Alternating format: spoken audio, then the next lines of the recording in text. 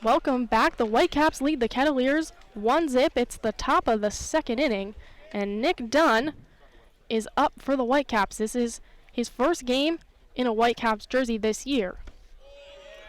First pitch from Davis, that's a strike. I mentioned it's the first game for Dunn in the Whitecaps jersey this year, but last year he played with the Whitecaps and had a great season for them, batting .331. Down in the count 0-1. Second pitch, a ball from Davis.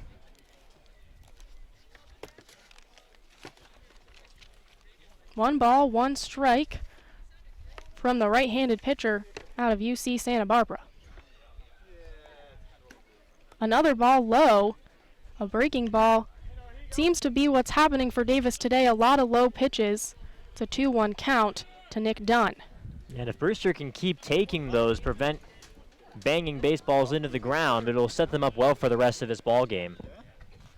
Thank you. Take some composure to not swing at pitches, but Brewster doing that, and Dunn will swing at one, and it will go. A line drive up the left side, and he'll get a single. So that's 3 hits for the Whitecaps off of Davis today. Sure, it's got to make the coaching staff happy to see the way that these hitters across the lineup really are approaching at-bats. They're patient, they're waiting for their pitch, and they're not putting too much into it. Again, that one was just meeting the baseball where it was at, and a hard ground ball through the middle. Now in the batter's box, 8th in the lineup, Devin Foyle, the left fielder. Number 27 for the Whitecaps. Davis, first pitch is a strike right up the middle. No swing from Foyle. 0-1 count. Top of the second inning, Whitecaps up 1-0. A runner on first base for Brewster. Second pitch right to the shortstop, but he blocks it with his glove. A good block there, but still Foyle able to get to first base, and Dunn able to move to second base. We'll see how they score that. That was a rocket right to the shortstop, Cone, who was pinching in for a possible double play. The runner was going for second, so that wasn't going to happen. And we'll see how that goes in the book, but that's going to be Brewster Whitecap hit number 4, which I agree with. Avoided a potential disaster there with the block, but still moving the runners is the name of the game here. That's true. I mean, that could have easily gotten into the gap out in left center field. So he didn't make the play, but did a great job, like you said, to knock it down, keep it in front of him.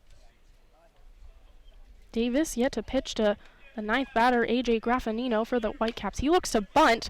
Successful bunt right and left, and Davis will have to decide who to pick off, and he'll get Graffinino. But still, everybody moving. Oh, Graffinino actually looks like he was called safe, so now the base is loaded for the Whitecaps, no outs. And the catcher, Gian Martellini, going out to talk to Davis. He's in a bit of a pinch right now. Nobody out. Second inning, Whitecaps up 1-0 with the bases loaded, and their leadoff hitter, Travis Swaggerty, up to bat. Yeah, I don't blame the confusion on that play at first. It was quite close out there, but just able to beat it out was Graffinino. That's one of the times when laying down a bunt pays off for you. You get that free hit. And Graffinino's the shortstop, so he's pretty fast. Able to beat out that throw there. And kind of a tough decision from Davis. He kind of looked to third first and then quickly turned around, passed it to first base, but wasn't able to get Graffinino out. So a meeting right now on the pitcher's mound. Try to calm Davis down. He's thrown a lot of balls, and now a bunch of hits from the Whitecaps here to start the second inning. Yeah, I think this is a good idea from pitching coach Jonathan King to come out and talk to him, especially after you give up a bunt single there. There wasn't a ton that he could do. It was a good enough bunt, but he had that moment. We saw that when we were, I think it was in Orleans, that night game to start the season, where he thought that maybe he could get a play at third. It wasn't really there, and that hesitation, he who hesitates is lost, and Graffinino was able to make it over to first base. So now he's got to reset. It's a good job by the catcher, Martellini, and the pitching coach to come out and just say, listen, just try and get out of this inning without giving up more than one run, because that's the way you should be looking. This is Davis's first game in the CCBL. He just got here yesterday, so we're just kind of settling into things. Not the start that he wanted, but trying to get out of this jam right now. Swaggerty up for the second time today. He struck out to start the game. He'll hit a line drive, but it will be fielded by the second baseman, and then throw out at home. So no score there. A great defensive play for the Kettleers to throw the runner out at home. So no score. Still 1-0, the Whitecaps lead. Terrific awareness there by Thomas at second base. The infield was playing in. He grabbed it above his head, fired a rifle into the catcher. They almost got a double play at first, but not quite. That's just what you need to do, and now a double play gets him out of this. 1 out. Connor Smith up. He got the first hit off of Davis today. The third baseman. Right-handed batter. First pitch, that's a ball, another ball from Davis.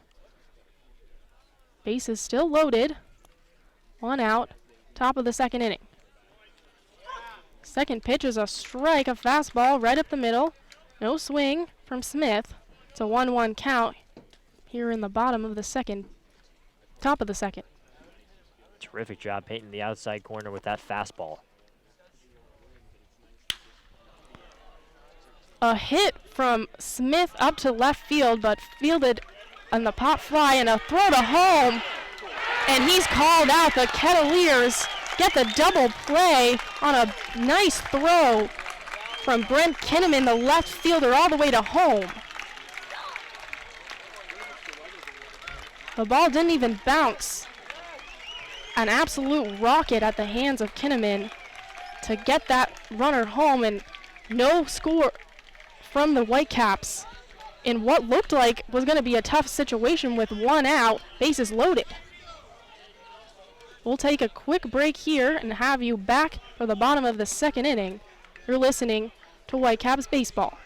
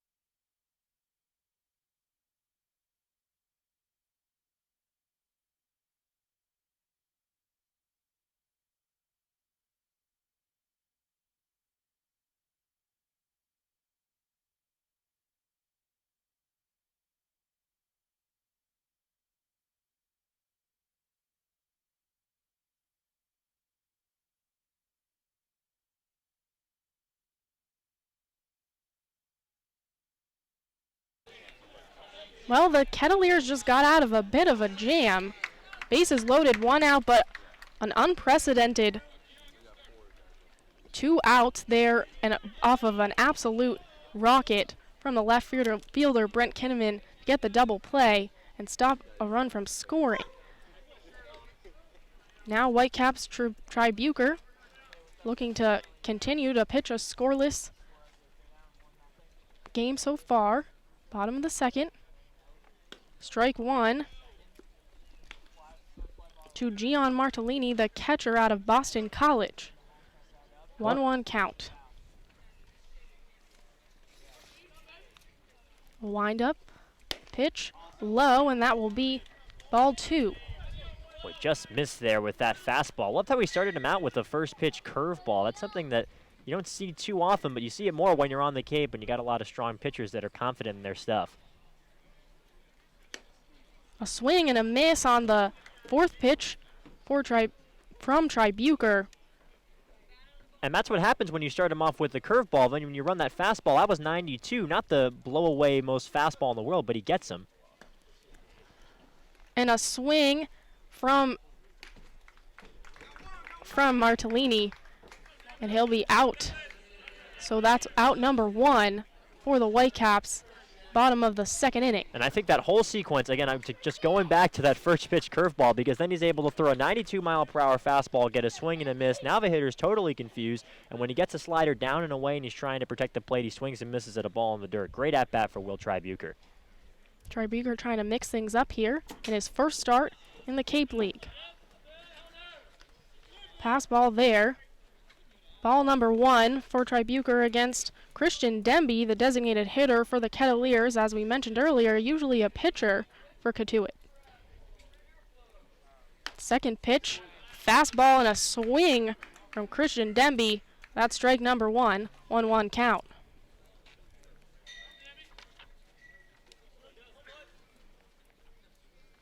Tribuker with the third pitch. A little chopper there, but he'll run it out from Denby. The Whitecaps not able to field that in time, so Denby gets a single. That was a great job by Dunn. That one doinked off the pitcher's mound and wound up right in front of the second base bag. Dunn runs over and takes charge. Terrific throw across his body. Made that play a lot closer than it should have been, but still not able to get there quite in time. 1 out, a runner on first in the bottom of the second here. The Kettleers at bat. Number 7, Brent Kinnaman, the player who made that unbelievable throw to get a runner out at home and stop this from being a 2-0 game. Yeah, terrific laser out there from left field. Anytime you load the bases with nobody out and fail to score, it's got to sting. Whitecaps still hanging on to the lead, but they're going to be thinking about that if they give up this 1-0 advantage. Strike thrown already to Kinnaman. 0-1 count from Tribuker. Pitch number 2 on its way. Wind up coming. Tribuker watching Christian Demby carefully on first. He'll throw it over to first to Schuler, just keeping an eye on Demby, who's pretty speedy.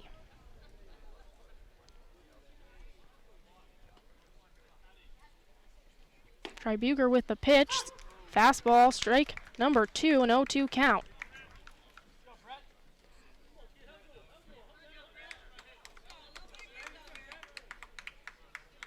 Bottom of the second inning, the Whitecaps on top, 1-0. Third pitch coming, high ball. And that will be a 1-2 count now for Kinnaman. Not sure if he meant to leave that fastball up by the eyes, but that's not a bad pitch, 0-2 after you just threw a breaking ball. Kinnaman patient on it, didn't swing.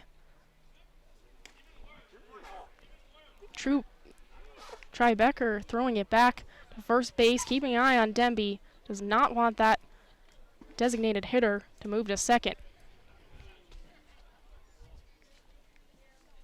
Tribuker. Swing and a miss from Kinnaman. So that will be a strikeout for Tribuker. Boy, it seems like another game, another Brewster Whitecaps temporary pitcher having a great outing so far. We saw it from J.R. McDermott in the Whitecaps' last game over in Hyannis, and so far, I know it's early, Will Tribuker looks locked in. Well, Coach Chev said that's what he wanted to see. He was very impressed in how his temporary players have been playing so far. He even said he wouldn't be surprised. We'll see what happens, see if they stick around for the year. First pitch, a ball to Miles Lewis, the center fielder, number 10 for Cotuit.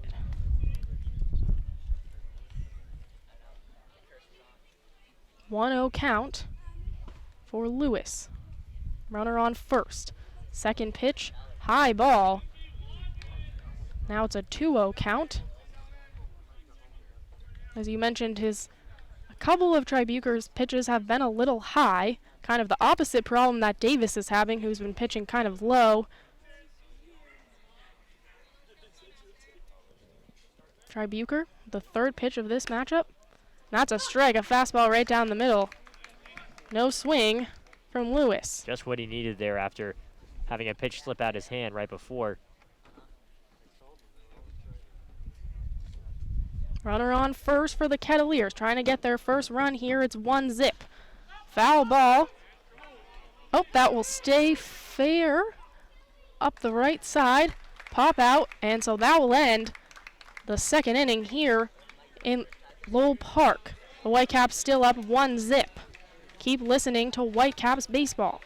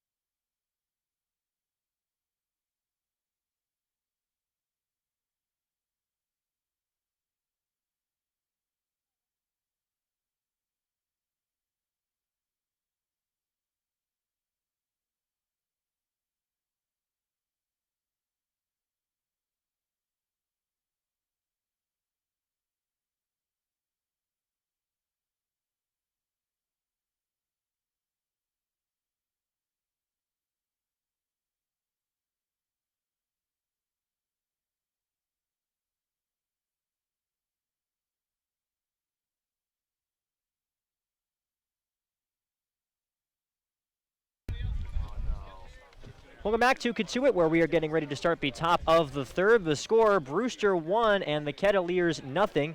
It'll be Gasper, Walker, and Schuler due up for the Whitecaps, and the pitch is down and into the lefty swinging Gasper. From the starter for UC Santa Barbara, the man they call Diesel, Noah Davis. Davis so far, 4 hits allowed and the 1 run. Got out of a bases-loaded jam in the last frame. The 1-0 pitch is another one down and in. That one in at 89 from Davis. Davis, a rising junior out of Huntington Beach, California. As we mentioned in the pregame, he's got some life to that fastball. It can cut a little bit. And a good curveball as well, but like a lot of those pitchers that rely on movement, it's got to be consistent. Here comes the 2-0. That's a cutter that misses again inside to the lefty. Yeah, so far his pitch is just missing the mark. A lot of balls thrown today from Davis. Count is 3-0 on Mickey Gasper. Gasper hit a pop fly to the left side his first time up. He's 0 for 1. Entering this game 2 for 7 on the season, so now 2 for 8. Here comes the 3-0. And that's another cutter low. A good take there from Gasper. That one just below the knees. And so Gasper works a leadoff walk, and those always seem to come around, don't they? Yes, it came around in the second inning as the bases were loaded for him, and was trying to get out of that situation, get some people out here, and not have to make a crazy double play like happened at the end of last inning. So here comes Steele Walker. The lefty out of Oklahoma with the runner on first and nobody out. 1-0 Brewster here in the top of the third of a 7-inning first game of a doubleheader. The first pitch is in there for a strike on a changeup to Walker. Count 0-1. Walker coming off an 0 for 5 debut in Hyannis. Really was, I think, approaching the at-bats well, taking pitches, but was not able to get on base. Had to be frustrating for him. Here comes the 0-1 pitch. It's down and in. Well, your first game in the CCBL, it's never going to be a walk in the park. Some of these players getting used to the wood bat, so, you know, you can't really blame Walker for that first start.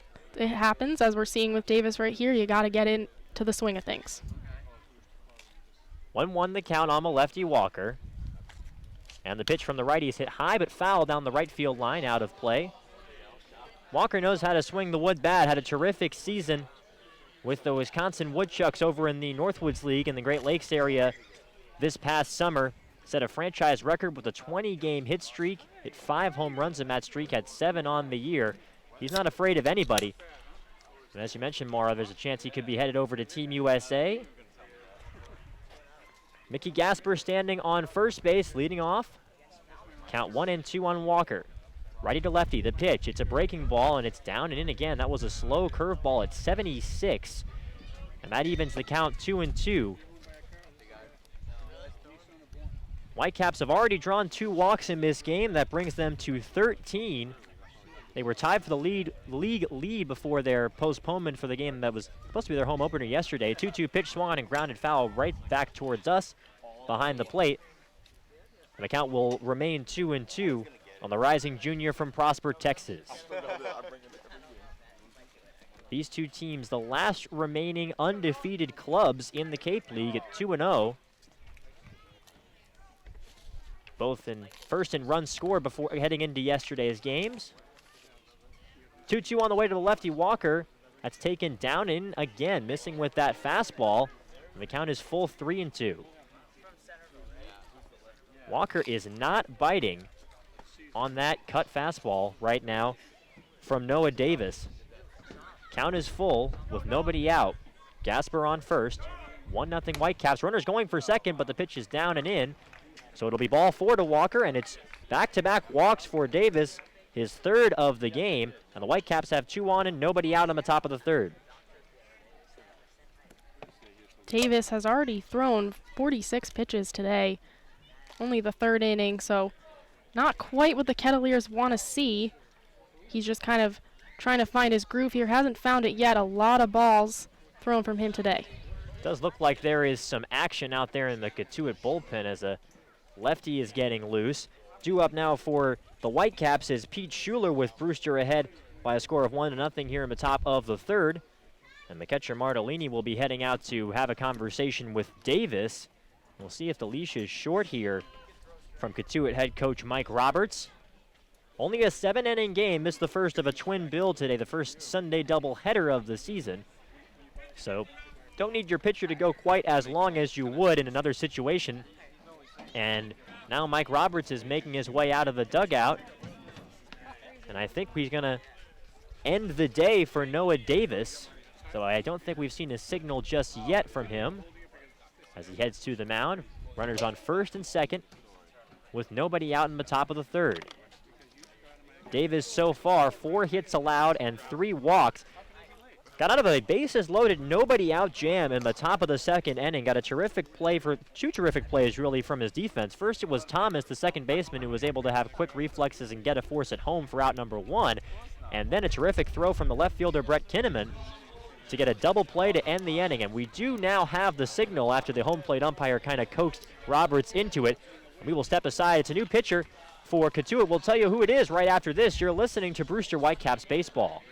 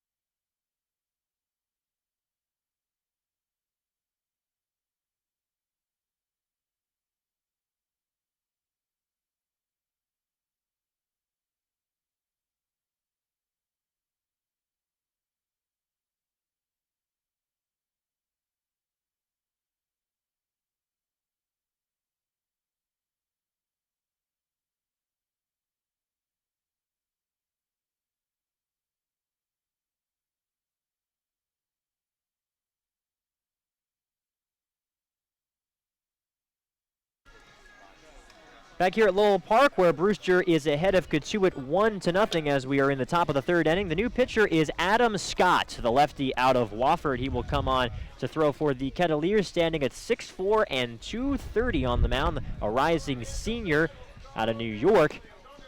So this spring for the Wofford Terriers, a .492 ERA in 15 games. They were all starts through 93 and a third innings. Gave up 104 hits, walked just 24 in those 93 innings, and struck out 108. Did give up 9 home runs in that time. So definitely a guy with control, and I think after Mike Roberts saw his hurler give up back-to-back walks in his previous 2 hitters, having a guy who keeps walks at a minimum has to make him feel good. And they want to be careful here, the Kettleers, because Schuler's coming up for the Whitecaps, and he already has an RBI. So I'm trying to avoid moving Gasper to third base. That's right, Schuler knocked an RBI single in the first inning for the only Whitecaps run. Connor Smith scored that. The runner at first is Walker. At second is Gasper. There's nobody out in the top of the third. It is 1-0 Brewster. Lefty to lefty. Scott versus Pete Schuler. The catcher by trade who is at first base in Coach Shevchik's lineup tonight for Brewster. The pitch is in there for a strike on a fastball, 89. 3/4 arm motion from Adam Scott. Got to be tough for the lefty Pete Schuler to try and pick out where his pitches be deceptive as he bends down at a 90-degree angle to stare in and get the sign from Martellini. Does Scott the pitch, swing and a miss. 91 that fastball, and kind of gave a wave at that one, did Schuler, like maybe he didn't see it very well. Quickly ahead in the count, 0-2 is Adam Scott. Scott getting his first taste of Cape League action in this appearance. Checks the runner at second. Here comes the 0-2 pitch. Another fastball outside. And the count is 1-2. Fastball looking right around the high 80s, 89. That last one from Adam Scott. The count is 1-2. Wind was blowing out to start this game. It's now looking like it may be blowing more towards the left field wall. 1-2 pitch. Swan hit well out to left field. That one is going to drop in for a base hit in front of Kinnaman out there in left field. They will hold the runner at third base. They're not going to test him again, but it's bases loaded and nobody out for the second straight frame for Brewster here in the top of the third. Well, a nice hit from Schuler there. Move Gasper to third base. And now, once again, no outs. 2 people on. The Kettleers in a tight situation here. Let's send it over real quick to Aiden Doyle. He's got an update for us. Aiden? Thanks, Carter. I talked to Coach Shevchik, obviously, before the game, and he talked about going against the right-hander Davis, kind of stacking the lineup with all lefties or switch hitters. Connor Smith, the only natural right-handed hitter in the lineup. So now that Cotuit's gone to the lefty Adam Scott, wouldn't be surprised to see a few pinch-hitting matchups, especially with the new additions to the roster. Yeah, we could see a lot of innings that guys were not able to get because of the wet weather. First pitch is a breaking ball dropped low. The count is 1-0 on the Brewster hitter Chandler Taylor. And Taylor takes the pitch on the outside corner, strike one on a fastball at 88.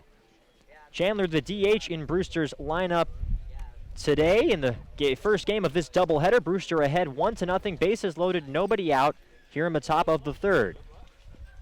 The reliever Adam Scott deals. It's low in the dirt. Nice block there behind the plate by Martellini. And the count is 2-1 on Taylor.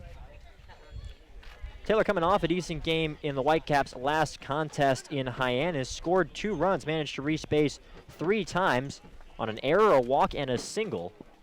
And was able to scamper home on a pass ball to get an extra Whitecap run in that game. 2-1 pitch to the lefty. It's hit high in the air.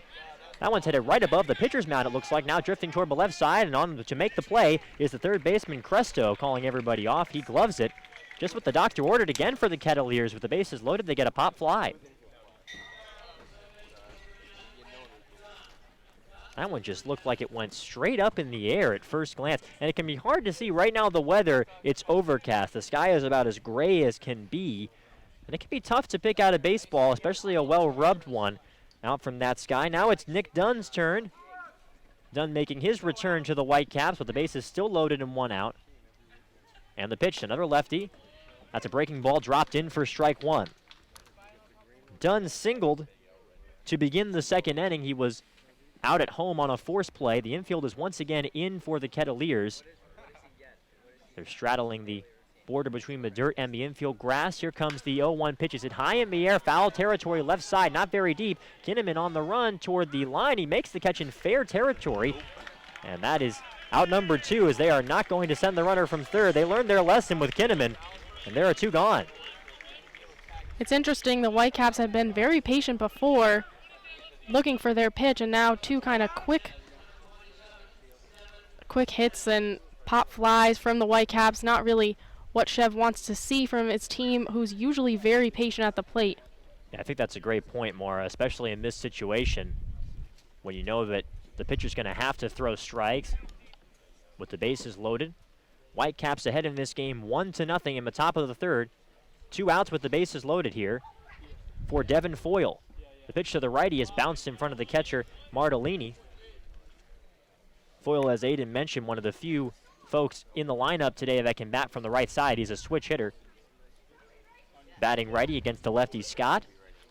Foyle reached on what has now been scored an error in the second inning. Originally went down as a hit, but the official scorer changed his mind. 1-0 pitch, swing and a miss on a fastball. The count is 1-1. Foyle was looking like he was going to whack some high cheese there, but came up empty and the count is even.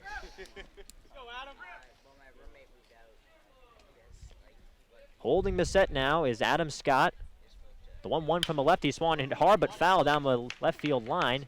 And it whacks up against the fence over toward the Cotuit bullpen out there in left field. Here at Lowell Park, the bullpens are situated parallel to the foul line but beyond the fencing. They're not mingling with the players on the field like you sometimes see at places like AT&T Park in San Francisco or Wrigley Field until recently. Bases still loaded with 2 outs. Second time this game the Whitecaps have loaded the bases with nobody out. The first time in the second inning they came up empty. We'll see what happens here. Here comes the 1-2 pitch.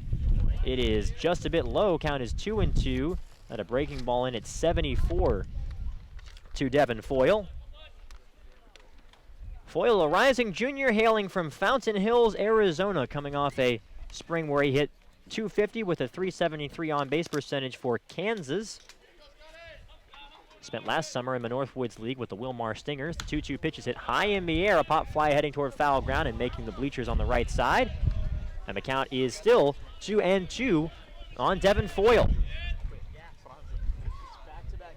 Brewster's offense has really kind of been acting this way all season. They haven't exactly been clobbering the ball, the Whitecaps. Just the 1 home run from Gasper on opening night. They've just been putting runners on and waiting for good things to happen. So far today, it hasn't been as good. 2-2 pitch, Swan, and fouled back. That one popped out of the mitt of Martellini. If he had gloved it, it would have been strike 3. He pounds his fist into his mitt, knowing he just missed an opportunity to get the Kettleers out of that inning.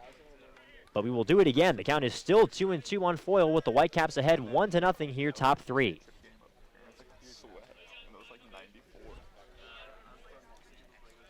Carter Woodell, Morris Sheridan, and Aiden Doyle with you here at Lowell Park. Here comes the 2-2. Swan hit high in the air out to left field. Kinnaman moving back a few steps. He's headed toward the wall. He's setting himself, and he makes the catch right up against the wall, and that retires the side. So for the second straight frame, Brewster puts the bases loaded with nobody out and fails to score. No runs, 1 hit. They leave them loaded. We are through 2.5 innings of play. Brewster leads 1-0. You're listening to Whitecaps Baseball.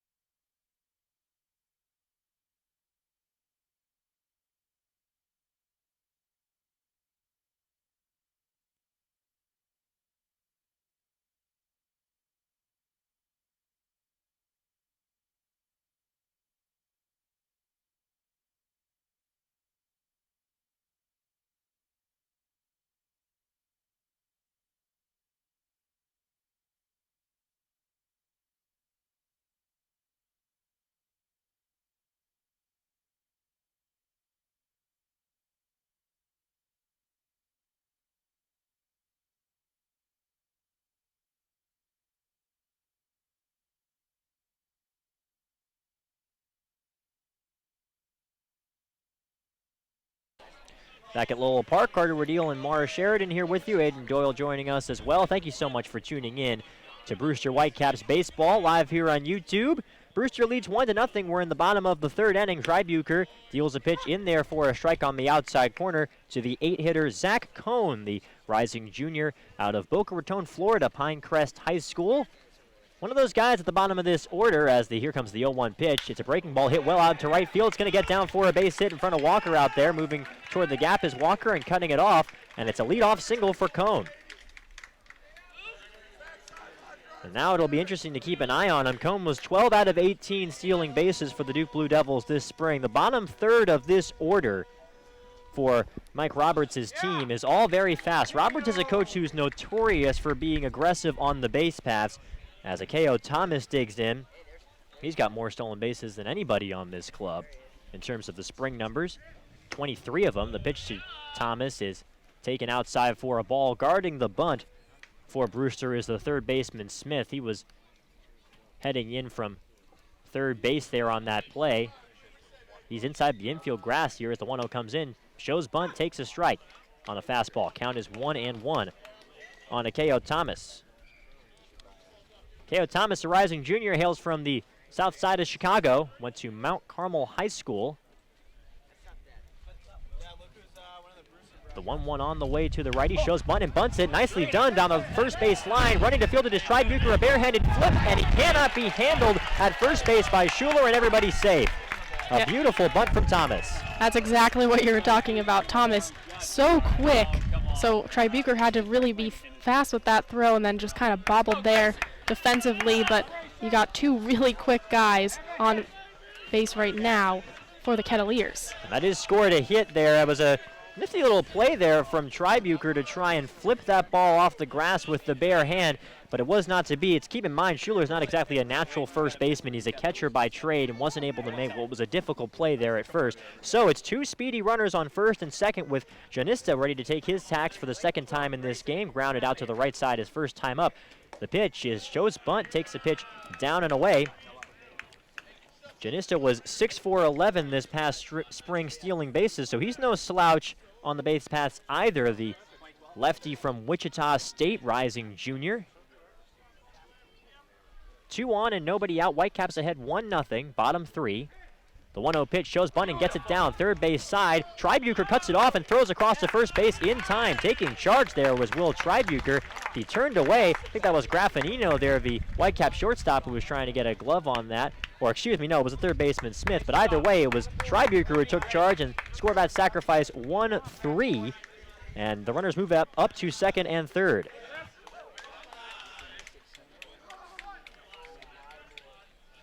Tribuker clearly learning from that first mistake. Didn't want it to happen again, just really took charge in that situation. Called him off, the third baseman, and just took care of business himself there. You're very right in that. Earlier in the game, as here comes the lefty swinging Griffin Cohn, the right fielder. Pitch is down and away. Nice block behind the plate from Gasper, who will toss it back over. Count is 1-0. That was a breaking ball that missed in the dirt. Conine, the rising junior out of Duke University, originally hailing from Weston, Florida, and Pinecrest High School. He too has some speed, 9 for 9 on the year on the base path. It's really up and down, this Kettleer lineup. There are a lot of wheels. Count is 1-0. Pitch, breaking ball low. Count is 2-0. That one down and in, almost at the toes of Conine. Conine hit a hard hit ball right to the right fielder Walker his first time up in the first inning. Maybe the hardest baseball we've seen hit by a Kettleer so far in this game. The first game of a doubleheader here, 7 innings long. Calling for time is Conine as Tribuker was just about to hold the set. It's Akeo Thomas on second and Zach Cohn on third with 1 out here in the bottom of inning number 3 of a 7-inning game. The 2-0 pitch to the lefty Conine. That gets behind him to the backstop. Scampering home from third is Cohn. He will get there safely with the first Kettleer run. And this game is tied at 1 on a wild pitch from Tribuker.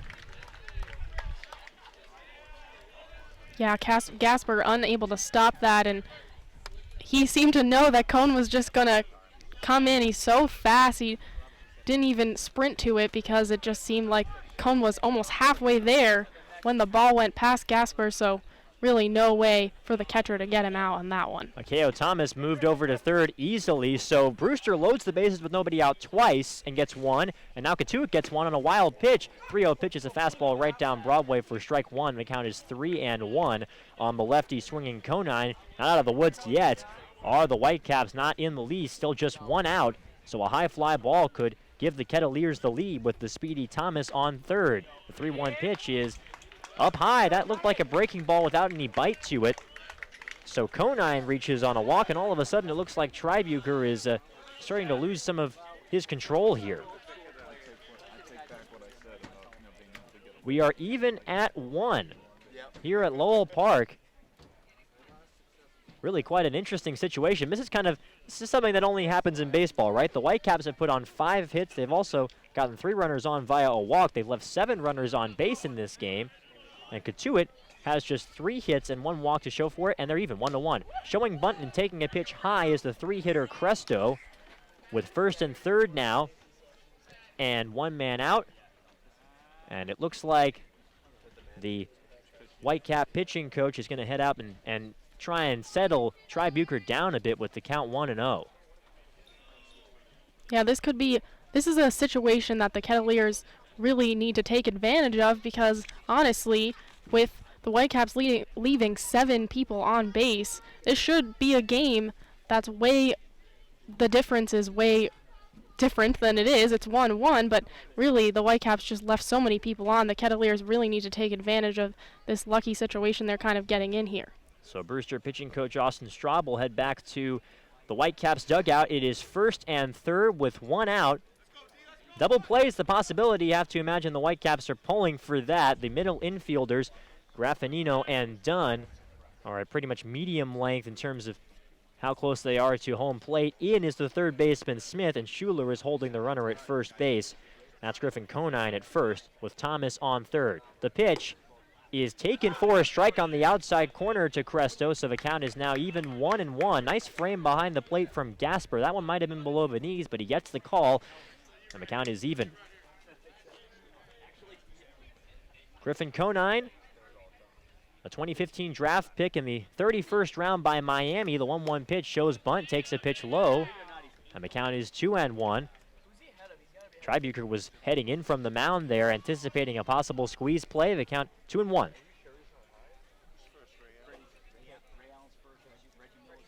Stepping out of the box now to recollect himself is Cresto.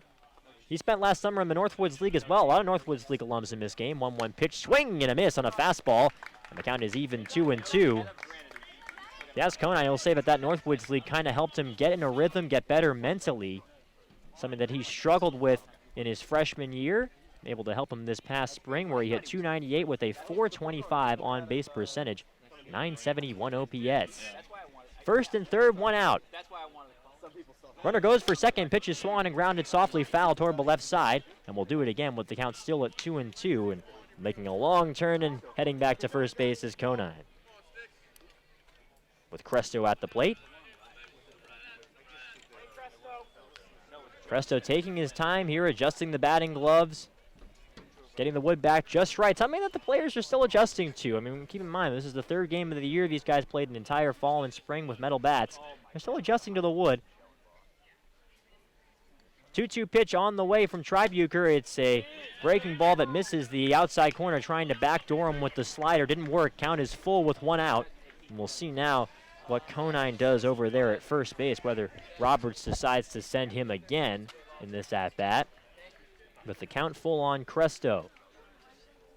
We're even at 1 run in the bottom of the 3rd for the Kettleers. They check the runner at first base. Tribuker, the lefty, with a nice move over there to first, but getting back in plenty of time is Conine, who, as I mentioned, was a perfect 9 out of 9 this past spring, stealing bases. Holding the set is Tribuker. And they check the runner again, and they got him picked off between first and second. He's in the rundown, and it looks like the shortstop Graffinino is having it. Thomas is at third base. He's thinking about going home. He now heads home. The throw comes in home, and it is not in time. Safe at the plate is Thomas, and safe at second is Conine. And the Kettleers, through some excellent base running, have taken a 2-1 lead. Yeah, that was a smart play from the Kettleers, and just really caught the Whitecaps not looking, not watching one of the fastest guys on the Kettleers as he came home, and really it was just a blink of an eye and Thomas was at home, so just the Whitecaps kind of lost track of him there. What a curious play, and that goes in the book as a steal of home for K.O. Thomas. It is 2-1 Cotuit. Advancing with a steal of second is Conine. So a great start for Cotuit now in this bottom of the third inning. Bunch of base running. Only a couple of hits, but they get 2 runs across and are threatening to add a third here with a runner on second base. And Cresto is still at the plate with the count now full. Leading off of second is Conine with 1 away. The pitch from Tribuker, swing and a miss on a breaking ball. Beck gets away a bit from the catcher Gasper, though. Throw over to first base and may do complete the strikeout, so there are 2 gone as the breaking ball is able to fool Cresto. And Tribuker gets strikeout number 4 on the ball game. Tribuker seems a little more composed, and he had a bit of a rough start to this inning. Seems like he's kind of found his composure, just kind of a couple of freak incidents here to put the Kettleers up 2-1. That's not a bad way to describe it there, especially from a pitcher's perspective. You kind of have to think about it that way. That's something I can't control. What happens in the defense, the base running, I can check guys, but that's about it. He checks the runner on second. The pitch is just a bit outside to the righty, swinging Martellini, the catcher. He struck out swinging his first time up. That was beginning the bottom of the second inning for Cotuit. The Kettleers have tied this game at 1 and been taking a 2-1 lead on a couple of daring base running plays in the bottom of this third inning. 1-0 pitch, swing and a miss on a breaking ball. That was a nicely placed slider there from Tribuker, down and away to the righty. And that evens the count 1-1. Bet you will Tribuker could use a few more of those pitches. 1-1 the count on Martellini, the rising junior hailing from Johnston, Rhode Island. High School Rhode Island Player of the Year. 1-2 pitch, swing and a miss. That count is now 1-2 as that one was foul tipped. 1-2 is now the count. Nice job by Gasper behind the plate to glove it on another breaking ball down. We'll see where Tribuker goes here with the count 1-2. Wouldn't be surprised if he decided to run the fastball up here. Runner on second base, 2 outs. Here comes the 1-2. It's a fastball up, and taking it is Martellini. A good take, and the count is even 2-2. Intense music montage behind it too, like the Martellini was a third baseman until the summer of his freshman year in high school. An American Legion coach went in and said, hey, listen, if you played catcher before, I think you might be good for it. Wound up becoming an excellent catching prospect throughout high school, and now he's the catcher for this Cotuit Kettleer club. 2-2 pitch is a breaking ball fouled away. Just spoiled that pitch, did Martellini. That was a big bender. Count is even 2-2 still. A lot of lengthy at-bats that Tribuker has had to work through so far in this matchup.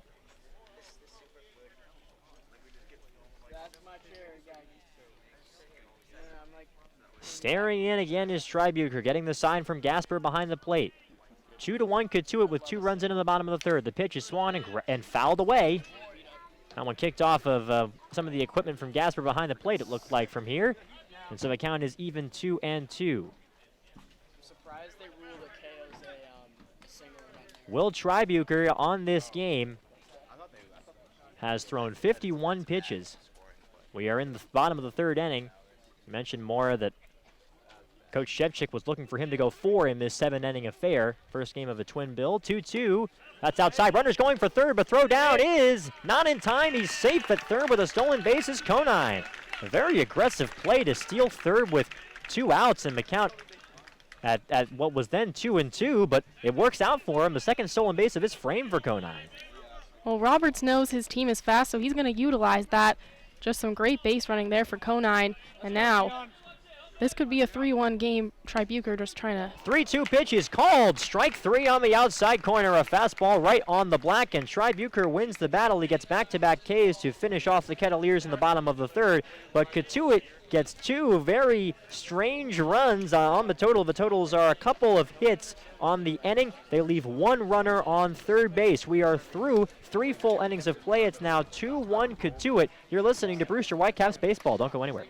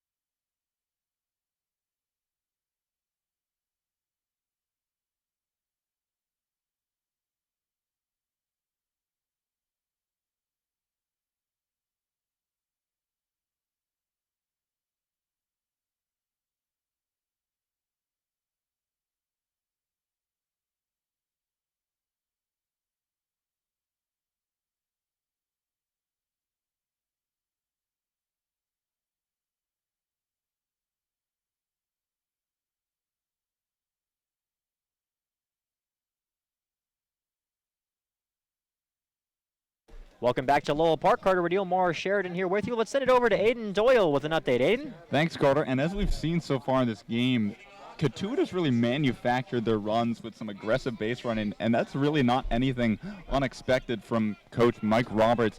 He's a stolen base expert, if I do say so myself. He's actually written 2 books on base stealing. You Can't Steal Second Base and Keep Your Foot on First, and just one called Base Running that he wrote in 2014. The pitch is taken down and in by Graffinino to begin the top of the 4th inning. The 2000 Wareham Gateman team that he managed tied the Cape League all-time single-season stolen base total with 134, and his son, former AL All-Star Brian Roberts, The 1-0 pitch is taken down and away, 2-0. led the American League in stolen bases in 2007. So if there's anyone who knows about aggressive base running and base stealing, it's Mike Roberts. Well, you can't argue with that. Thanks, Aiden. 2-0 on the way to the lefty Graffinino. Whitecaps trailing 2-1. It's fouled right back to the screen. Count is 2-1 now on AJ. Couple of runs, as Aiden told you, in that bottom of the 3rd inning for Cotuit on a couple of base running plays. One scored on a steal of home from Makeo Thomas. They had the runner on, was 1st and 3rd. Conine was caught between 1st and 2nd on a pickoff play. Thomas took advantage. Here comes the 2-1 to Graffinino. Swan hit hard to the ground to second base. Makeo Thomas, speaking of him, will field it over at second and throw to first base for the out. So Graffinino is now 1 for 2 on the day. He singled in the 2nd. And there's your first out of the top of the 4th inning. Score that 4-3, and now it's time for Travis Swaggerty to take his hacks again. Swaggerty is 0 for 2 on the day, struck out swinging his first time, then reached on a fielder's choice. The first pitch to him is up high, and the count is 1-0 on Travis. Travis got an invite to the USA team, not the only USA team he's played. University of South Alabama player. The 1-0 pitch is swung on and missed on a nice slider, breaking down and away from Adam Scott, who's still in this game. The lefty out of Wofford came in to relieve Davis. He stares in, kicks and deals 1-1. Pitch. That is in there for a strike outside corner. Did not like that call, did Swaggerty. He'll take a second to collect himself and shake his head. Big practice golf swing, and the count is 1-2 on Swaggerty. The 3rd baseman, Cresto, is in at the infield grass. 2-1 is fouled straight back. So it's now 2-2 on the center fielder today for Brewster.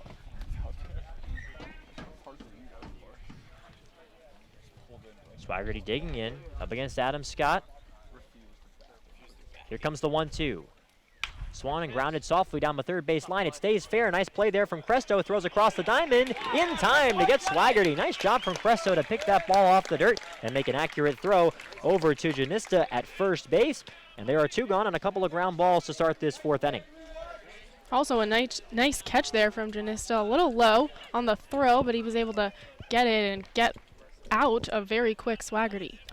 The final line on Noah Davis, who started this game for the Cotuit Kettleers. 2 innings plus, faced a couple of hitters in the 3rd inning. 4 hits allowed, 1 run. It was earned. He walked 3 and struck out 1. Here comes Connor Smith, and he check swings at a ball in the dirt. Did he go? No, he did not, says our first base ump. So it's a 1-0 count on Smith. Smith singled and scored the only Whitecap run in the top of the 1st inning. Whitecaps trailing Cotuit 2-1.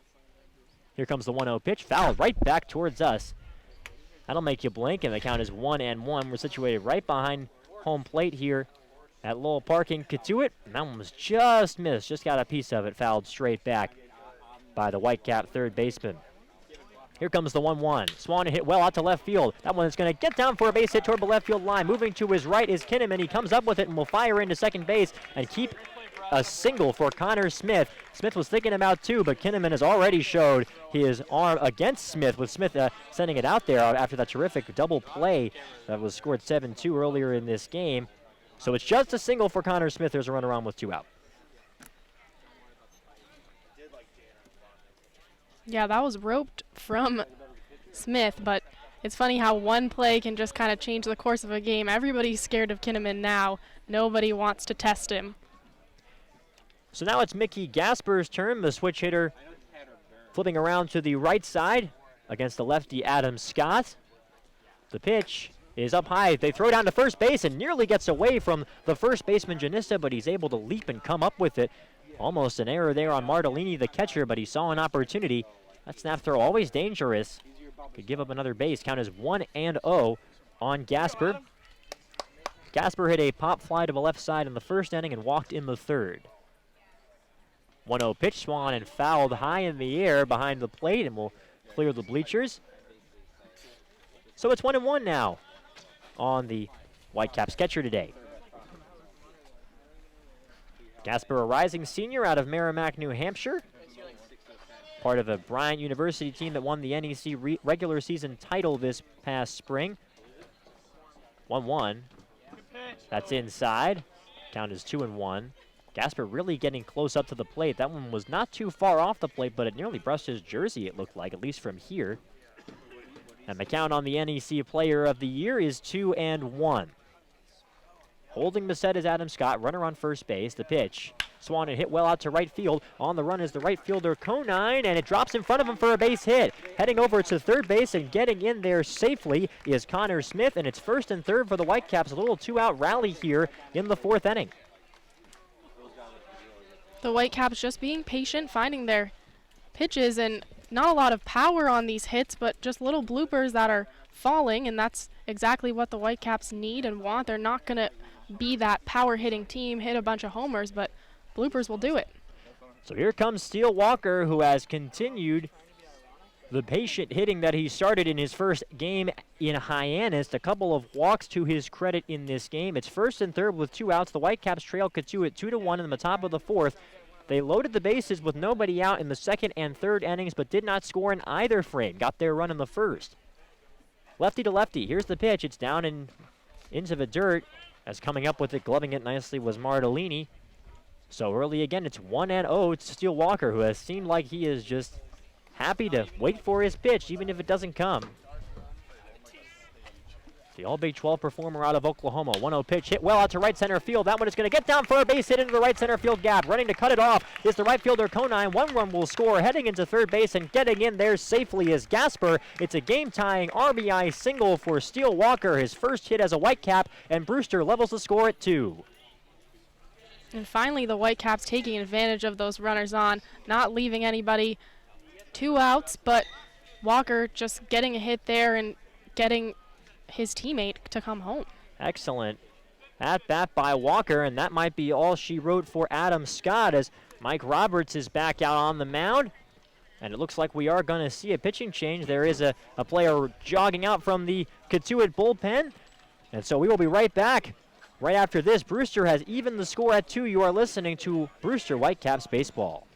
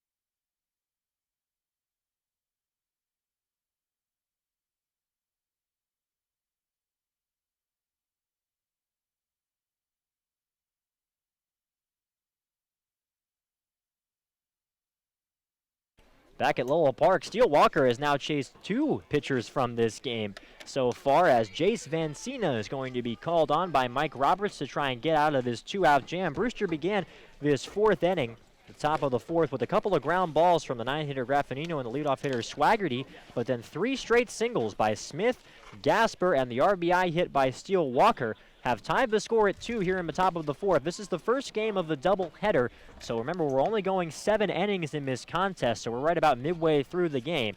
So things a little bit more important here at this stage than they might be in your typical 4th inning. Van Sina, a rising senior out of Millbury, Ohio, the Lake High School in Millbury grad. Does have 1 appearance. It was on opening night for Cotuit. Through 2 2/3 innings, gave up 1 earned run, 3 hits allowed, no walks, and 2 Ks. Got the win in that opening night victory for the Kettleers, who are 2-0 on the year, just like the Whitecaps. First and third, it's Walker on first and Gasper on third base, and Pete Schuler will once again dig in. Schuler is 2 for 2 on the day with a couple of singles. And a run batted in.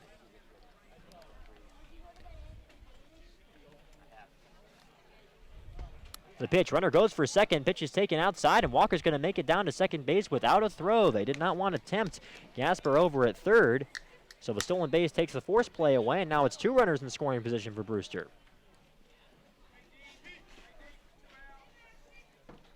Brewster got to be careful with those because Martellini was 3rd in the ACC in pickoffs this year, so want to be careful with stealing base-offs. He's very good at picking those off. That's a good point, Moore. That's a nice play from Walker, whoever gave the sign out there for the Whitecaps. Count is 1-0 on Pete Schuler. The Whitecaps looking to take advantage here. So far with runners in scoring position today, they haven't really been up to snuff. Second and third with 2 out. The pitch from the righty is swung on and missed.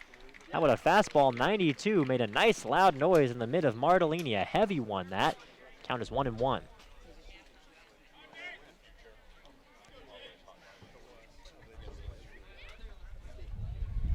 Vancino holding the set, righty to the lefty. Here comes the 1-1 pitch. That's down and away. Brewster and Cotuit knotted at 2. And a game that has slowed down in terms of pace. We're seeing a bunch of base runners now. In this game, both pitching staffs have struggled to keep them off of the base paths. No big towering hits today. In fact, I don't think we've seen an extra base hit from either side. Here comes the 2-1 pitch, swung and grounded softly. First base side, it'll roll foul. So it's 2-2 now on Schuler. Schuler at first base again for the Whitecaps today. Has the only Whitecap error of the season to his credit. The ground ball that got right under his glove, that was on opening night against the Firebirds in Orleans. And that runner that got on wound up scoring. It was an unearned run in Brewster's 6-1 victory. That was in the final frame of that game. Here comes the 2-2. Swing and a miss. He got him on a fastball, and Brewster strands another couple of runners, but they do get the tying run home for the Whitecaps in the top of the 4th inning. 1 run on 3 hits. They leave 2. We are through 3.5 innings of play, all even again. It's 2-2 here in Cotuit. You're listening to Brewster Whitecaps Baseball.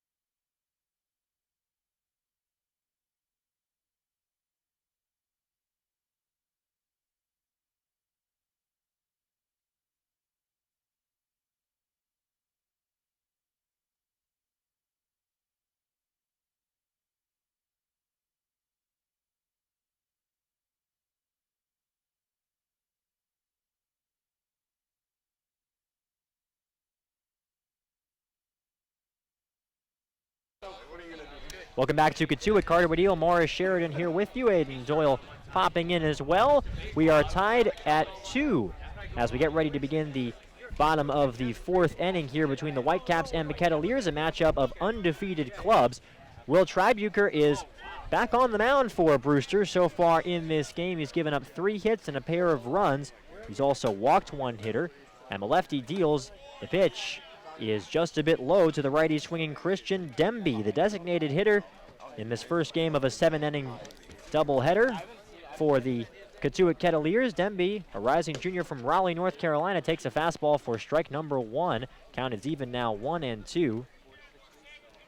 Demby, as we mentioned before, primarily a pitcher, 7.16 ERA in 6 games for NC State.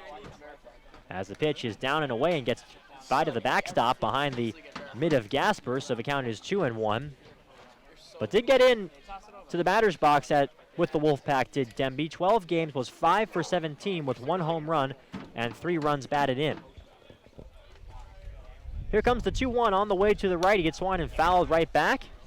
And so it's even 2-2. We have seen lengthy at-bat after lengthy at-bat for both teams, Maura. Yes, a lot of pitches thrown by Tribuker, and Chev said he really, really wanted Tribuker to make it to the 4th inning, but he's thrown a lot of pitches, so we'll see if he can last the whole way. 2-2 pitch, check swing. It's in the dirt. They say he went, and they throw down to first base to confirm the strikeout. That is strikeout number 6 on the game for Tribuker. He has now struck out 3 Kettleers in a row in this game. Seems like that meeting with Gasper and the rest of the team kind of helped Tribuker get his composure again, since a rough 3rd inning to start. He's kind of found himself and back where he started. Tribuker sitting on 57 pitches now as Brett Kinnaman digs in. The lefty left fielder takes a pitch up and in. Brett Kinnaman probably is the biggest reason why this game is still tied. Has had a terrific day defensively in left field.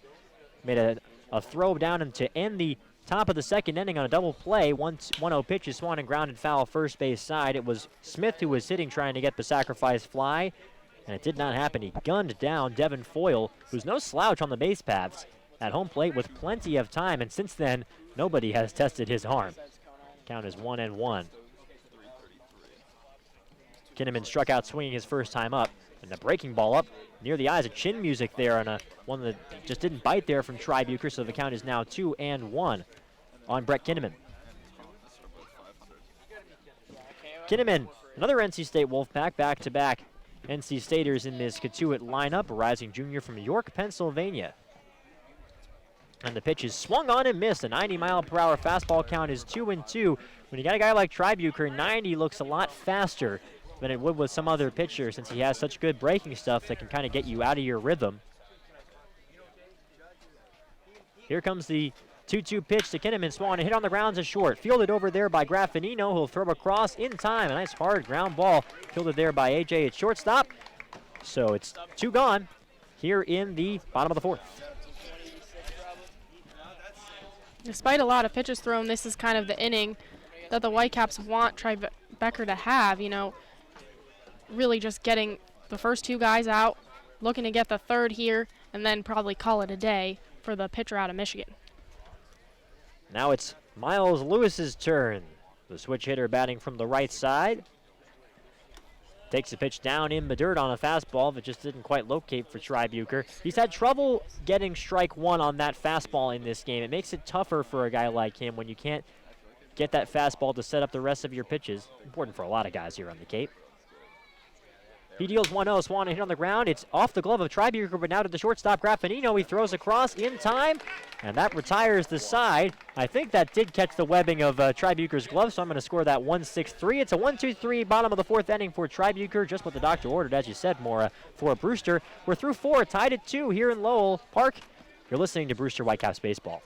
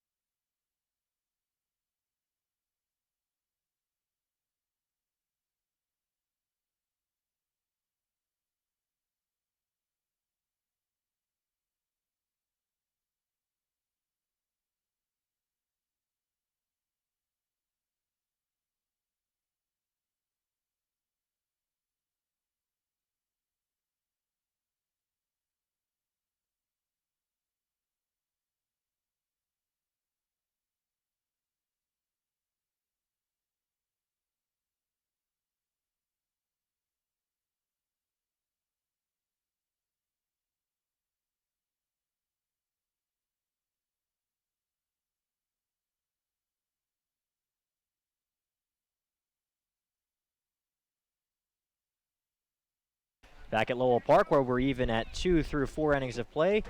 Starting the top of the 5th, it's Taylor, Dunn, and Foyle due up for Brewster. Do have some defensive changes to make you know about here for Cotuit. Janista, who was over at first base, has now moved to center. The pitch is down and away to Chandler Taylor, the DH, who is 0 for 2. Replacing him at first base is Mitch Bagras. Out of Boston College, the Sarnia, Ontario, Canada native, The pitch is swung hard on the ground to Bagras at first base. He will flip over to the pitcher, Vancina, for the out. And so a two pitches, one out there for Taylor, who now is 0 for 3 on the game.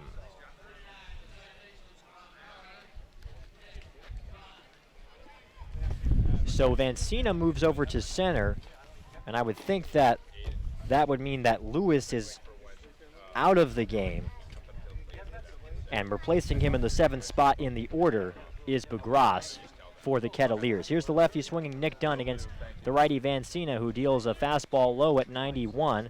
The line on Scott, whom Vancina replaced, he threw an inning and 2/3, gave up 1 earned run on 4 hits, didn't strike out anybody, didn't walk anybody. The count is 1-0 on Dunn. Dunn is 1 for 2 with a single and a fly ball to left field.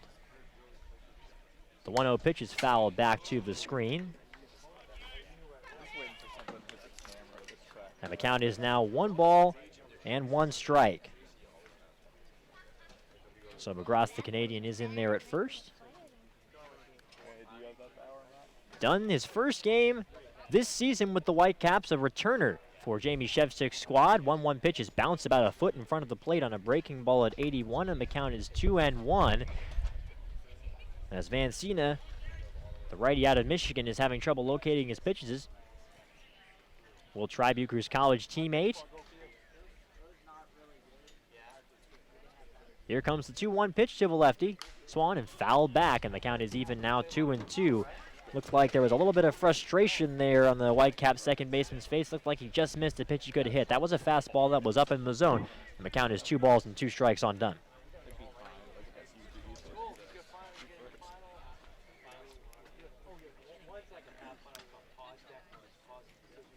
We're even at 2 here. The pitch, Swan, and hit high, and it's a looper over to third base. It's gloved there, a high chopper, and the throw down to first base is in time for the out.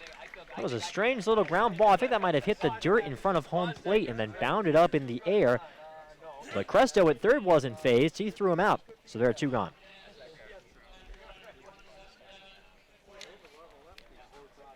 Tied at 4 here, top of the 5th inning. This game's only going to go 7. It's the first game of a doubleheader here at Lowell Park, as the Whitecaps and Kettleers both had 2 days off thanks to the wet weather. Here's Devin Foyle. The pitch to the lefty is hit high in the air, left side foul, heading over the bleachers, just over the bleachers, just out of the reach of a fan in the last row. 0-1 the count on Foyle.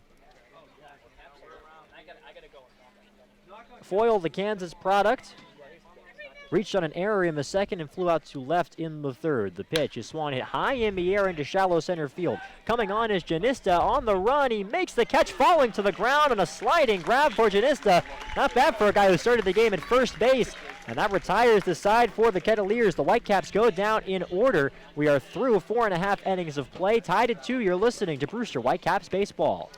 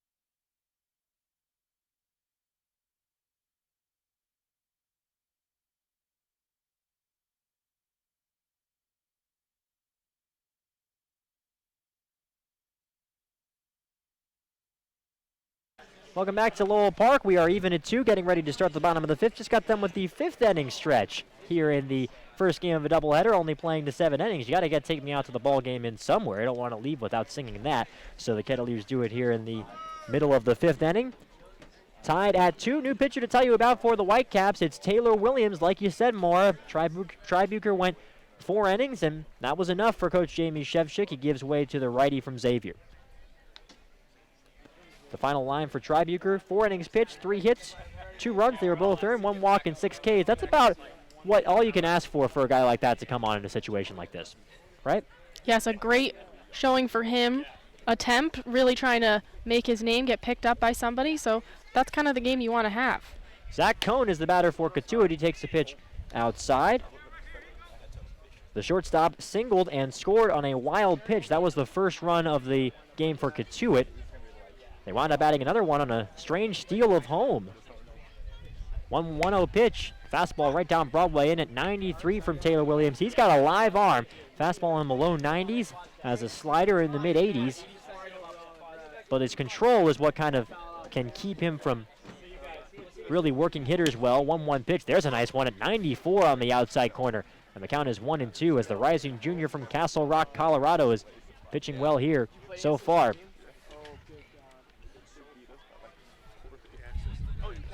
Here comes the 1-2 pitch. Swing and a miss. He got him. 91 on the fastball. Looks like the fastball is all Williams needed there in that at-bat. Strikes out Cohn. There's one gone. Well, Williams is typically a relief pitcher at Xavier, so he is used to this situation. A lot of guys on this team are relief pitchers, but he is not getting the start. Coming in, trying to keep this game the way it is, give the Whitecaps a chance to go up when they get to bat. So here's a KO Thomas. Yeah, the ERA for Williams isn't pretty. It's 7.16. The pitch is outside. That one gets away from the catcher Gasper, and that's kind of why it's there. Just 33 hits allowed in 27 2/3 innings for him, but 20 walks in those 25 appearances. 1-0 the count on Thomas. He takes the pitch high for ball 2. Not the biggest strike zone there for KO Thomas, standing at a listed 5-7. Thomas stole home earlier in this game. The runner at first base, Conan, was caught in between first and second. He took advantage and scampered in with the second Kettleer run. He takes a fastball at 93 in there for strike 1, 2-1 the count. That tied the score that gave the Kettleers a 2-1 lead. Brewster would tie the score in the top of the 4th on an RBI single from Walker, and that's where we stand. It's 2-2. 2-1 pitch is up high. So the count is 3-1. Kind of seeing a little bit of what Taylor Williams did over in the Big East for Xavier this past spring. That fastball was located well. He's very hard to hit. But when it's not, he can struggle. Here comes the 3-1 pitch. Swing and a check swing. Did he go? Yes, he did. Count is 3-2. As the fastball was too fast for Thomas, so the count is full. It's really high effort, though. He's going to throw at his arm. Akeo Thomas, been the 8 hitter in the first couple of games for Cotuit, moved down to the 9 spot in Coach Mike Roberts' lineup for game 1 of this doubleheader. 3-2 is down and in, ball 4. So Thomas will advance to first. Kind of a funny moment there, taking off his gear and then hesitated to make sure the call did come through for ball 4. It was down and in, and he will reach for the second time. That brings us back to the top of the order. Let's go. It's Grayson Janista, who made a nice play out in center field this past inning. Started the game as the Kettleer first baseman, but then moved out there last frame in the 5th. He has a ground ball out and a sacrifice bunt in this game. The pitch is down and in on another fastball. Seems like there is a slider that Williams can work in, but it's a steady diet of hard stuff early. Thomas at first base with plenty of speed. As we mentioned, 23 out of 27 on the season for Michigan in the spring. The pitch is down and in once again, and just leaping to his feet is Gasper trying to check Thomas over there at first base. Thomas with that steal of home. That was his second stolen base already in 3 games so far on the Cape, and he's certainly a threat to go here. As looks like we're going to have a visit to the mound. Looks like pitching coach Austin Straub is going to take his time there, moseying out to the mound. to talk to Taylor Williams. With the runner on first base and 1 out, they count 2-0. So far, he's struggling with his control. And they're going to... Looks like they're going to take the ball from him and head back to the dugout in the middle of a count. You know, you wonder, he's got his glove off. You wonder if he possibly is dealing with an injury. Looks like he pointed to his elbow, according to Aiden Doyle, has given us the signals over here. That did not look like you're just pulling somebody because he wasn't able to throw strikes for a couple of hitters, did it, Maura? No, you usually don't pull someone in the middle of a count, so just probably wanting to be careful with him. You know, it is summer ball, so you don't want to strain anything, and they have plenty of pitchers on the roster, so just trying to get someone else in here. But already gone through 3 pitchers now for Cotuit, and we're only in the 5th inning. So they're going to send out the Mercer product, Robert Broom. He lit up the opening night game against Orleans, one of Coach Shevchik's favorite pitchers. He'll have as much time as he needs to warm up, replacing the injured Taylor Williams. We'll be right back. You're listening to Brewster Whitecaps Baseball. We are tied at 2 here at Lowell Park.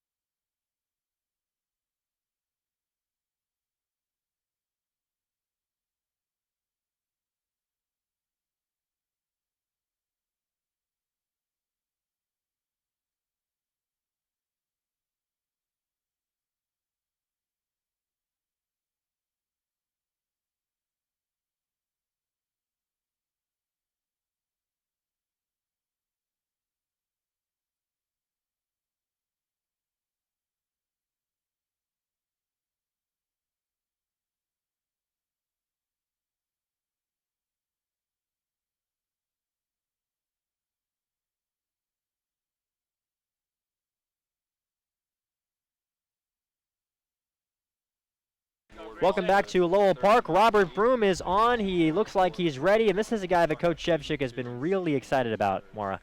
Yeah, he's a very interesting pitcher. I mean, in his last game out, he went in for relief against Orleans. He had a shutout, 4 strikeouts, but he never repeats his arm angle, which I'm sure we're going to talk about multiple times this season because it's just something you never hear. It's all about repetition when you're a pitcher, but not for Broom. 2-0 pitch is grounded through the middle, fielded there at second to throw on a short for 1 over to first base. It's a double play, 6-4-3. So Robert Broom comes on, throws 1 pitch, and gets 2 outs. A nice turn by Dunn and Graffinino, and the Whitecaps are out of that mini jam. We are through 5, no runs no hits and nobody left. They got the walk, but he was canceled out by the double play to the Kettleers in the 5th inning. So we are remaining tied up at 2. You are listening to Brewster Whitecaps Baseball. We'll be back with the 6th inning after this.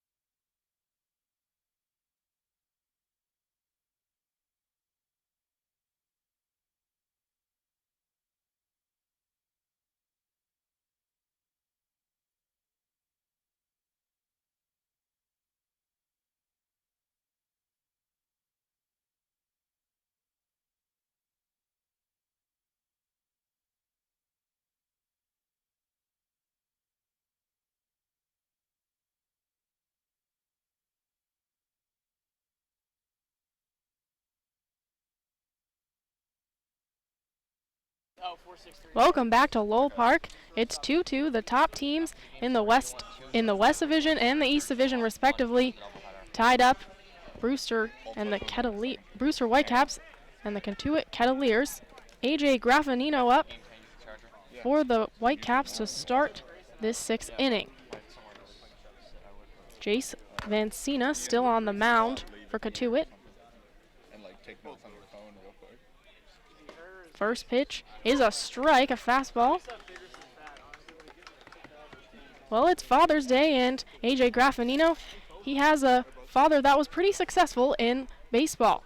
He played for multiple MLB teams, had a successful career with the Brewers and the Royals. Second pitch, low, just off the corner. That'll be a ball, 1-1 count.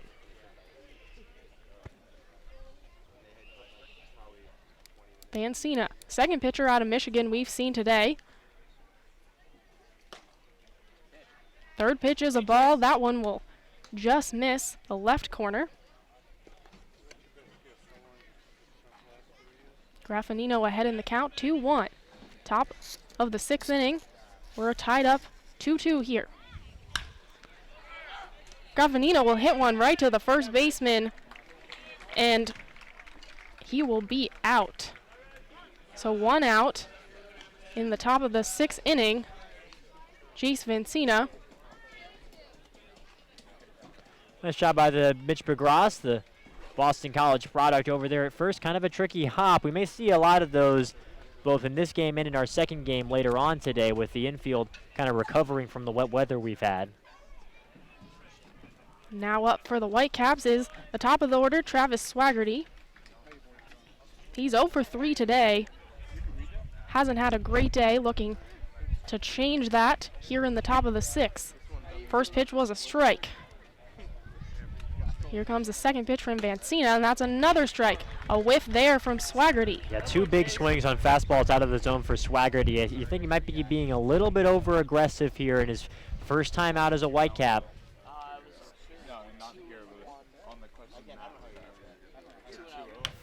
Third pitch is just misses the plate on the right corner, so it's 1-2 count here.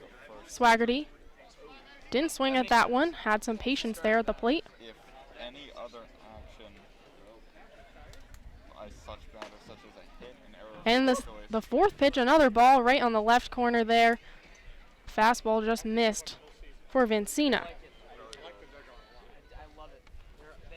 It's 2-2 here at Lowell Park in the first of a doubleheader.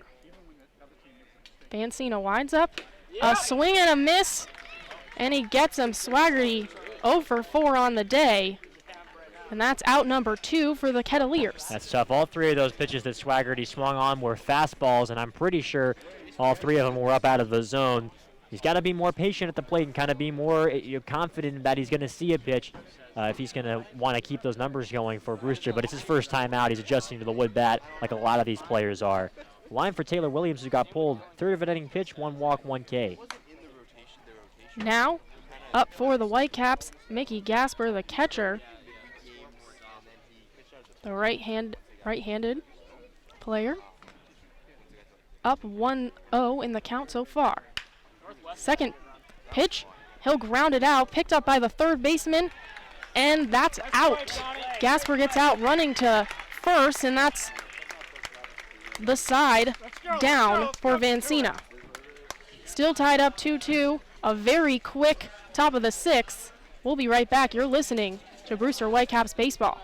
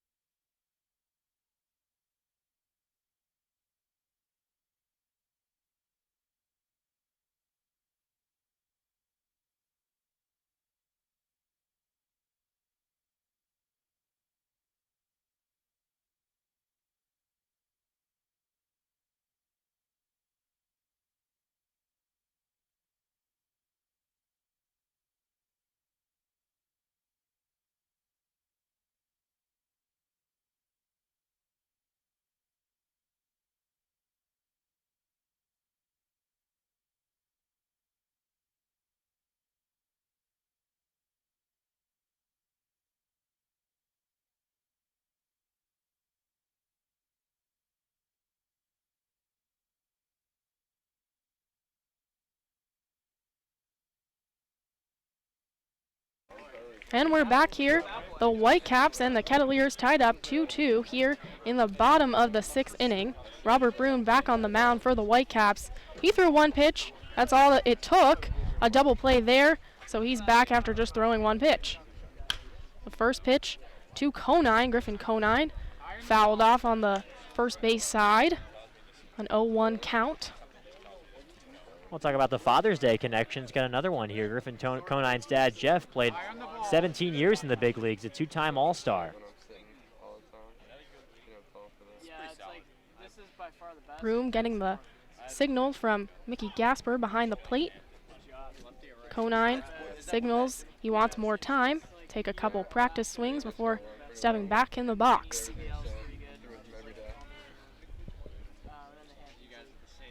Broom with the windup. That one's just misses the right corner there. A 1-1 count here in the bottom of the 6th. No outs. This is the first batter.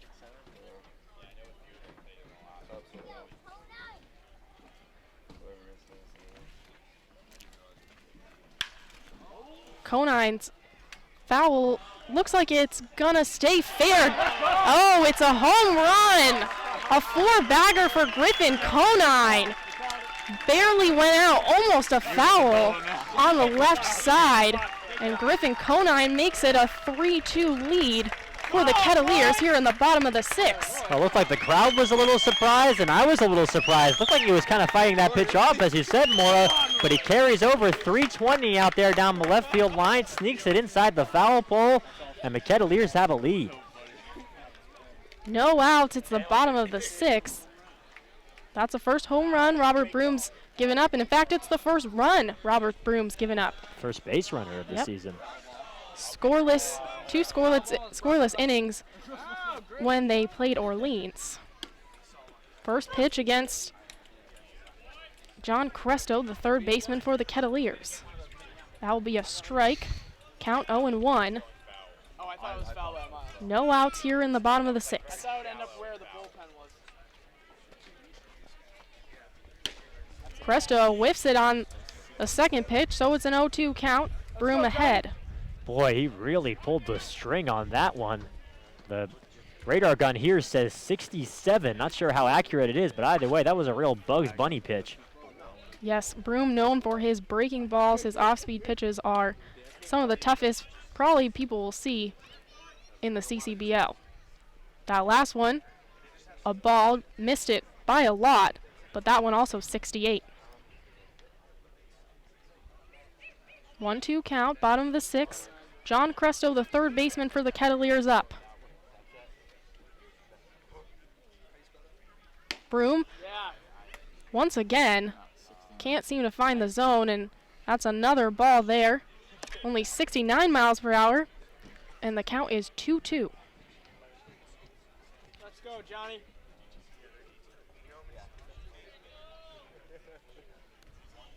Cresto 0 for 2 today. Good leave. And that fifth pitch is another ball, that one just off the corner. So it's a 3-2 full count here for John Cresto.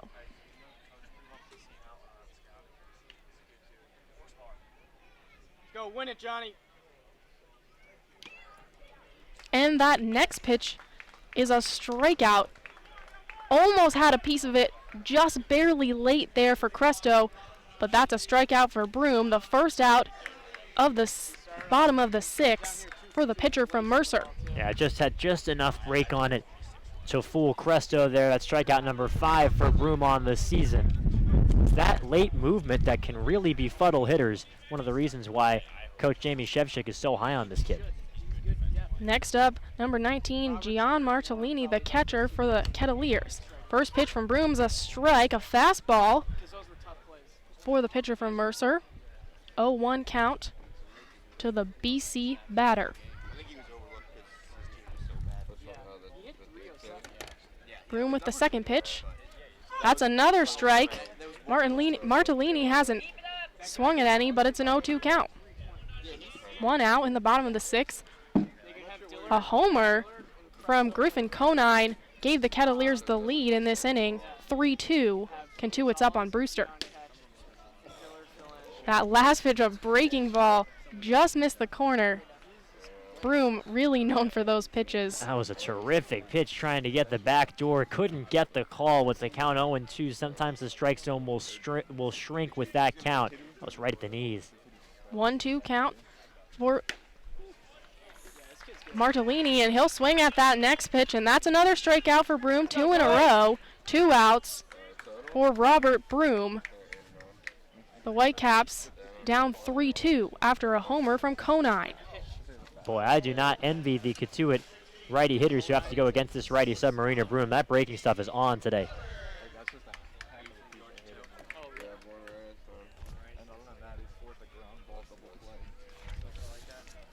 Looks like it's going to be a sub for Cotuit. It's going to be Thomas Dillard. He's a switch hitter, batting lefty right now. As you mentioned, doesn't want to have the right hand face the right-hander Robert Broom. Yeah, just as I say that, Mike Roberts says, well, I'll send up a switch hitter then. Hitting for Demby. First pitch is a ball. Count 1-0. Second pitch on its way, and it's going to foul off the left field side, up and way past the bleachers. It's a 1-1 count here. 2 outs in the bottom of the 6th inning. Dillard is 2 for 9 on his Cape League season this year, but 5 strikeouts to his name. He's number 16 on the Kettleers. Hails from Ole Miss. Broom with the windup. And that's a strike right down the middle. A fastball, not super fast, but throws people off because his breaking, he throws his slider so much. It's a 1-2 count. Broom ahead in the count. Bottom of the 6th, 2 outs. Almost swung at that, did Dillard, but that's called a ball, so it's 2-2. 4 pitches in this against this batter for Broom. He's also like sneaky fast. And the 5th pitch on its way, and he gets him. Dillard swung at it, and that's 3 strikeouts in a row for Broom. And that will end the 6th inning. You're listening to Brewster Whitecaps baseball.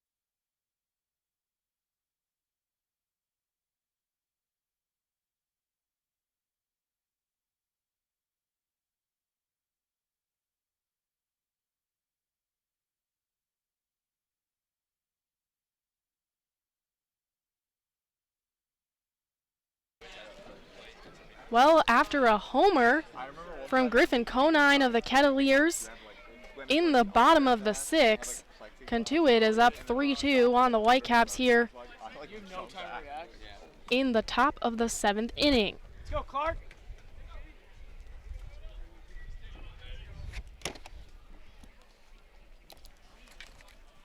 Here comes Mickey Gasper, the catcher. He'll look to bunt, but decides otherwise. It's ball 1. And a pitching change for the Kettleers, Clark Coda. Number 30, a right-handed pitcher. He already has a save on the year in the CCBL. Got one against Bourne. The first strike thrown by Coda to Gasper, a 1-1 count in the top of the 7th. Kettleers up 3-2 on the Whitecaps.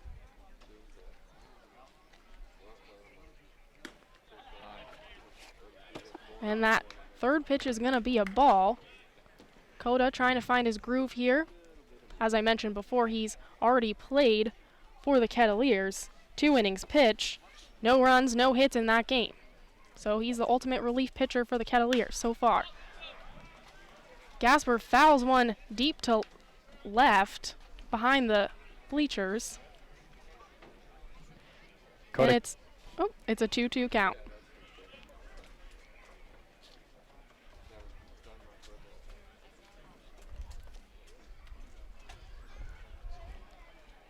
Coda winding up for the 5th pitch. That one's high, a high ball, so it's 3-2, a full count here for Mickey Gasper. He's 1 for 2 on the day. Getting up to 94 with that fastball. Coda coming in, to replace Vancina. He threw 2 1/3 innings. He was perfect. No base runners allowed, did strike out 2.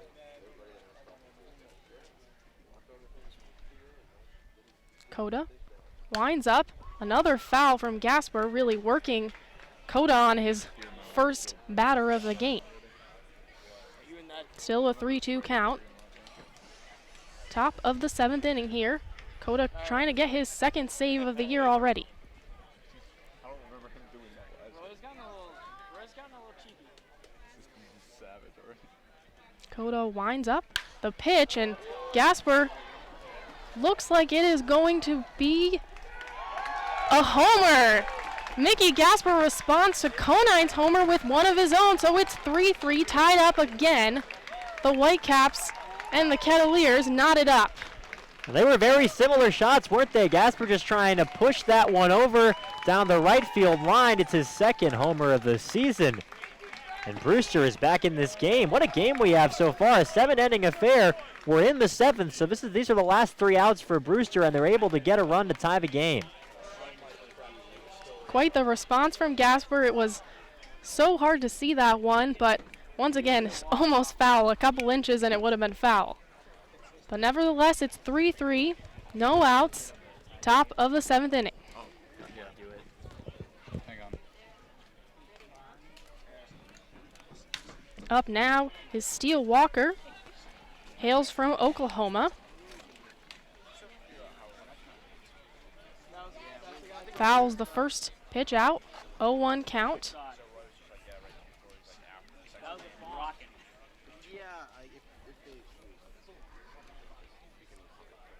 Walker has chased 2 pitchers out of this game. Sure has. He's had a great outing so far. Reached base all 3 times, a pair of walks and a single. What a big home run that is from Mickey Gasper. Had a no-doubter on opening night in Orleans, and now sends that one out down the right field line to tie the game with the game on the line. 1-1 count to Walker. Coda. His third pitch just misses the corner. That's a breaking ball. So it's a 2-1 count to Steele Walker in the top of the 7th inning. All knotted up at 3-3. Another ball from Coda, and it's a 3-1 count. Walker's gotten on base every time today. Looking to do it again here. Let's go, Clark.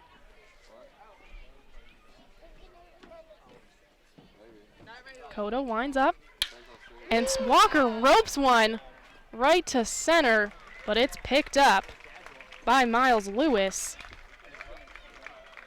So that's 1 out for the Kettleers after a homer from Mickey Gasper to start the inning. And that was some solid contact from Steele Walker. You know, I'm not so sure Steele Walker's getting the bounces to go his way so far this season, because that was a terrific piece of hitting, but right to Janissa out there in pretty much straight away center field. 397 out there in center field here at Lowell Park.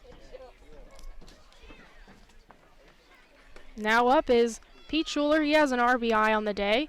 Drove in the first run, which proved to be important in a really low-scoring game here, 3-3 in the top of the 7th inning, which is the last inning because it's a doubleheader. A rope from Schuler is picked up. Pop goes out, and so he's out by Griffin Conine. 2 outs, tied 3-3 in the 7th inning. Since we're all tied up, Aiden Doyle has some words for us on what will happen if it remains that way. Well, if it stays tied through the bottom of the 7th inning, it looks like they will play an 8th inning and, if needed, a 9th inning, but that's the cap there due to the no lights. In a 7-inning doubleheader, 9's the limit here in Cotuit. Thanks, Aiden. A tricky situation here. You never know what's going to happen. Good thing we got some insight from our sideline reporter. Still 3-3, 2 outs here, bottom of the 7th. Chandler Taylor up for the Whitecaps, and he'll swing and miss on the second pitch, so it's a 1-1 count here from Coda. And that's an important distinction that Aiden was able to make, because it affects how the managers are going to handle their relievers. Obviously, one of the big reasons why, they're capping this, they want to get the game in, but also because they don't want people's arms to get tired. Cotuit already had 4 pitchers in today. Coda with his 3rd pitch, that's another ball. And I guess that's one of the good things about having back-to-back rainouts for both of these clubs. All their pitchers are, or at least their relievers are fresh. Certainly there are a lot of temp guys who are going to be chomping at the bit to get some extra work. With the windup, Taylor swings and misses. That's strike number 2 for number 46, the designated hitter for the Whitecaps.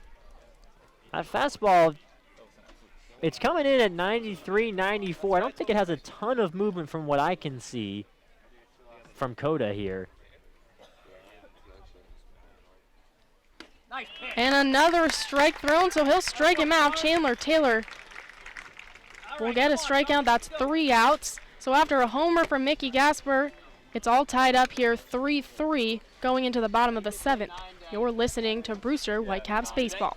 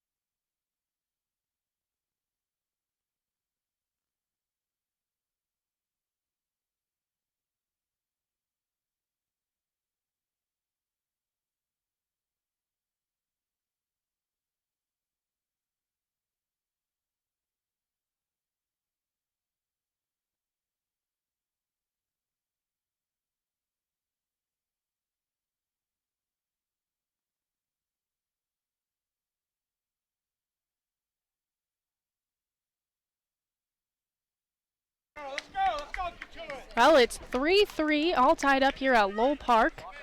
Brett Kinnaman up for the Kettleers. Robert Broom still on the mound for the Whitecaps.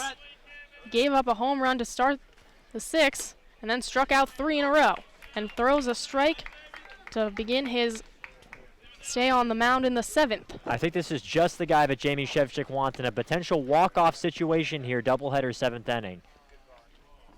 Second pitch, a little blooper over to the second baseman, and Schuler will get him out at first. Kinnaman out, 1 out, still tied up 3-3. And up next is Zach Cohn, the shortstop. Well, Brew's going to have that blemish on his record, that home run he gave up to Conine, but that was a pretty good pitch. Conine did a terrific job at just golf it over the left field foul pole. And since then, he has been just as dominant as he was on opening night in New Orleans. This has been really an impressive Cape League debut for Broom. Actually, this is Mitch Bagros, up number 18. He is the new first baseman, replacing Janista, who went to center. The first pitch from Broom is a strike. Getting ahead in the count, 0-1. Another second pitch fouled off. Right past the stadium seats. 0-2 count. Broom getting ahead once again. McGrath is hailing from Ontario, Canada. Says one of his favorite meals, pancakes with Canadian maple syrup. Canadian maple syrup. I'm from Vermont, so I know what that's like. It's the best. Fouls off once again.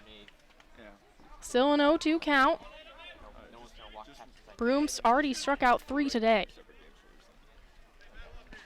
Trying to keep this game tied up. We'd go into extra innings in that instance.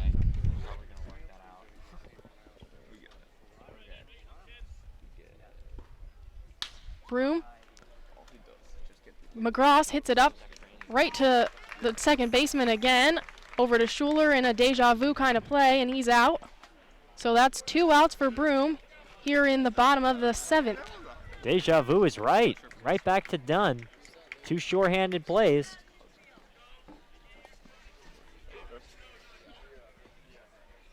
Two outs. Bottom of the 7th. Again, all tied up. We'd go into extra innings, but only 2. If it remains tied then the game is over and it's called a tie. Broom, his first pitch to Zach Cohn, the shortstop. Number 26 on the Kettleers is a ball, so 1-0 count.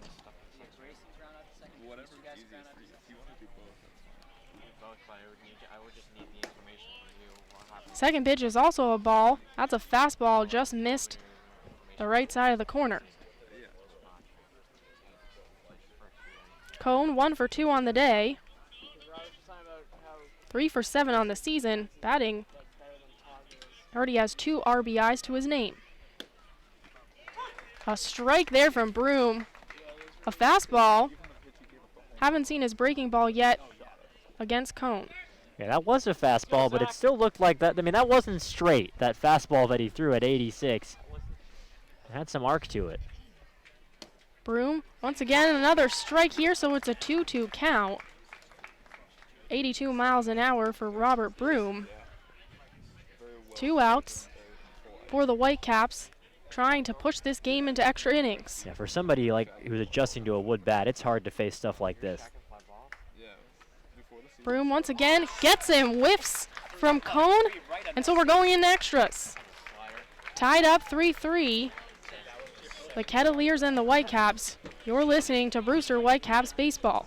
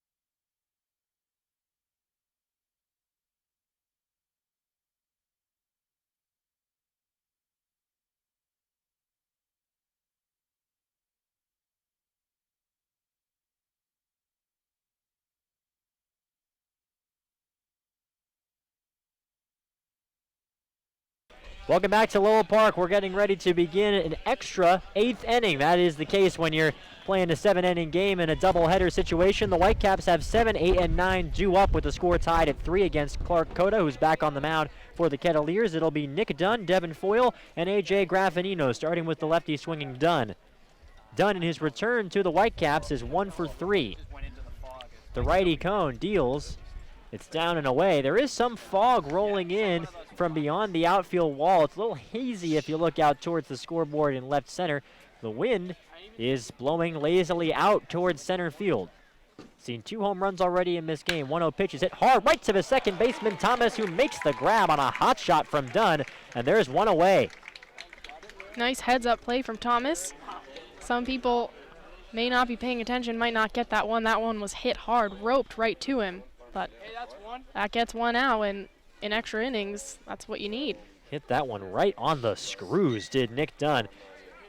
Brewster got a run in the first inning on an RBI single from Pete Schuler, a run in the fourth on an RBI single from Walker, and then a game-tying solo shot from Mickey Gasper in the top of the 7th. The pitch is down and away to Devin Foyle.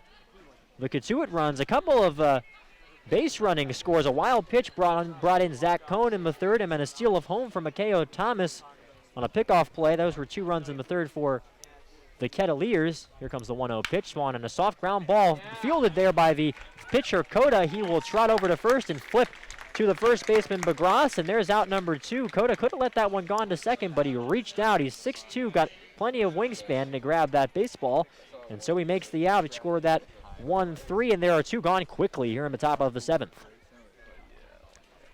The third Cotuit run, a go-ahead home run from Griffin Conine. That was off of Robert Broom in the top of the 6th inning. It's the only base runner that Broom has given up. It was a terrific piece of hitting from Conine on a pitch that was not easy to drive.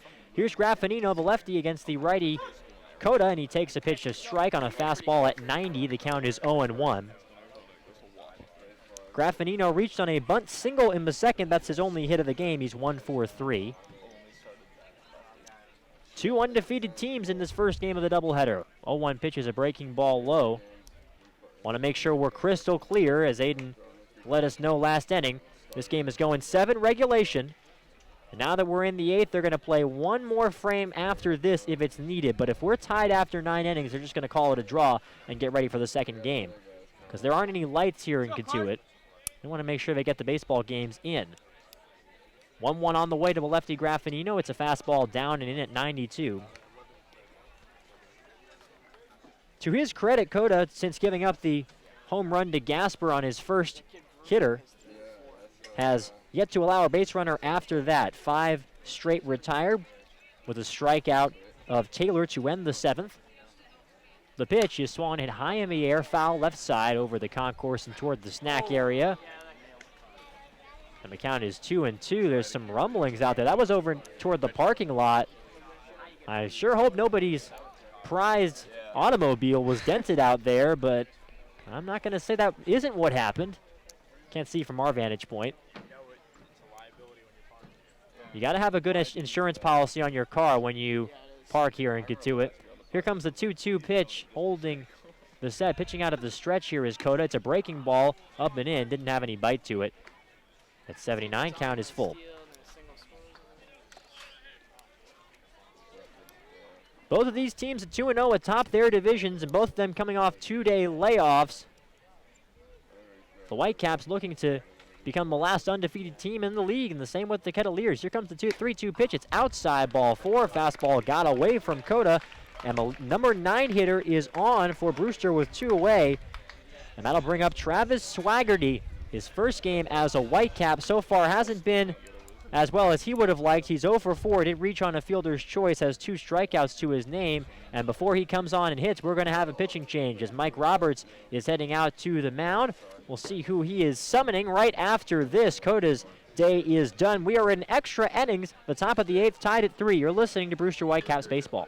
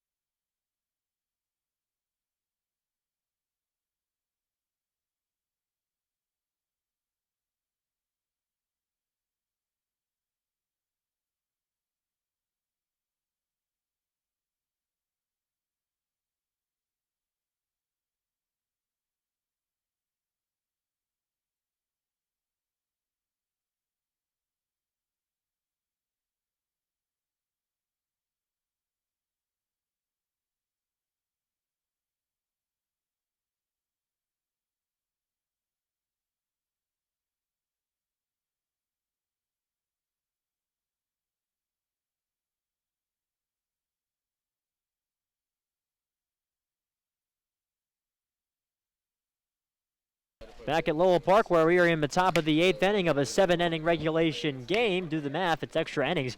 We'll have this frame, and if it goes to 9 and after 9, it'll be a tie if we're still tied after 9 innings of play. But for now, the Whitecaps are looking to break a 3-3 deadlock. A.J. Graffinino drew a 2-out walk here in the top of the 8th. He's the only base runner on right now.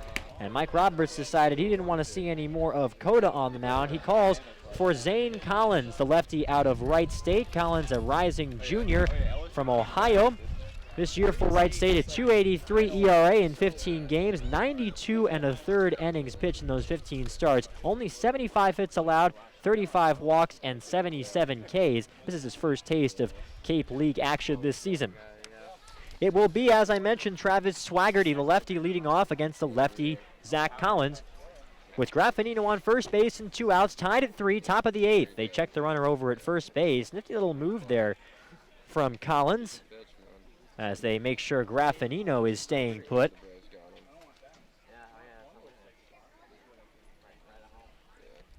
As the rising junior leads off of first base, Swaggerty is 0 for 4. They check the runner once again over at first.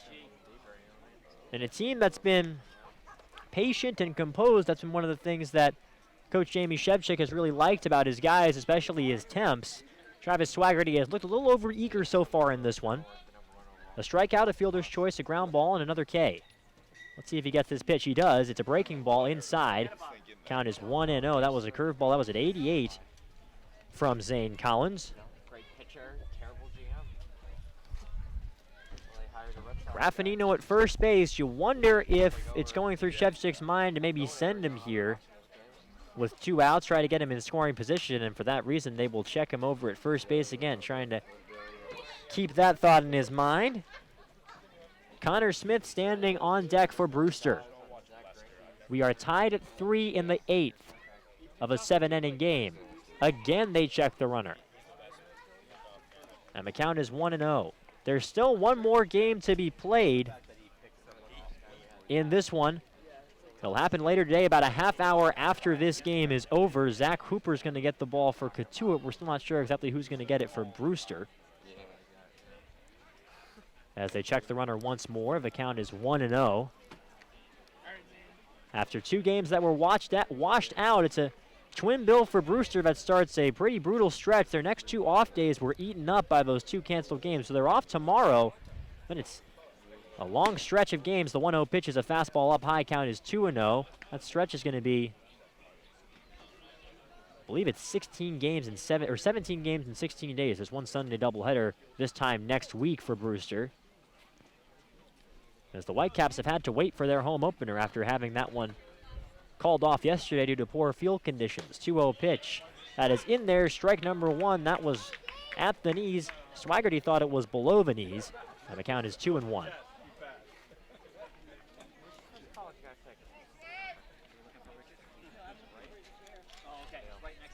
Holding the set is Zane Collins, standing at 6'2", 215, and he will check the runner once again. We are tied at 3. The Whitecaps fell behind on a solo home run by Griffin Conine for Cotuit in the 6th inning, responded with a leadoff home run from Gasper in the 7th to lock the score up again at 3 apiece. They will check Graffinino at first base again. Count is 2-1. Zane Collins is not letting anybody think that he does not have an eye on Graffinino. Graffinino only stole 3 bases this year for Washington, but still, he's a shortstop, so he's fairly speedy. Just keeping an eye on him. The 2-1 pitch is a slow roller toward the right side. Scampering over is Thomas, the second baseman. He won't have a throw. It's an infield hit for Swaggerty. Right in the right place at the right time there. That was on the infield grass toward the right side. The pitcher, Collins, thought about going for it, decided to let Thomas try his hand, and he wound up not even drawing a throw. So an infield hit makes it first and second with 2 outs, and the Whitecaps 2-hitter Connor Smith digging in.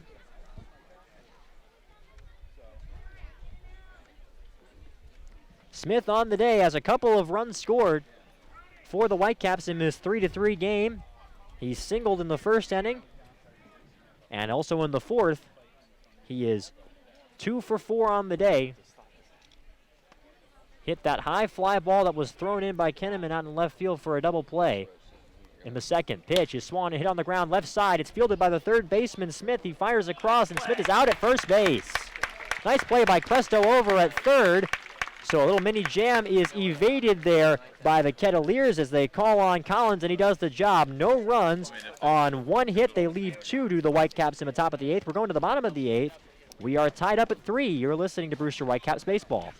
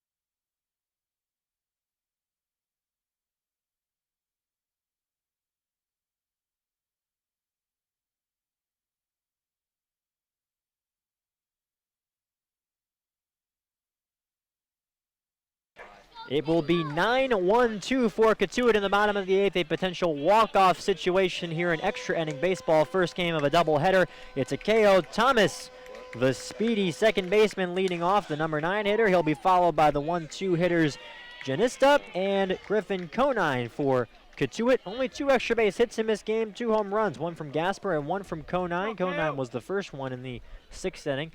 The pitch from the Submariner, Robert Broom, is inside to a KO Thomas, and he starts his at bat ahead in the count 1-0. This is the sort of game, as we stand here tied at 3 in the bottom of the 8th, that if Brewster drops this one, it's one that'll hurt. They've left 11 runners on base, have the Whitecaps. The pitch is up high, and the count is 2-0 now on Thomas. Way back in the first few innings, they loaded the bases with nobody out in the 2nd inning and in the 3rd, and they weren't able to score either time. Here comes the 2-0 pitch to Thomas. He shows bunt and takes the pitch for a strike right at the knees, and the count is 2-1 on Thomas. Yeah, it's got to hurt your morale when you're leaving that many guys on because you're getting on base. You just can't seem to bring them all the way around. But at least that's a good sign they are getting on base, the Whitecaps. Here comes the 2-1 pitch. In there for strike number 2. Nicely placed off-speed pitch there from Robert Broom. We've been seeing those all game and all season for him in the couple of outings he's had in the young season. 3-10-0 for the Whitecaps, 3-4-1 for the host Kettleers as the wind starts to whip around a little bit more fervently now out towards center field. Fog rolling in, first game of a doubleheader. 2-2 pitch, just a bit outside, and that went in there at 83. Bruin thought he had it. A little bit of a grimace there at the home plate. Up count is full on Thomas. Thomas had a very exciting steal of home earlier in this game for the second Cotuit run. 3-2 pitch, swung and hit high in the air out to right field. Coming in is Walker. He dives, and he makes an incredible catch. Laying out to make the play is Steele Walker. What a play to keep the speedy Thomas off the base paths. He saw that baseball from the get-go, and it's allowed, out number 1. Well, that's really important. You don't want Thomas there running the bases because, as we know, Roberts is not afraid to take chances with him. So that's a huge play by Steele Walker there. You're absolutely right. Mike Roberts so aggressive on the base paths. We've already seen it today. And here is Grayson Janista, who is in center field. The pitch to the lefty is in there for a called strike against the righty Submariner Robert Broom. That's the sort of hit that a guy like Broom will give up, the one that Walker was able to glove there, a blooper into the shallow regions of the outfield. Walker able to cover some ground. Here comes the 0-1 pitch, swing and a miss on a breaking ball that he ran up. Not sure if that was what he intended, as the catcher Gasper had to jump out of his crouch, but he'll take it on the swing and miss, and he's ahead in the count. 0-2 is Broom. 0-for-3 on the day, or excuse me, 0-for-2 with the sac bunt is Janista. The pitch That is just a bit low at the knees. Good frame by Gasper, but it was an 0-2 count. Strike zone a bit smaller in that situation. And the count is 1-2. This is third of his fourth. Robert Broom entered this game in the bottom of the 5th inning through one pitch and got a double play. Here comes the 1-2. It's hit high in the air, left side, a pop fly. The third baseman, Smith, calls everybody off and fouls it. He drops the baseball, and it lands fair. And everybody's going to be safe. It's going to be an E5, and Janista reaches at first base. Boy, Smith was right under that. He was maybe a step or two to his left of the third base bag in fair territory, and that one just popped off the heel of his glove and fell to the dirt. It's an E5, and here comes the two-hitter Conine. That's tough. That's a tough play there. He just kind of took his eye off the ball for a split second, but a split second enough to drop it. And now you got the leadoff hitter on base. And Conine, who already has a go-ahead home run on the game. Robert Broom will step off the mound for a minute. The runner on first base, Janista, 6'4", this spring, stealing bags. It's righty versus lefty. The lefty hitter, Conine. Here's the pitch. Swinging a foul ball left side. You can feel the tension has just risen just a little bit here at Lowell Park with the count 0-1 now on Conine. They know there's a big chance here. We're tied at 3. We are in the bottom of the 8th inning. It's a walk-off situation because we're playing 2 today. This is extra innings of a regulation 7-inning game. If we go 9 and it's still tied, they'll call it a draw, but a chance to extend the game here for Brewster if they can retire Conine and the next hitter. 0-1, runner bluffs butt, and it's off the glove of the first baseman, Schuler, and trailing into foul territory on the right side. Schuler will collect it and no more advance. We'll see how they score that. That was a hot shot line drive right off of Schuler's first base mitts. And we'll see exactly how they score that. It is going to be a Brewster error. That's already the second error for Schuler at first base in 3 games this season. And there are 2 on with 1 out. That was an absolute hot shot, a frozen rope down the line. But it just could not quite be fielded there by Pete Schuler. So now it's the 3-hitter, Cresto. Cresto has a hat trick going. 3 strikeouts on this game. He's going to try and break out of that slump here. A right-handed swinger against the righty submariner, Robert Broom. We are tied at 3 here in Cotuit at Lowell Park. The winning run is on second base in the bottom of the 8th inning for the Kettleers. That is Janista. Conine is speedy as well, but his run won't matter much. The pitch is in there for a called strike on the outside corner. 83, that off-speed pitch from Broom. He starts off the at-bat right with the called strike count is 0-1 on Cresto. Cresto is already a strikeout victim against Robert Broom, one of the 3 men that Broom mowed down after giving up the go-ahead home run to Conine in inning number 6. Here comes the 0-1 pitch. That one got away from him. The count is 1-1. That was up and away on a curve ball. So it's 1 ball, 1 strike on Cresto. Both of these teams looking to move to 3-0 on the year, the last remaining pair of undefeated teams on the Cape this season. Checking the runner at second. Here comes the 1-1 pitch. It's fouled back. That one looked like it hit the mask of the catcher, Gasper. Headed right back to the screen, and the count is 1-2. Broom a strike away from sending down the Kettleer 3-hitter. Let's go, Johnny. Put one in play, buddy. It's Janista on second, Conine on first, and 1 away in the bottom of the 8th. We're tied at 3. A chance for the Kettleers to walk it off here at Lowell Park. And a chance for Brewster to extend the game to what will be a final 9th inning. The 1-2 pitch, it's in the dirt. That one a slow one at 64, count is even, 2 balls, 2 strikes. Let's go, Cresto, win it. John Cresto, the rising junior out of Cathedral Catholic High School in San Diego.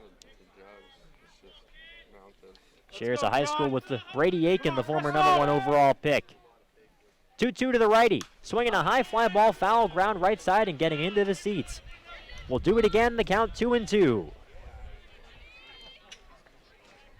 Robert Broom so far has been such a big surprise with the way his stuff has befuddled these Cape League hitters.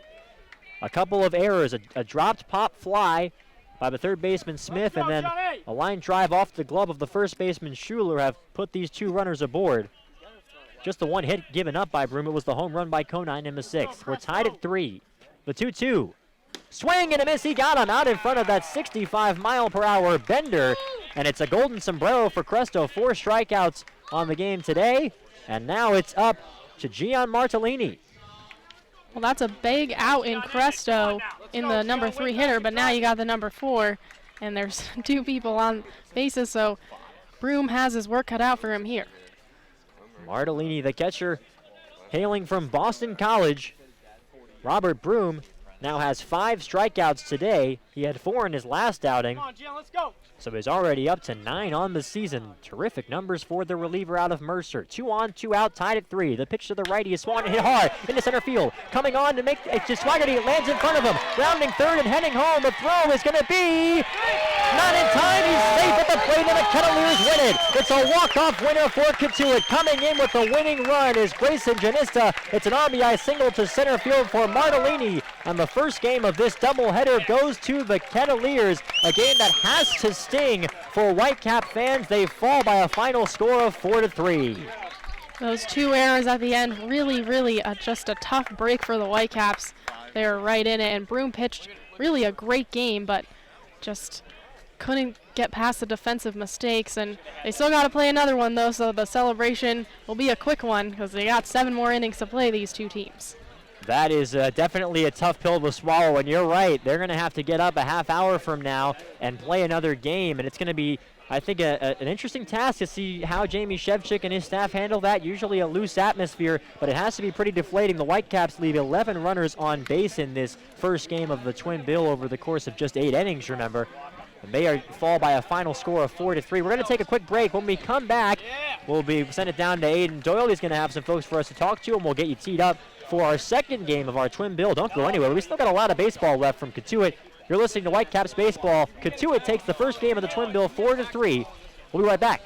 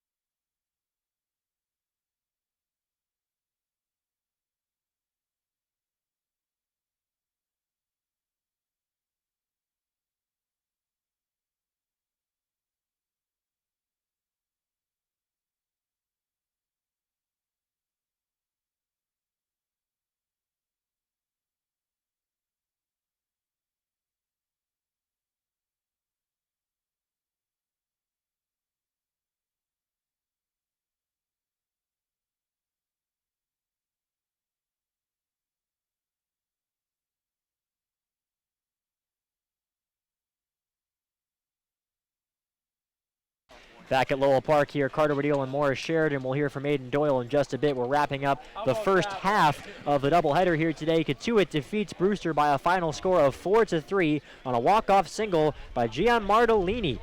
He struck out 3 times before heading up to the plate to knock in that single. Tough way for the Whitecaps to lose in that deciding 8th inning in a 7-inning regulation game. Went extras. A couple of errors put 2 runners on. The final run was unearned. Want to get you set with some of the bookkeeping here. The totals for the Kettleers in the bottom of the 8th. They score 1 run on 1 hit, 2 big errors. They leave 1 runner on base. That was Martellini, who got the walk-off single.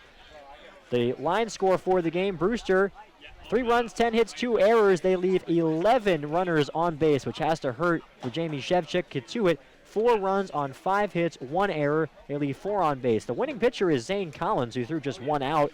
And when he came in the 8th inning, faced 2 hitters, but he gets the win, moves to 1-0. And the losing pitcher, this tells you everything you need to know about how pitching record can be used to about how useless pitching record is to judge how well pitchers have pitched, because Robert Broom is going to be saddled with the loss here. He's now 1-1 on the season, but he had another terrific outing. Just made that one mistake to Conine, and the rest of it, he was dominant. The time of the game, 2 hours, 45 minutes.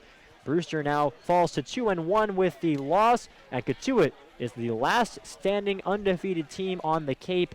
With the win, they move to 3-0 on the season. What if you're Jamie Shevchik, and maybe Aiden will talk to him about this, do you say to your guys after a game like this, Maura? I mean, I think it's easy to blame the 2 errors on the loss, but honestly, you got to focus on the fact that you left 11 people on base, and that's really the focus, and that's what can be changed. Errors are going to happen, but you can't be leaving people on base, so I think that's the message that you kind of stress to your guys, but then you also say, hey, it's a new game, 7 new innings, and they, the Kettleers had 5 pitchers up today, so, we'll see what they throw out here, but you just got to focus on this next game now, because really, that last one is over, and you can't do anything about it. Making some improvements to the field. Should be about a half an hour, though. I would gander that it'd be more like 20 minutes. They're going to want to get this game in as soon as they can, so make sure to stay tuned. You'll hear the second game right here where you heard the first one. Recapping the scoring real quick.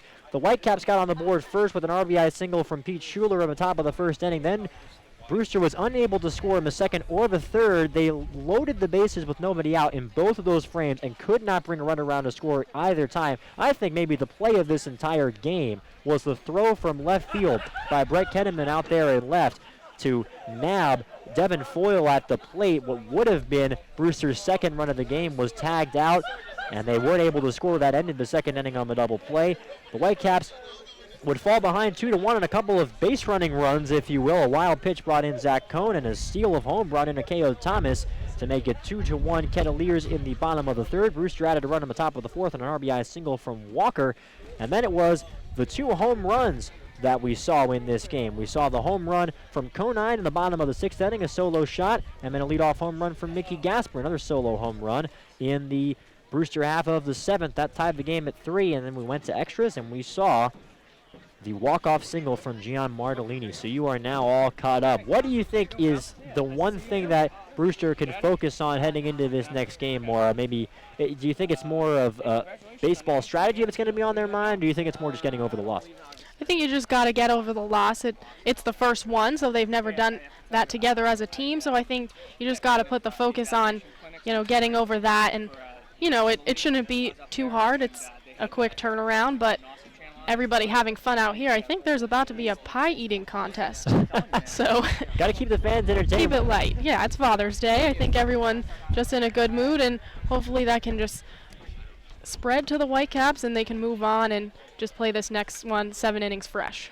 What do you think of the performance from the newcomers for the Whitecaps in this game? I think Nick Dunn wound up going 1 for 4, but he put some hard contact on the baseball a couple of times. Travis Swaggerty went 1 for 5, but not quite the same good approach to the plate. How do you think, from a fan's perspective, let's say, should they be happy with what they saw today? I think with Swaggerty, he was just being too aggressive, which, that's not always a bad thing. He's confident in his ability, so he's swinging at pitches, and that's okay. And it's their first game with a wood bat in quite some time, so it's nothing to be upset about. There's plenty of games left, so I think it's a positive for both of them, and hopefully we'll get to see more from the two of them in this next one. And it'll be interesting to see how Jamie Shevchik and how Mike Thomas in the other dugout for Cotuit structure their lineups here for the second game. Who's going to be in there for multiple games? You'd have to imagine with both of these sides having 10 players and losing a couple of games due to wet weather, that we're going to see some very different lineups for the second game. But that's just me speculating. I'm not in the dugout. We're going to take one more break. When we come back, we'll see if Aiden is able to nab Coach Shevchik. If not, we'll get you teed up for game number 2, which is coming your way closer than you think. You're listening to Brewster Whitecaps Baseball.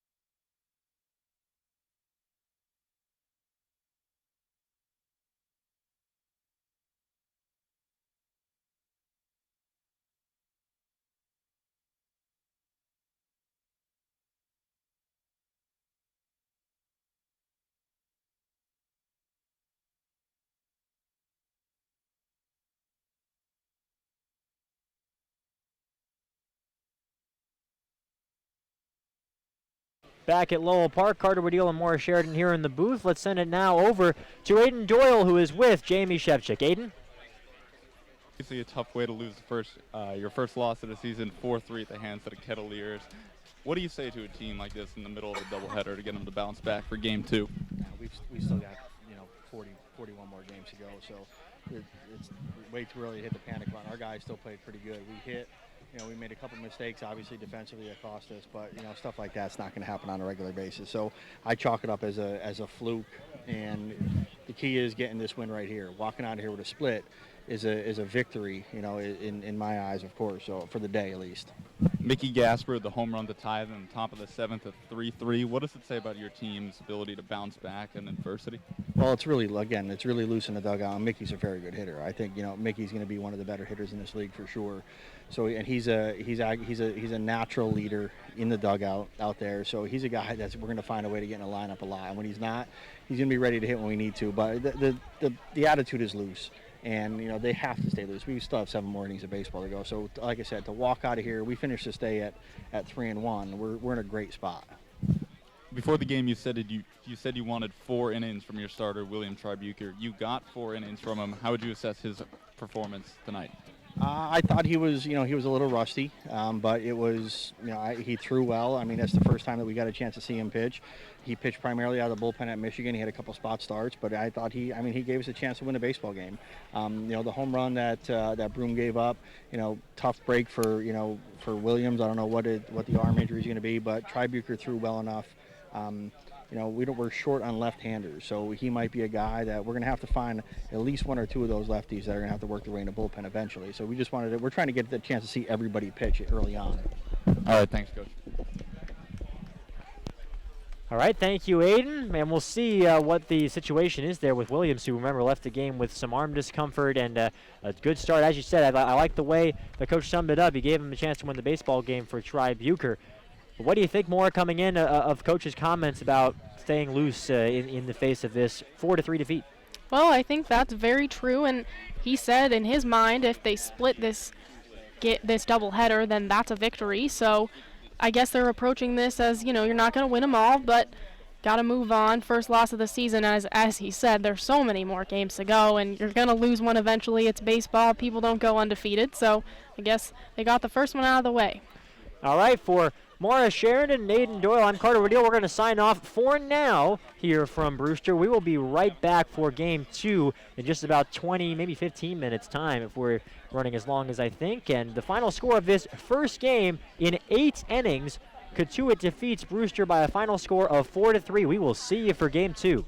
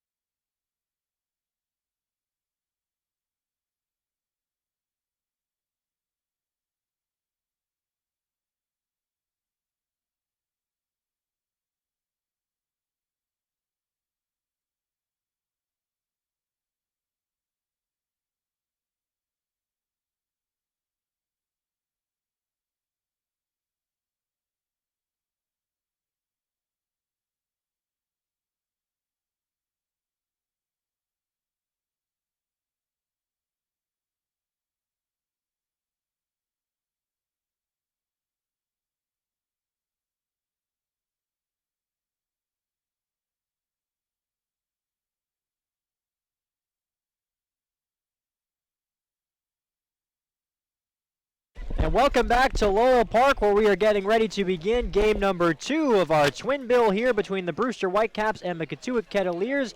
Carter Waddell here still with you. Aiden Doyle has now joined me in the booth. Mara Sheridan will be joining us later on in the broadcast. The Whitecaps losing the first game of this doubleheader by a final score of 4-3. A tough way to lose a ball game. A game-tying home run from Mickey Gasper, already his second on the young season, tied the score up at 3. And in the extra innings, in the 8th inning, in a 7-inning regulation game here with the doubleheader, Brewster was in a situation where they wound up putting 2 runners on base. A pop fly that was dropped by Connor Smith, who was standing at third base, and then a hot shot down the first baseline was mishandled by Schuler, and a tough way to lose a ball game, Aiden.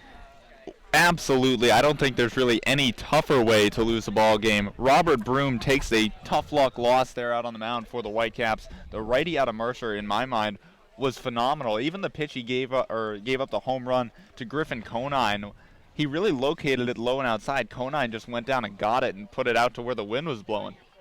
We're getting ready to start. The first pitch is in there for a strike to Connor Smith after making that tough defensive play, dropping the baseball earlier in this game. He is getting the call to lead off on Jamie Shevchik's lineup card up against Zach Hooper, the tall lefty from UCLA.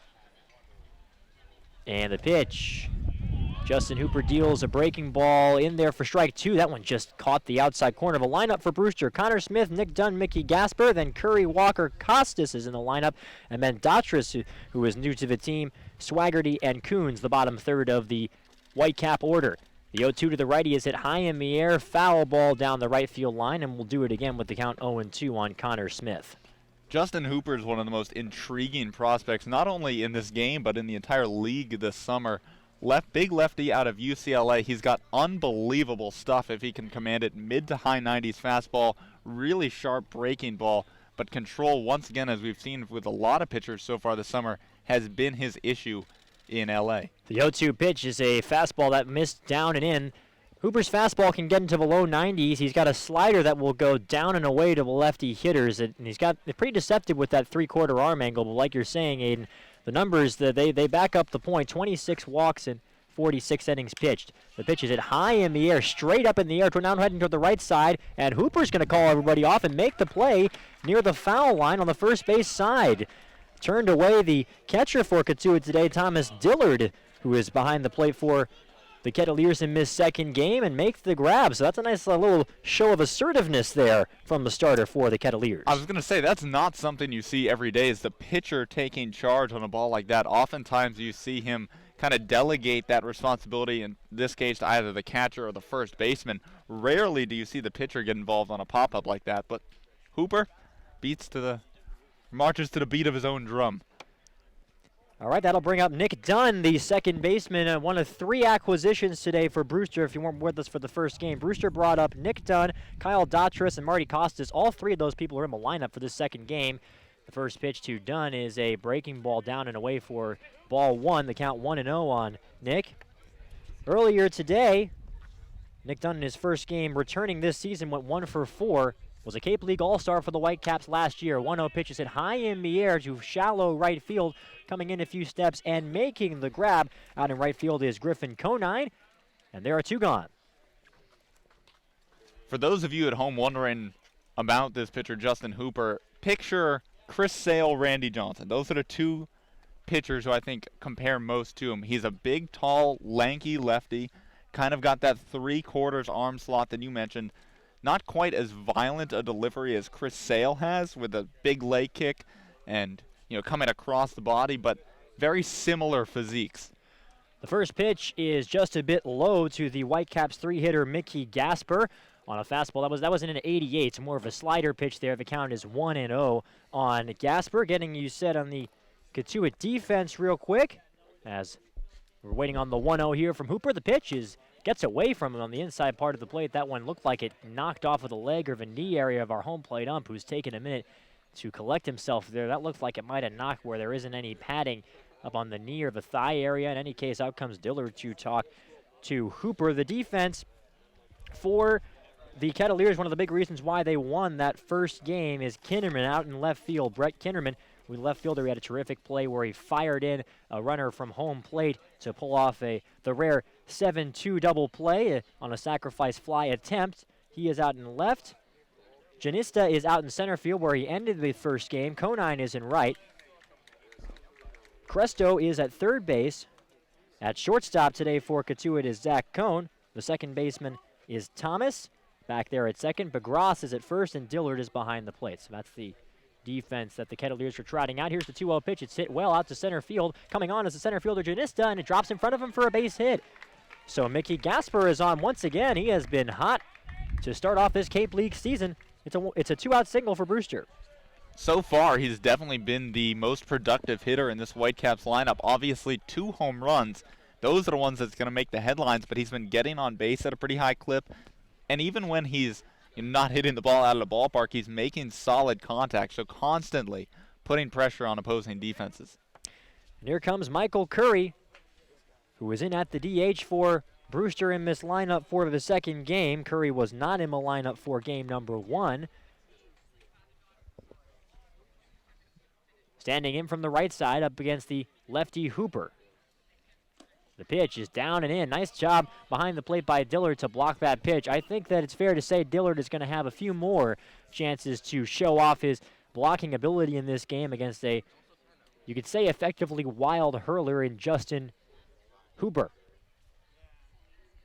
Curry, the pitch, they'll check over the runner at first base, and he's just safe. Diving back is Mickey Gasper. That was awfully close. The dugout wanted it, but he's safe at first on the pickoff attempt, and the count is 1-0. Hooper certainly thought he had him, too. He started turning back towards the Kettleers dugout, almost, giving a fist pump there. Looked very surprised when he found out the ump called him safe. Michael Curry is 1-for-6 on the young season. The pitch is just a bit outside. Does have one double. That's his one hit for Curry. A catcher by trade from the University of Georgia. A lot of natural backstops on this Whitecaps team. Gasper is one of them as well, as time is called here by Curry in the box, but the count's still 2-0. We're in the top of the first inning of game number 2. Whitecaps dropped the first game 4-3. Scoreless here as we get underway as they check the runner at first base again. In the top of the first, Gasper reached via that single, and so he is on with Michael Curry digging in. Curry is a rising junior out of a mountain town, North Carolina, via Gainesville, Georgia. The 2-0 pitch is hit high in the air toward foul ground on the right side. It'll make it into the bleachers, and the count is 2-1 on Curry. Curry, a couple years ago, freshman All-SEC, one of a sizable Bulldog contingent here on McCabe. There are 9 Georgia players, or there were 9 at the beginning of the season. He's one of 3 Bulldogs that were on the Whitecaps roster when the season began. Has led Georgia in home runs both his freshman and sophomore seasons this spring. He hit 10 of them. 2-1, swung and fouled away toward the left side and over towards the Cotuit dugout. So the count is even 2-2 on Michael Curry. He's still looking for his first home run here on the Cape, but he's done a good job working at bats, working pitchers, seeing a lot of pitches, and even then he had a double the other night at McKeon Park in Hyannis over the left fielder's head that almost scored a run before Gasper is thrown out at the plate. So he's hitting the ball well when he's making contact, just waiting for a few balls to fall his way. Holding the set, here comes the 2-2. The pitch is swung on and fouled away, just spoiled that pitch. It rolls into fair territory, but it whacked off of Curry's person, so it is a foul ball. Count is 2-2. I think you could say what you said just now, Aiden, about a lot of the members of the Whitecaps team, don't you think? I mean, this team has been, obviously it's not, doesn't apply to necessarily every player on the team, but for as a whole, they've been patient, they've extended at-bats, and they've been putting together good hits because of it. 2-2 is the count. Hooper towing the rubber. Got a fastball in the low 90s and that slider. Here's the pitch. It's a breaking ball just a bit high. Went around the zone in the judgment of our home plate ump, and the count is full with 2 outs. That will send Gasper running from first base. You're talking about Chris Sale. You're not the only person who compares Hooper to Chris Sale. He says Chris Sale is one of the people he really admires as a pitcher. Of course, the former Cape Cod League product. 3-2. Swan hit on the ground hard to third base. Fielded there by Cresto, and he bobbles it, and everybody's going to be safe. Cresto saw that one kick off the heel of his glove, and he will smooth the dirt around it with his cleat, thinking maybe there was a tough hop or something. But in any case, we'll see how they score that, but I think it's going to be an E5, and there's 2 on and 2 out for the Whitecaps. It is indeed an E5, and as it should be. That was well hit by Curry, but right at Cresto. That's a ball you got to come up with. I don't think it was hit so hard that it takes a bad hop and you don't have time to recover there. He really just kind of booted it, and that's a worthy E5.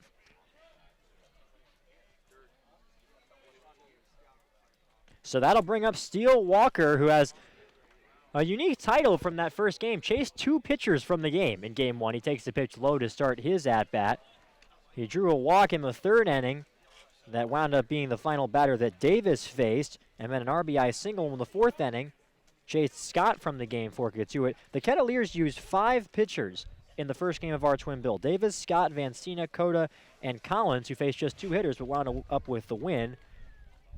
Here comes the 1-0 pitch to Walker. It's off the inside corner. Count is 2-0. That one in there at 86. As for the Whitecaps, they used just 3 pitchers. Tribuker started, went 4 innings pitched, gave up 2 runs on 3 hits, struck out 6 batters. Williams came in and then felt some discomfort in his arm after a third of an inning and left the mound after facing just a couple of hitters. And then Robert Broom came on, pitched excellently, but took the loss. 2-0 pitch is outside to Walker, and he's quickly behind in the count 3-0. And you can see sort of those control struggles that you were talking about, Aiden, with relation to Zach Hooper. He gets ahead in this, gets a couple of quick outs, but now is just not quite able to put these Whitecap hitters away. 3-0 on the way. That's taken for a strike on the outside corner. Count is 3-1. Yeah, he's got great stuff. Coming out of high school, ranked number 3 in the nation by perfect game as far as top 500 high school prospects for the draft. Was a 25th round pick by the Milwaukee Brewers. The pitch is hit high in the air toward left center field. On the run is Kinnerman, and he makes the grab, moving to his left on the run to retire of a side. A nice play out there by Kinnerman. He has had a terrific defensive day today in these 2 games of this doubleheader, and that is all she wrote for the Whitecaps in the top of the first. In the top of the first for Brewster, no runs, 1 hit, 1 error. They leave 2 runners on base. We're through a half in our second game. It's no score here at Lowell Park. We'll be back right after this. You're listening to Whitecaps Baseball.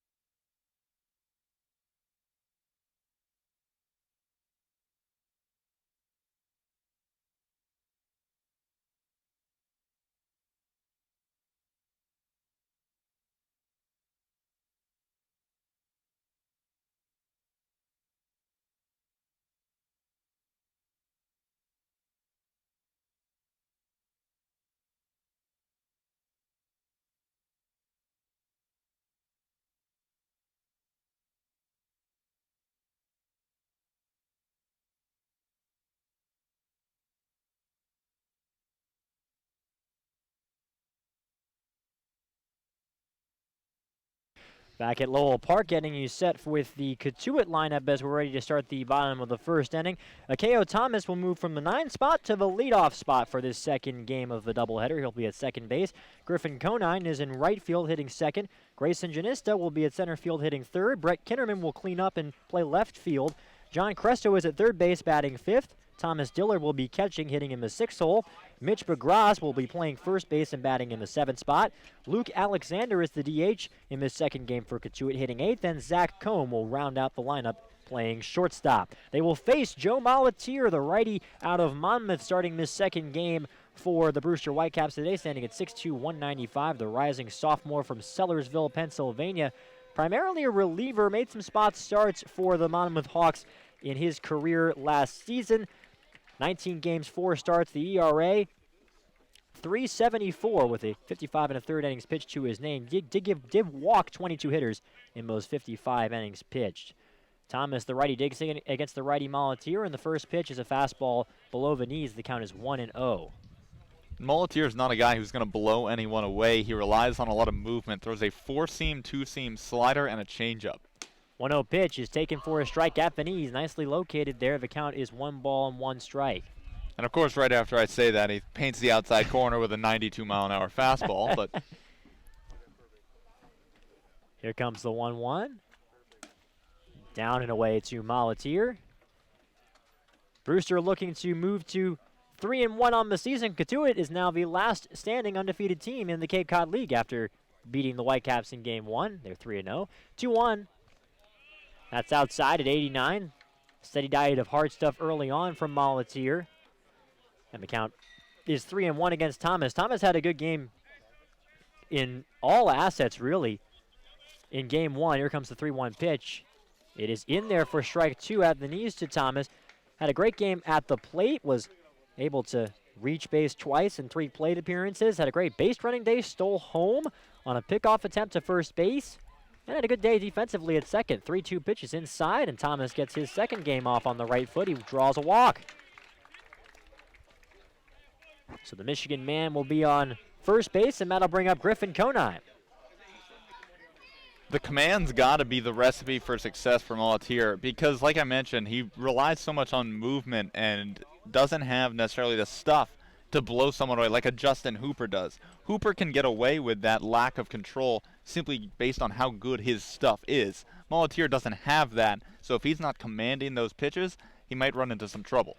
The pitch is down and away to Conine, the two-hitter. He, too, is coming off an excellent day in that first game. Hit the solo home run that gave the Kettleers a 3-2 advantage in the bottom of the sixth inning, was quickly followed by a solo shot from Gasper to tie the score. 1-0 pitch is in there for a called strike number one. Count is even 1-1. We're just underway in game number two with a scoreless game here. Runner on first base is Thomas with nobody out in the bottom of inning number one. They check Thomas over at first base. Thomas, as I mentioned, had that steal of home earlier in the game. 23 out of 27 in the spring with Michigan stealing bases. He's one of those guys that brings energy to any lineup. The runner goes, pitch is outside, but throw down to second base is in time. They got him. A terrific throw behind the plate from Coons to nab Thomas heading for second base. A huge caught stealing there, and Brewster gets their first out of the bottom of the first. Well, it's the first time we've really gotten to see Coons' arm. This year for Gardner-Webb, threw out 34% of the base runners who tried to run on him, committed 0 errors, so obviously an excellent defensive catcher. And the pitch is swung on and missed by Conine to bring the count 2-2. Let's get you set on the rest of the Brewster defense, shall we? It's Costas, Walker, and Swaggerty left to right in the outfield. Dautris, Smith, Dunn, and Gasper left to right in the infield. And, of course, Coons is behind the plate catching Molatier, as, again, the batter will ask for time as Conine steps out of the box with the count even at 2-2. Conine hit .298 with the .425 on base percentage this spring. He takes a pitch low in the dirt, 3-2. The rising junior from Weston, Florida, out of Duke University. One of the many draft picks in this game, 31st round by the Marlins in 2015. Faces a full count. Here's the pitch from the righty. Swung and hit well right to center field. It's going to get down for a base hit. That was a hot shot to straightaway center, and it's a single for Conine. And once again, it's a runner on first base for the Cotuit Kettleers. Well, Conine's really shown over the course of this game that he is not someone you really want to pitch to if you don't have to. Obviously, the home run to tie it to left field in game number one also hit a shot out to right field that a lot of people thought had a chance to go in there. Just another good piece of hitting, taking that low pitch, driving it out towards left center field. Yeah, we were talking about that, Aiden, in between the games, about how that was not a bad pitch from Robert Broom that Conine took deep. He hit the target.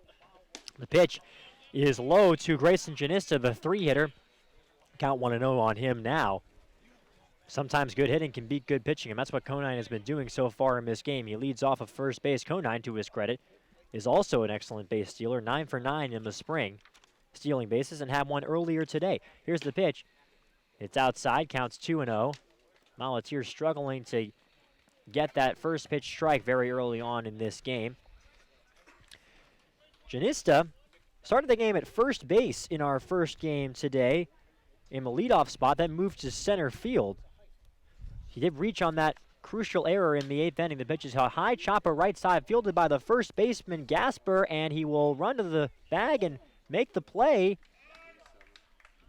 And they're going to say he's out at first base. A bit of a hesitation from everybody involved. Kind of a curious play there.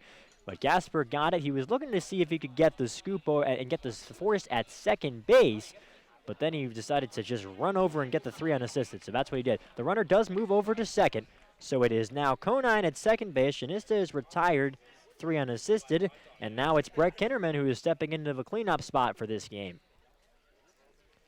The lefty hitter up against the righty Malatier. The pitch is swung on and missed. 89 miles per hour. And Kinnerman wasn't ready for it. The outfielder from NC State, a rising junior from York, Pennsylvania. Home to the York Revolution of the Atlantic League. That's the local ball club out there. Here comes the 0-1. That is in there for a called strike 2. We are getting the low strike called early in this second game from our home plate umpire. Saw a pretty tight zone in our first game. So something that the hitters might have to adjust to. Of course, the pitchers never saw that first zone. Here comes the 0-2. Swing and a miss on a breaking ball, and he got him. A nice bender to retire a side from Joe Malatier, and that'll do it for the bottom of the first inning. 4 Cotuit in the bottom half of the first. No runs, a hit, 1 left. We're through 1 full inning of play. No score in the second game of our doubleheader from Lowell Park. You're listening to Brewster Whitecaps Baseball.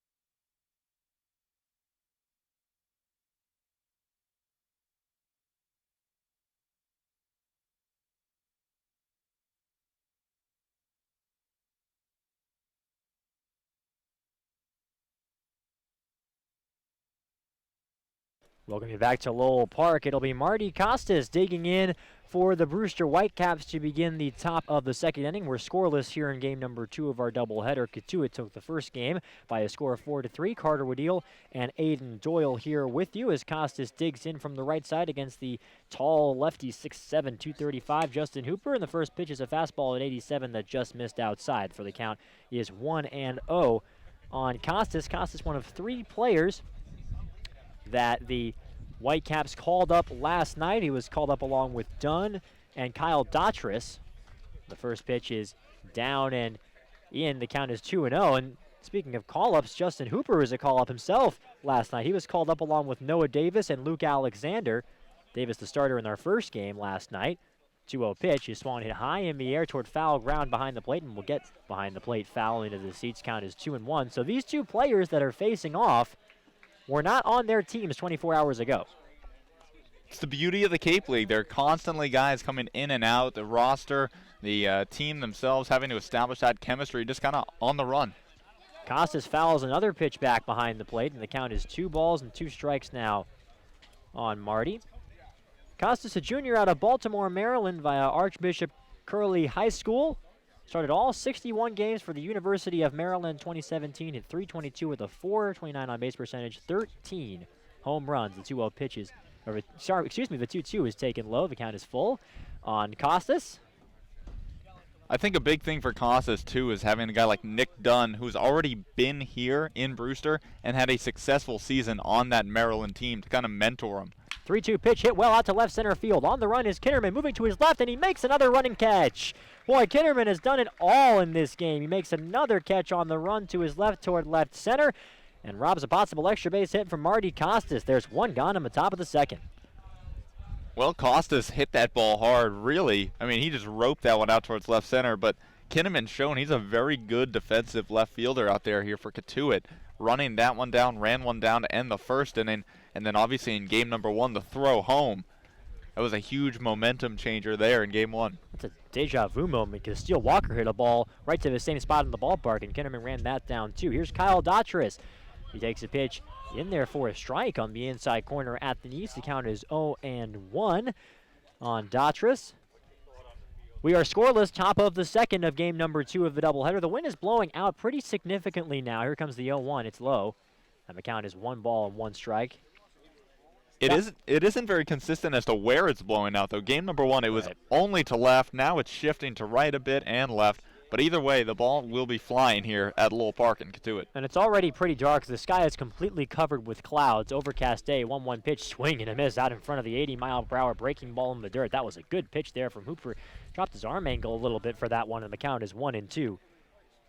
And for a stadium here in Cotuit, doesn't have any lights to it. I'm sure these players will want to play at a brisk pace if they want to get this game in. Here comes the 1-2 pitch. Check swing on a ball low. They check over to first base, but he did not go. And the count is even 2-2. Dottris, a multi-sport athlete in high school, runner-up as a quarterback for Pennsylvania's Mr. Football. So not only skilled on the diamond, but also out on the gridiron.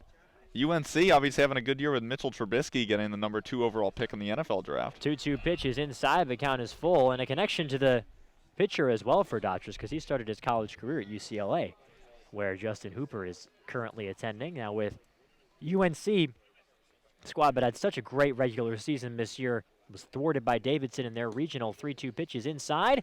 And so Dottris starts off his Whitecaps career with a walk. That one almost hit him, too. And an interesting fact about Dottris, when I was doing my research on him, I couldn't believe this. This year for the Tar Heels, he was hit by a pitch an incredible 20 times, which was 10 more times than the next guy on that Tar Heels roster. Yeah, he definitely was choking up on the plate in that. You know, and listen, if you're not afraid to take those, you get base runners where you can get them, man. Dottris is leading off of first base. The lefty Travis Swaggerty is due up now. The pitch is hit well out to center field. On the run is the center fielder Janista, and he makes the catch of taking a couple of steps toward the wall. He was right under that one again. Another piece of hard contact from a Whitecap that's gunned down by the outfield. So Swaggerty's retired. You took the words right out of my mouth. Swaggerty really got a good piece of that one. Drove it right back up the middle, out towards center field. Just some more bad luck for the Whitecaps, hitting it right at the Kettleers. And that's got to be tough for Swaggerty. He was the leadoff hitter in game number 1. Really was short of solid contact. Went 1 for 4, had an infield single, but that was it. And now Justin Coons hitting from the right side to round out the order. He takes the pitch inside. That one nearly got away from the catcher Dillard, who trotted over toward the left side from his perspective of that hitting circle. Scoreless, top of the second inning. Runner on first base is Dottris. Coons fresh off a terrific throw from behind the plate to Nabakeo Thomas at second base. In the top of the first, they check Dottris over at first base, and the count is 1-0. Coons from the Runnin' Bulldogs of Gardner Webb, the rising junior from Wake Forest, North Carolina. One of the many freshman All-Americans here on the Cape. Had 5 home runs and hit a .388 on base percentage for the Runnin' Bulldogs last season. And he also was dinged up quite a bit, 10 hit by pitches for that season. Maybe not Kyle Dottris level. I don't think anyone's Kyle Dottris level. I mean, 20 times in a season. 1-0 is the count as the wind is now turning toward left center. Here's the pitch. It's outside. Just knocked down there with the mitt of Dillard. 2-0. That's one of those things, like, you know how Jacoby Ellsbury is just unbelievable at getting catcher's interference somehow? It's like these just random ways of getting on base seem to find certain people. Kyle Dottris just loves getting hit by baseballs, I guess. Yeah, and I'm sure there's some chance to it too, but 20 feels like beyond the realm of chance. That one's hit well out to center field. Moving to his right is Janista. He's toward the wall, and he makes the catch on the run. Another terrific play. Boy, the Cotuit outfield has looked sparkling in this doubleheader. They are responsible for all 3 of the outs in this top of the second inning. For Brewster, no runs, no hits. They do leave 1 runner on base. We're through an inning and a half. No score in our second game from Lowell Park. You're listening to Brewster Whitecaps Baseball.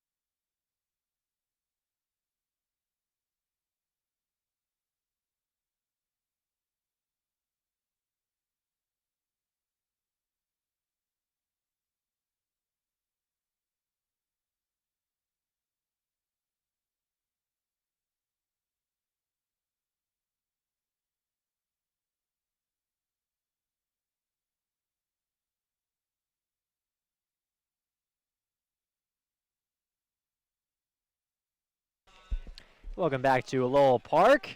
Carter Woodell, Aiden Doyle, Mars Sheridan, and Koki Riley here with you as we are in the bottom of the second inning.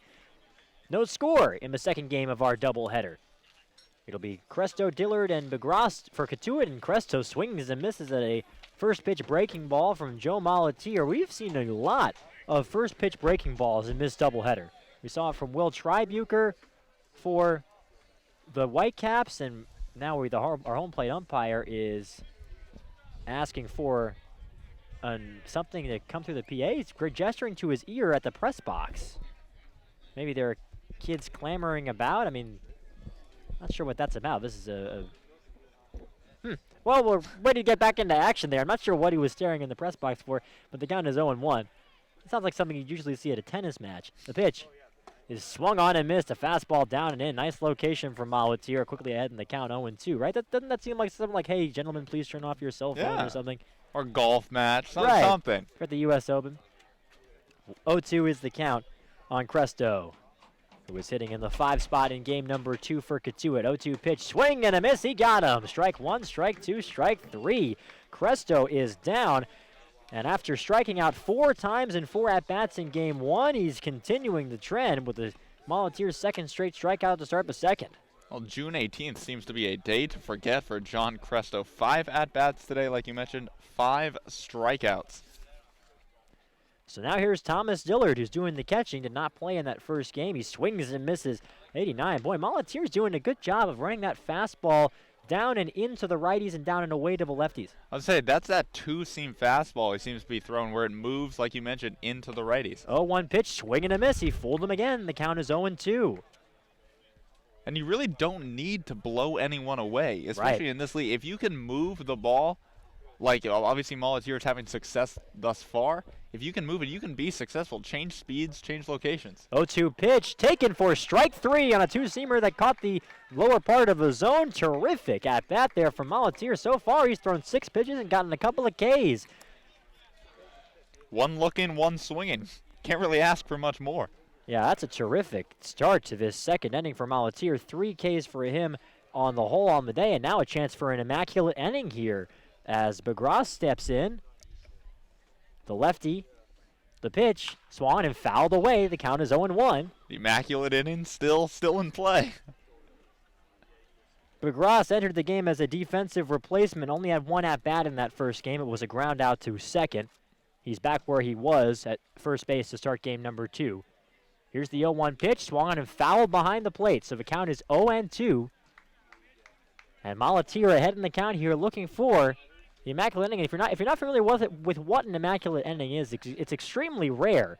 It's when you throw 9 pitches, all for strikes, and strike out all 3 hitters you face in an inning. And here comes the 0-2 pitch. It's outside for ball 1. That breaking ball didn't have any bite to it, and the count is 1-2. That broke my heart right there. I don't think I've ever seen one, so would have been a first. 1-2 pitch, swung and grounded sharply to first base, fielded over there by Gasper. He will flip over to Molatier, covering for the out, and it's no immaculate inning, but it's still a darn good one for Molatier in the second. It's a 1-2-3 second inning for Joe. We are through 2 innings of play, no score in game 2 of our doubleheader here at Lowell Park. We'll be back right after this. You're listening to Whitecaps Baseball.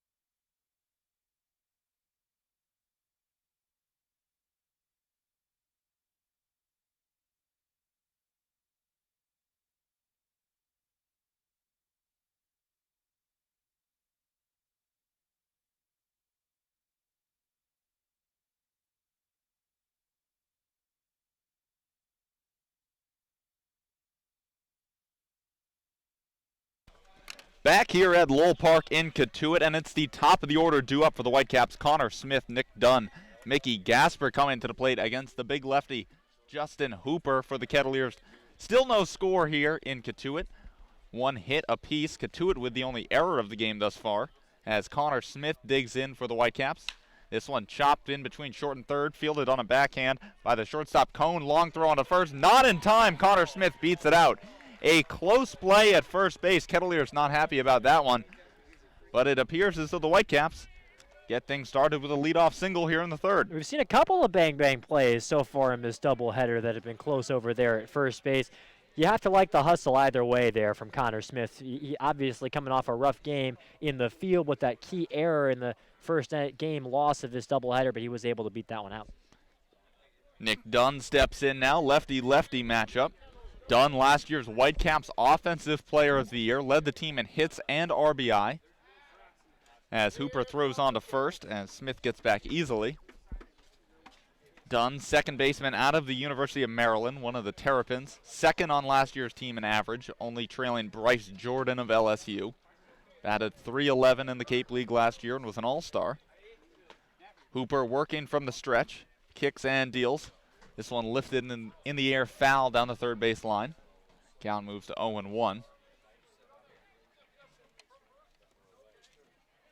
think the arrival of Nick Dunn, and Travis Swaggerty, and those other guys that they were able to bring up for Brewster kind of signals that this team is starting to come together. This is the team we're probably going to see the rest of a year for Brewster, as opposed to the team with a lot of different temp guys that are coming in and out. It feels kind of weird because we should have had 2 games yesterday and the day before then when there were still a lot of temps in the rotation.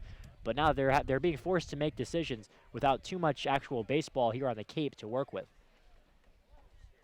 Hooper comes set, now throws back over to first base. Third time this inning as Smith gets back safely for the third time. Dunn, certainly an offensive second baseman. Only batted .261 this year for Maryland, but as a freshman led the team with a .300 average, and then obviously had a good year on the Cape last summer, as Hooper's breaking ball finds his own. Count now 0-2. Dunn stole 8 bases for Maryland this year, but committed 14 errors, which was the most on the team. That Terrapins team went 38-23 before falling in the Wake Forest Regional. And now Hooper throws back over to first base. Smith has to dive back this time, but still safe. Seen a lot of those checks on the runners here in this game. You wonder, because we saw a couple of aggressive base running plays in the first game. You wonder if the coach is just saying, hey, listen, you need to pay more attention to what's going on around you and keep these base stealers at bay. The 0-2 from Hooper, and it looks like it gets a piece of Dunn, but he also fouled it off. So he stays alive, but not a very pain-free way of staying alive. That's one of the hardest things to take in all of baseball, I think. You give a swing at a pitch, you get hit with the pitch, looked like that got him in the ribs, but you don't get to go to first base because you swung at it. And now it looks like Coach Shevchik is going to come out and console him a bit. He's bending over. Didn't look like, do you think he got a full swing around on that one, Aiden? I thought he checked it, but probably went around if they were to appeal it or something. I think he held up there, didn't get the full plate. A bit of a smile there from Coach Shevchik. I think he's going to be all right. He's a tough kid. Started all 61 games for Maryland this year, so he is the Terrapins Iron Man, if I do say so myself. Yeah, that ball might have hit him a shade below the belt buckle, I think. As he's still leaning over on his bat. Everybody's kind of waiting here, but Hooper now throwing some warm-up pitches. That's a good move by Hooper. I think, this is the home plate up is coming in saying, hey, let's get this back underway, or maybe not. Kind of giving him a pat on the shoulder. I say take as much time as you need. Count is still 0-2. I'm sure the fans and the coaches aren't too thrilled about that. I mean, obviously here with no lights, the doubleheader first game went into extra innings, so they are a little bit behind schedule here in Cotuit. And now it looks like Nick Dunn is back, so he'll step back into the box. But he gets rewarded with an 0-2 count, so he is behind in the count. Oof. As Smith leads off of first base. Hooper looking into his catcher, Dillard. I mean, I guess maybe he wouldn't have been able to recover if he was on first, so 0-2 breaking ball misses in the dirt, down and away. Count moves to 1-2. That's baseball. Sometimes you have strange little delays, strange little happenings. Still no score here in Cotuit. Top of the third inning. 1-2 count on Nick Dunn as Connor Smith leads off of first. Hooper now throws back over to first, and Smith once again dives back safely. It's going to be the 5th time he's checked on Smith this inning. Yeah, and we've seen this from the lefties on both sides. We saw it near the end of the game in our first game as well, and they're checking on him again. There's number 6. Smith once again back safely. Smith was 8 out of 10 with Western Michigan stealing bases, so he has the speed, maybe not a K.O. Thomas type where you really want to keep him at bay. Breaking ball, this one lifted in the air down the third base line, but drifting foul. So Dunn stays alive. Count remains 1-2. 76-mile-an-hour breaking ball there from Hooper.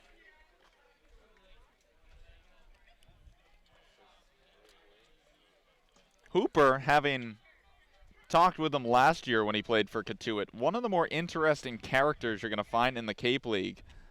Lists some of his hobbies as playing Super Smash Brothers and ping pong. Who doesn't enjoy that? That's true, as once again he throws over to first. Smith back safely.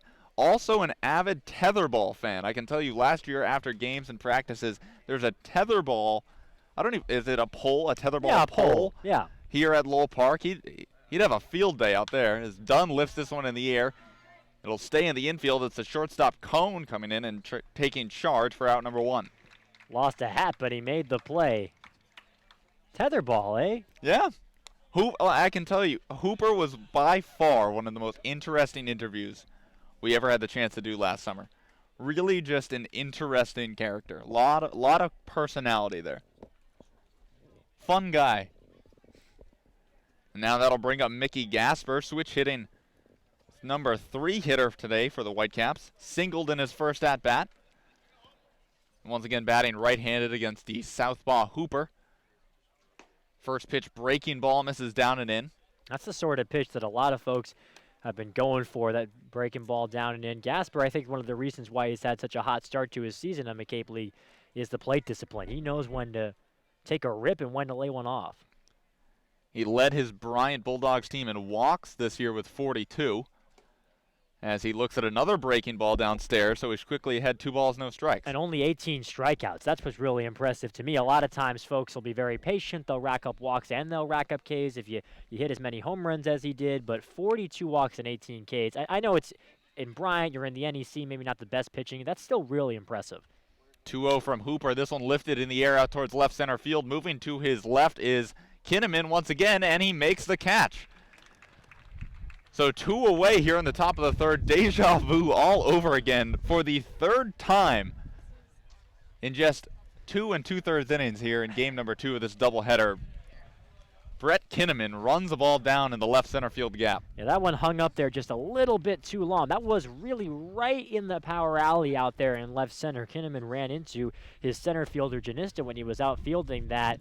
But it's going to take a lot. Line drives are probably the better route if you want to get a ball down against this outfield. Kinnaman has had a terrific game defensively. Hooper once again checks on Smith, who dives back safely. I should say a terrific day. We were into our 2nd game here. 2 down here in the top of the 3rd. Still no score between the Whitecaps and Kettleers. Michael Curry into the box for the Whitecaps now.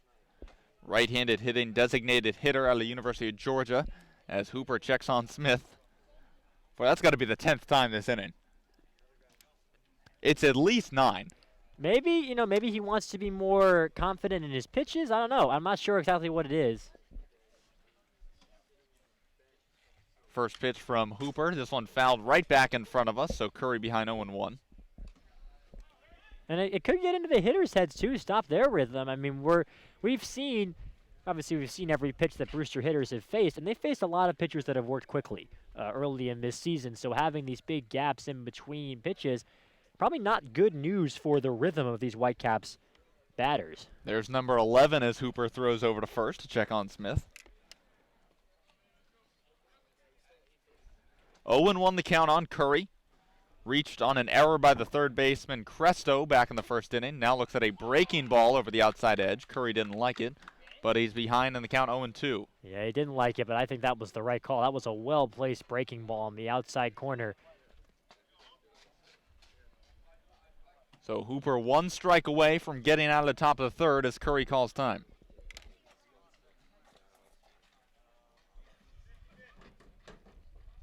Curry, a big, powerful, typically a catcher, getting the start at DH in game number 2 today. Like you mentioned, Carter led the Bulldogs with 10 home runs this year. As now Hooper steps off the mound.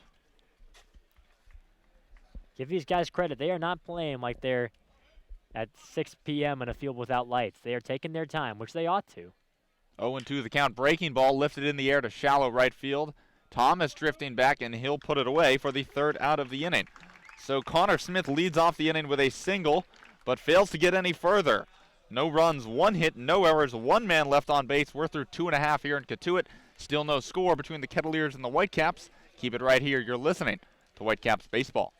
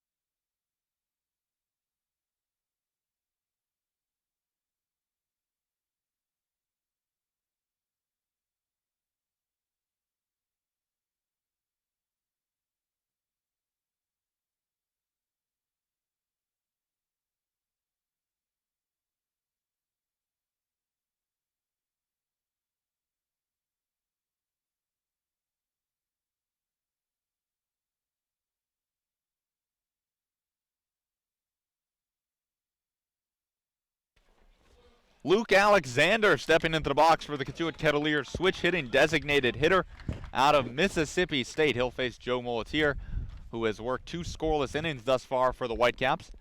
First pitch from the right-hander, fastball upstairs for ball 1. 8, 9, and 1 due up for Cotuit. Luke Alexander, Zach Cohn,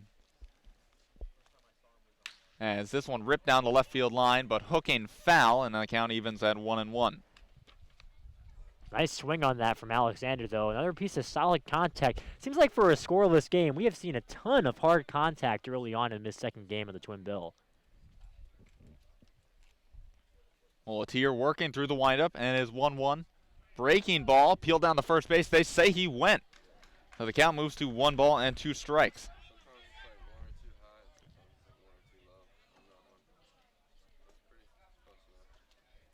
Molitier working quickly. Another breaking ball. This one just misses off the outer edge. Count evens 2 balls and 2 strikes. Well, we saw him make a very similar pitch just a couple innings ago. The 2-2 from Molitier. Breaking ball cut on and missed. Alexander goes down swinging for out number 1. Great breaking ball there from Molitier. It's his 4th strikeout of the afternoon thus far. That'll bring up Zach Cohn, number 9 hitter and shortstop for Cotuit, out of Duke University, one of the Blue Devils. 1 down here in the bottom of the third. First pitch from Molitier, chopped right back up the middle and into center field for a base hit. Molitier tried to grab that one, trying to go around the back and field it, but that's more luck than skill when you get one of those. Yeah, so. Always interesting to see pitchers do that, because that's not thinking. That's instinct, right? When a ball comes your way, you try to grab it. Sometimes it can hurt them because it'll be a dribbler that winds up being an infield single, but that time that was headed for center field no matter what. K.O. Thomas into the box now for Cotuit. Back to the top of the order for the Kettleers. This will be, or could be, his first official at-bat of the game. Reached on a walk to lead things off in the first. As a fastball for Molitier paints the outside edge for strike 1. 84 miles an hour, just grooved that one in there. Sounded like 94, though. It that, did. That popped. 0-1 the count to Thomas, who was caught stealing on a great Justin Coons throw to get the first out of the first. This one hit on the ground towards short, fielded by Smith. goes to second in time, on to first. Not in time to get the speedy Thomas, so they get the lead runner. But Akio Thomas reaches on a fielder's choice.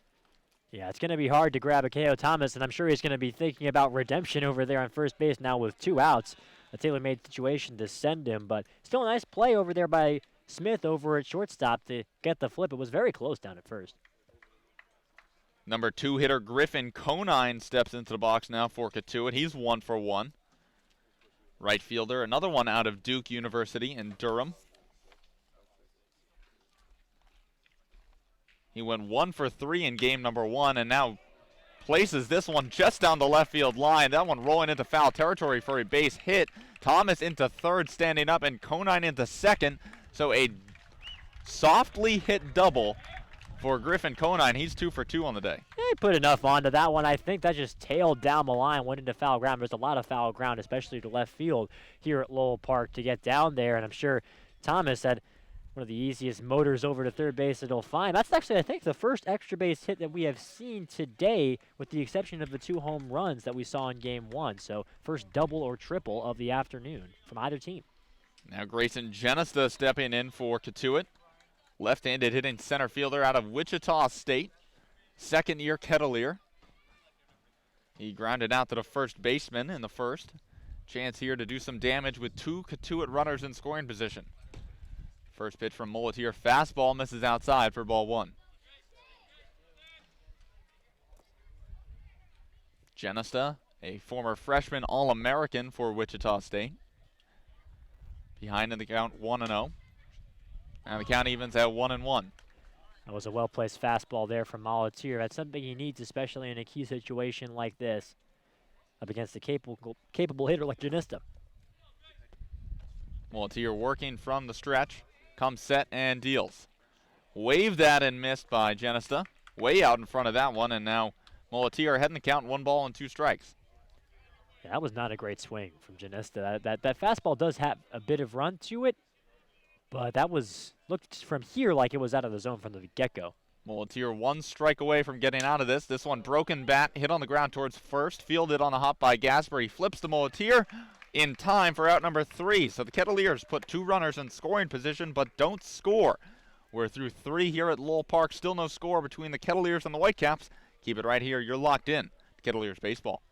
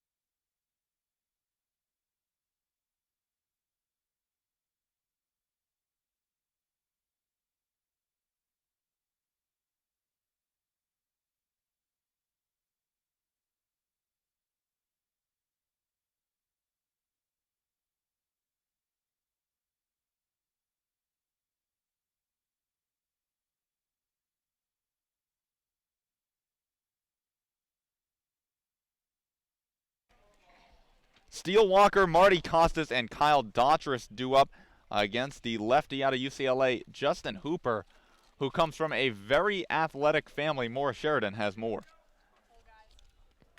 Isn't the only athlete in his family. Austin Hooper is his brother. He was a 3rd-round pick to the Atlanta Falcons out of Stanford in football, and he had a touchdown in what I'm sure Massachusetts fans love when I remind them of the Patriots Super Bowl this year. He had a touchdown for the Falcons, which put them up 28-3, and we all know what happened after that. Back to you guys. Thanks, Maura, as Hooper fires a breaking ball over the inner edge, now quickly ahead 0-2 on Steele Walker.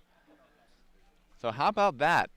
Hooper actually was also recruited for football coming out of high school and chose to play baseball where he felt he had a higher ceiling, but just an unbelievably athletic family. 0-2 count to Walker. This one fouled off down the third base line and out of play. Walker 0 for 1 in game number 2. Flew out to left. Was run down on a great running play by Brett Kinnaman. Seems like we could say that for half the Whitecaps lineup today. It's happened 3 times. 0-2 the count as the wind picks up. Breaking ball cut on and miss. Walker goes down swinging.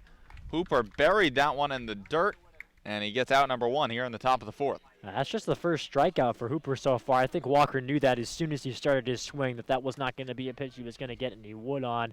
Kind of pulled it back afterwards, but he so far has been seeing the ball well. I think Steele Walker is kind of in that position where he needs something to go his way, and then he'll start to break out. He's such a terrific hitter and has a legacy with the wood bat. Another breaking ball from Hooper. This one misses down and in to start things off with Marty Costas, the first game Whitecap, if that's a thing, making his first appearance for Brewster in game number 2 of this doubleheader. This one crushed out towards left center field. Going back is Kinnaman, and he can't get it. It's over the fence. A home run for Marty Costas. How about that? In your Cape League debut, second at bat, Marty Costas puts the Whitecaps on the board with a bomb to left center field. Whitecaps on top of the Kettleers, 1-0 here in the top of the 4th. Well, he had 13 in the spring, and now he's got one with the wood bat in the summer. That one was rocketed out to left center field, and I dare say that's one that Kinnerman cannot get out and left.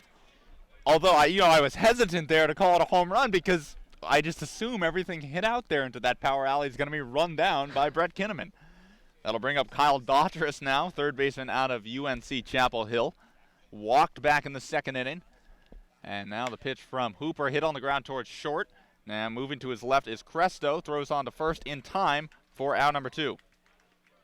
This is the first time that the Whitecaps have been in front in the game since they scored the first run of the game earlier today in the first inning. Travis Swaggerty now stepping in for the Whitecaps. He's 0 for 1. Flew out to center field in the second inning. He hit one hard out towards second, but it was run down by Genesta. 2 outs here in the top of the 4th. 1-0 Whitecaps on the Marty Costas home run. Breaking ball from Hooper misses down and away. That's good to see for Swaggerty. You know, Mara and I were talking about it on the broadcast in the first game about how he was being a little over-aggressive in the first game today. This breaking ball catches the outside edge, evens count 1-1 to Swaggerty. That was up at the letters there to Swaggerty, but laid it off. I think that's one of those where the coach will say, yeah, that's a good take. 1-1 from Hooper. Fastball misses outside. 2 balls, 1 strike. That's kind of, you know, we talk about these kids. We're talking about their first few games playing with a wood bat in the summer for a lot of these folks. I mean, Travis Swaggerty coming into this game, he's still adjusting. This is his first summer action that he's ever had. This one fouled off. Looks like Swaggerty tried to hold up there, but gets a piece of it, and now the evens the count 2-2. So there's a lot of stuff that needs to be adjusted in that situation. How to handle the wood bat, how to handle pitchers like Justin Hooper who are throwing stuff you don't see every day. And that's something that comes with time. I think Swaggerty still has the tools. Breaking ball from Hooper misses below the knees, and now the count runs full on Swaggerty.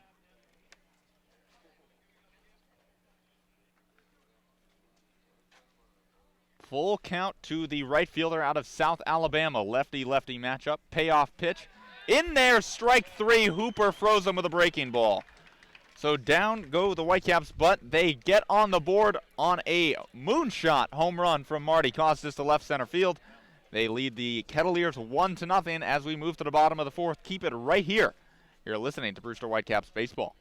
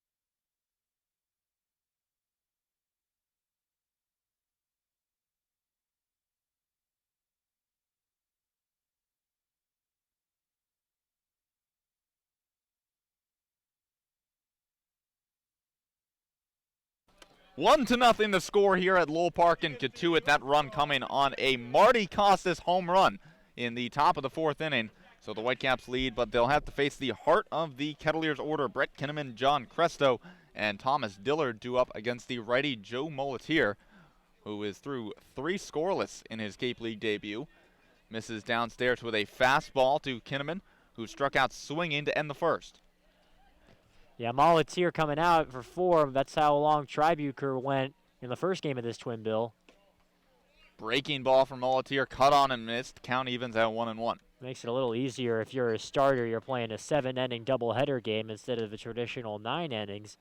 Because if you go 4, you're talking about before the game, Aiden, that's like going 6 if you're in a regular game. 1-1 the count. Cut on and missed. Fastball from Molatier there. Looks like he got a piece of it. But either way, count moves to 1-2. I'm really liking the swing and miss stuff that we have been seeing off of Molatier's fastball so far. That's the kind of stuff you need to get on the Cape. Molatier's 1-2. Another fastball. This one just misses down and away. Count evens, 2 balls and 2 strikes.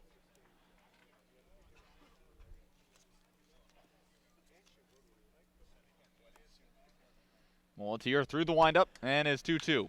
This one chopped up the middle, moving to his left as Smith fields on a hop. Quick throw, not in time to get the speedy Kinnaman, and the Kettleers have the leadoff man aboard with a leadoff single. That's the second time we've seen a nice play from Smith at shortstop that's come just short. We saw him start that double play attempt. That was in the previous inning in the 3rd, and that time did a great job to scoop that slow roller up and throw over to first base. I know Connor Smith is probably going to be thinking about that big error that came around to score the winning run in the first game of this doubleheader. But those are 2 good defensive plays. They didn't wind up meaning anything there, but still signs that he has good hands over there at short. And the number 5 hitter, John Cresto, shows bunt, but takes it back as Molatier misses down and away with a breaking ball. Cresto off to a rough start today. Ruff is putting it pretty nicely, actually. 0 for 5 so far in the 2 games combined with 5 strikeouts. I think that's about as rough as possible. Showing bunt once again. Third baseman Daughters in. This one gets away from the catcher Coons. The runner's going, throw on to second, skips into center field, and he'll try and take off for third, and he'll get there safely. It looks like the shortstop Smith may have been injured on the play. But either way, Brett Kinnaman into third base, and now with nobody out, the Kettleers have the tying run just 90 feet away. Boy, you were talking about how Coons did not have a single error at Gardner-Webb, and we'll see that might be charged to Smith over at short, but that skipped in front of him. And the tough thing about that from Coons' perspective is that throw was in time. That was fast enough to nab the runner over at second, but it squirted into center. It came in on one hop, and you got to believe if Smith picks it cleanly, they get Kinnaman at second, and it looks like it will indeed be ruled an error, but on Coons. Okay. So Kinnaman advances on the E2. Actually, advances to second on the pass ball and to third on the E2. So it is scored a pass ball, yes. Not a wild pitch. Okay, so that's tough for Coons. He racks up a pass ball and an error on the same play. But we are seeing some activity here. Looks like a couple members of the Whitecaps athletic training staff are taking a look at Smith's lower body. Well, Kinnaman slid hard in the second base. Obviously, Smith trying to field the throw from Coons. Almost looks like there was a collision at second base. Kinnaman sliding in, took out Smith, who was almost in a crouching position, trying to, scoop up the throw from Coons.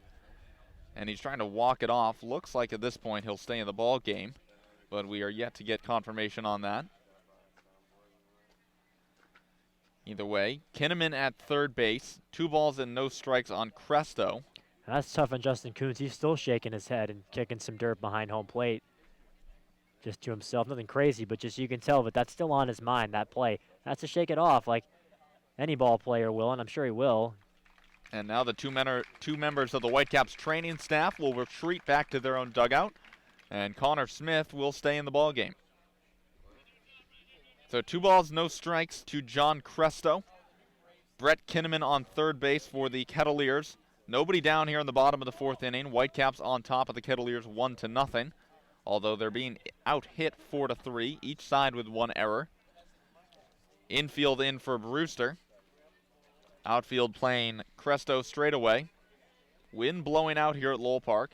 And the 2-0 from Molitier fouled off right over our heads and out of play. Count moves to 2 balls and 1 strike.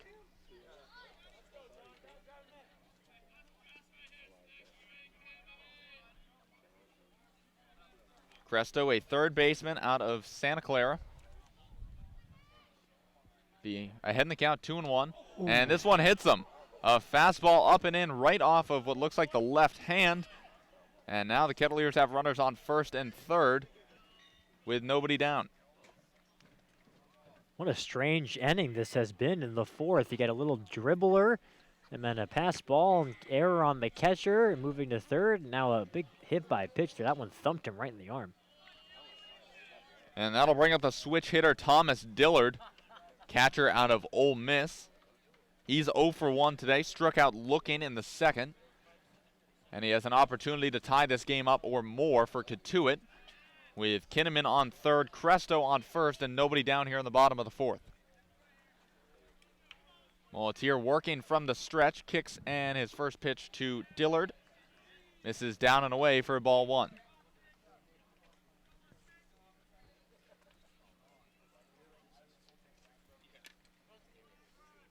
Molitier working from the stretch, comes set. Kicks in the 1-0. Fastball blew it right past him. Count evens, 1 ball and 1 strike. That was at 90, but you're right. It did seem to blow it by him. When you've got good auxiliary pitches like Molitier has shown he does, 90 can look a lot faster, and we've been talking about how heavy that fastball is all game long. Molitier kicks in the 1-1. Another one cut on and missed. Looked like that two-seam fastball once again, and so he's ahead in the count, 1 ball and 2 strikes. I think Dillard's thinking RBI double right there with that sort of swing, a pitch that falls off the table just enough to fool you. This would be a huge strikeout if he can get it for Molitier, because then you'd have 1 down and the double play in order. Molitier comes set, and the 1-2. This one chopped up the middle, fielded on a hop by the second baseman, flips to second in time, and that's all they'll get. So Kinnaman comes in to score on the fielder's choice. Cresto is out at second on the 4-6 force, and Dillard reaches on the fielder's choice. And Dillard is able to grab a run batted in. That's the first one for him on his Cape Cod League season. A little dribbler, and the ball has not left the infield, but Cotuit has been able to tie the game here in the fourth. Mitch Big Ross steps in now for Cotuit. And looks at a first pitch fastball down and away for ball 1. 1-1 the score here at Lowell Park. 1 down in the bottom of the fourth inning. Joe Molitier still working from the stretch as Thomas Dillard leads off of first. The 1-0 from Molitier, cut on and miss. Fastball downstairs, evens count at 1-1. Molitier is getting swing and miss after swing and miss on that fastball. These are good hitters. This is, the middle of the lineup here where we had 4, 5, and 6 due up for the Kettleers, a team that looked good offensively, and they're swinging and missing. Another fastball, this one at the dirt, blocked by Coons. Runner goes, and he is thrown out by a mile. Dillard didn't get a good read off of that one. Coons did a great job keeping it in front of him. Came right off his chest protector in front of the plate. Dillard thought he could get into second, and boy, was he wrong. That was another terrific throw from Coons. You're seeing, the offensive numbers for Coons, they don't light up the stat sheet, but defensively, he has done a terrific job in this game so far. Fastball from Molitier misses high and outside, so the count runs to 3-1. Made 3 throws. One of them was inaccurate, but all 3 were fast enough to get the runner. 3-1 from Molitier. Fastball, and it catches the outer edge for strike 2, so the count runs full. Big Ross thought he had ball 4. Started almost headed down to first base. Yeah, it's no secret we're seeing a bigger strike zone in this game than we saw in the previous game, but players are going to have to adjust. Payoff pitch hit on the ground sharply between first and second and into right field, so Big Ross reaches on a single. And with 2 down, the Kettleers put another runner on base. Molitier has to stay composed here. This has been a long inning for him, but he's pitched very well through it. I mean, he hasn't. That was the first ball that's gotten out of the infield all inning long. He's getting good life on the fastball that's getting swings and misses. And to top it all off, if he gets finished with this inning, his day is probably done. He's going to be able to say that he did the job that Jamie Shevchik asked him to do. So really has to dig deep here, try and get the final out of this 4th inning. And he tries to get it against the number 8 hitter, Luke Alexander, who takes a first pitch fastball down and away for ball 1. Alexander 0 for 1 on the day, struck out swinging in the 3rd. 2 down here in the bottom of the 4th inning. 1-1 the score between the Kettleers and the Whitecaps. 1 ball and no strikes on Alexander as Molitier comes set. Kicks and deals. Fastball catches the outer edge, evens the count, 1 ball and 1 strike. Interesting, Alexander's listed as a switch hitter, but he's hitting righty against the righty right now.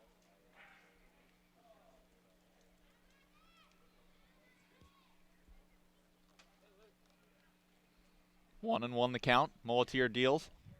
Breaking ball this time on the inner edge, and Molitier quickly had 1 ball and 2 strikes. Some smiles over there from the Kettleer dugout on the third base side after that call. You know, listen, if an umpire is consistent, then there's no reason for players or coaches to complain, and it looks like we're seeing a consistently big zone here in this 2nd game. It's just tough because we saw a tighter one in game number 1. That's tough for hitters to adjust to, I think. 1-2, 2 down, and Molitier will step off the mound.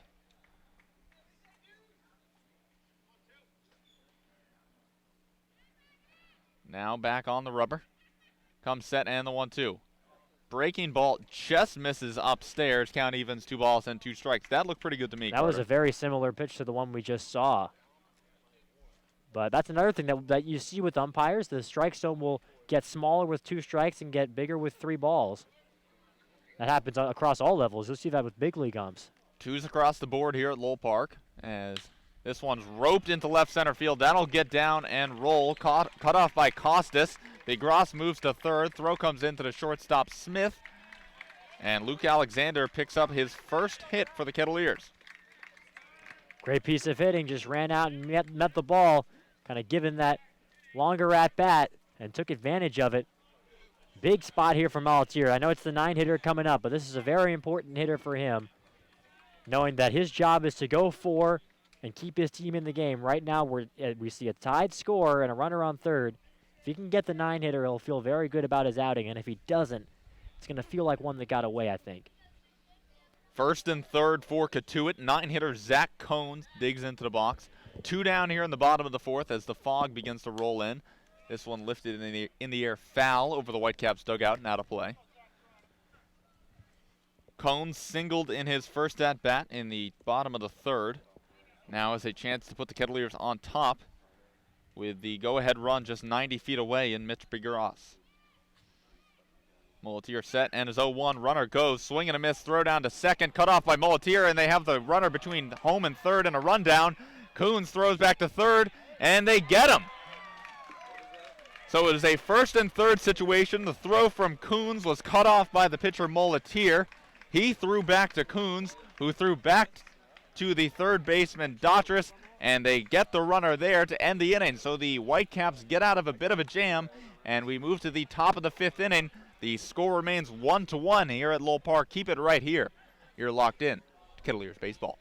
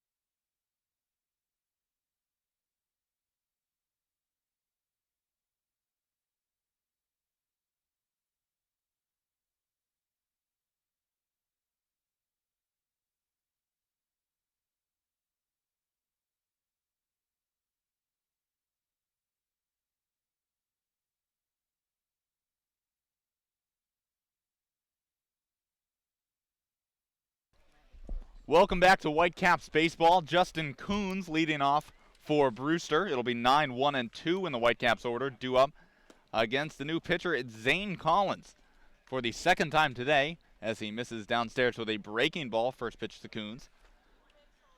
1-1 the score between the Whitecaps and Kettleers here at Lowell Park. 1-0 from Collins.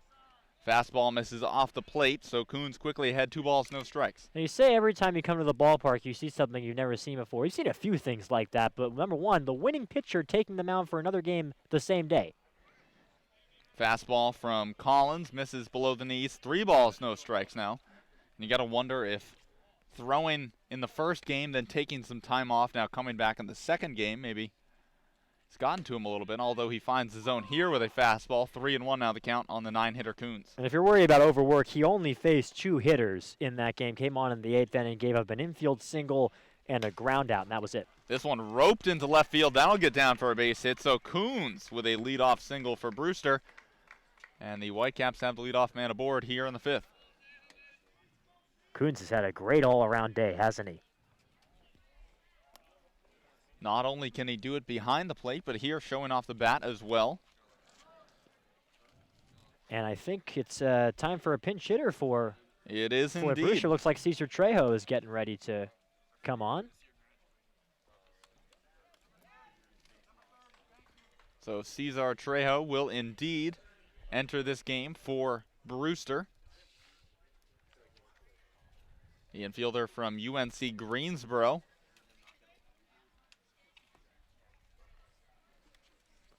Bats with Justin Coons leading off first base. Zane Collins on the mound for Cotuit. 1-1 ball game here in Cotuit. This one hit on the ground sharply towards third. Fielded by Cresto onto second in time. Throw onto first in time as well. Nice play by Begros to dig that one out of the dirt. And just like that, on a 5-4-3 double play, there are 2 down and nobody's aboard for Brewster. Well, there's nothing in baseball like a good-looking double play, is there? Terrific fielding there by Cresto over at third. A great turn from Thomas at second, knowing he needed every inch of that throw to go and nab Cesar Trejo at first base, and a great scoop by Begros at first. All around terrific around the horn DP for the second out. Nick Dunn stepping into the box now for Brewster against the left-handed throwing Collins. Lefty-lefty matchup.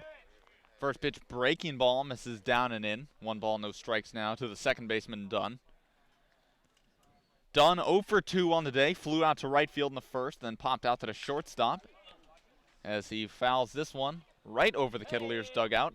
Comes off the net and caught by, looks like, a Kettleers pitcher. So nice. Actually, yeah, That's Chase Chase Cohen. Cohen, yeah, out of made the Georgia grab. Southern. Nice grab by Chase. Congratulations, Mr. Cohen. 1-1 the count on Dunn. 2 down here in the top of the 5th. Fastball from Collins paints the outer edge. 1 ball and then 2 strikes now on Dunn. Collins has looked locked in. So he threw those 3 pitches out of the zone to start. And since then, he's settled in. Yeah, broadcaster's jinx right there. 1-2 breaking ball misses down and away. Evens count 2 balls and 2 strikes to Dunn. 2 down here in the top of the 5th inning. Tie ball game, 1 run apiece between the Whitecaps and the Kettleers. Wind blowing very strongly out towards left center field here at Lowell Park. This one hit on the ground towards second. Moving to his right is Thomas. Fields throw onto first in plenty of time for out number 3. So the Whitecaps get a leadoff single, but it's quickly erased on a 5-4-3 double play. No runs on 1 hit, no errors, nobody left on base. We've played 4.5 here in Cotuit in Game 2 of this doubleheader. Still tied 1-1. Keep it right here. You're listening to Whitecaps Baseball.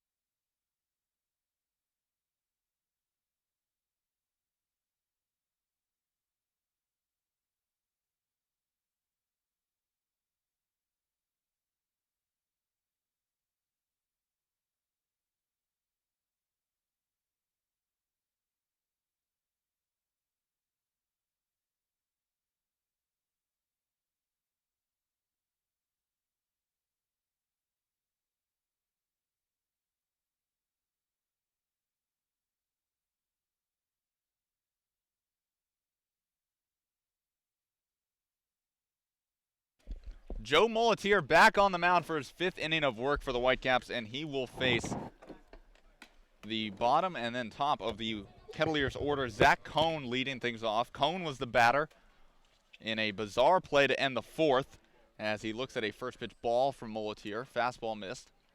And now it misses again, this time upstairs, 2-0 now to count on Cohn. Cohn was the batter, first and third situation with 2 outs. Luke Alexander led off first. He took off for second. The throw from the catcher Coons was cut off by Molitier as the runner on third took off for home. It was Big Gross, and they got him in a rundown and eventually tagged him out at third for the 3rd out of the inning. As Molitier misses once again downstairs, 3 balls, no strikes on Cohn. That was a terrific play because I think Molitier was the only person on the diamond who realized that that runner was breaking for the plate. And it's a 4-pitch walk for Cohn to lead things off here in the bottom of the 5th. And that being said, you never want to give up a leadoff walk to the number 9 hitter in any situation.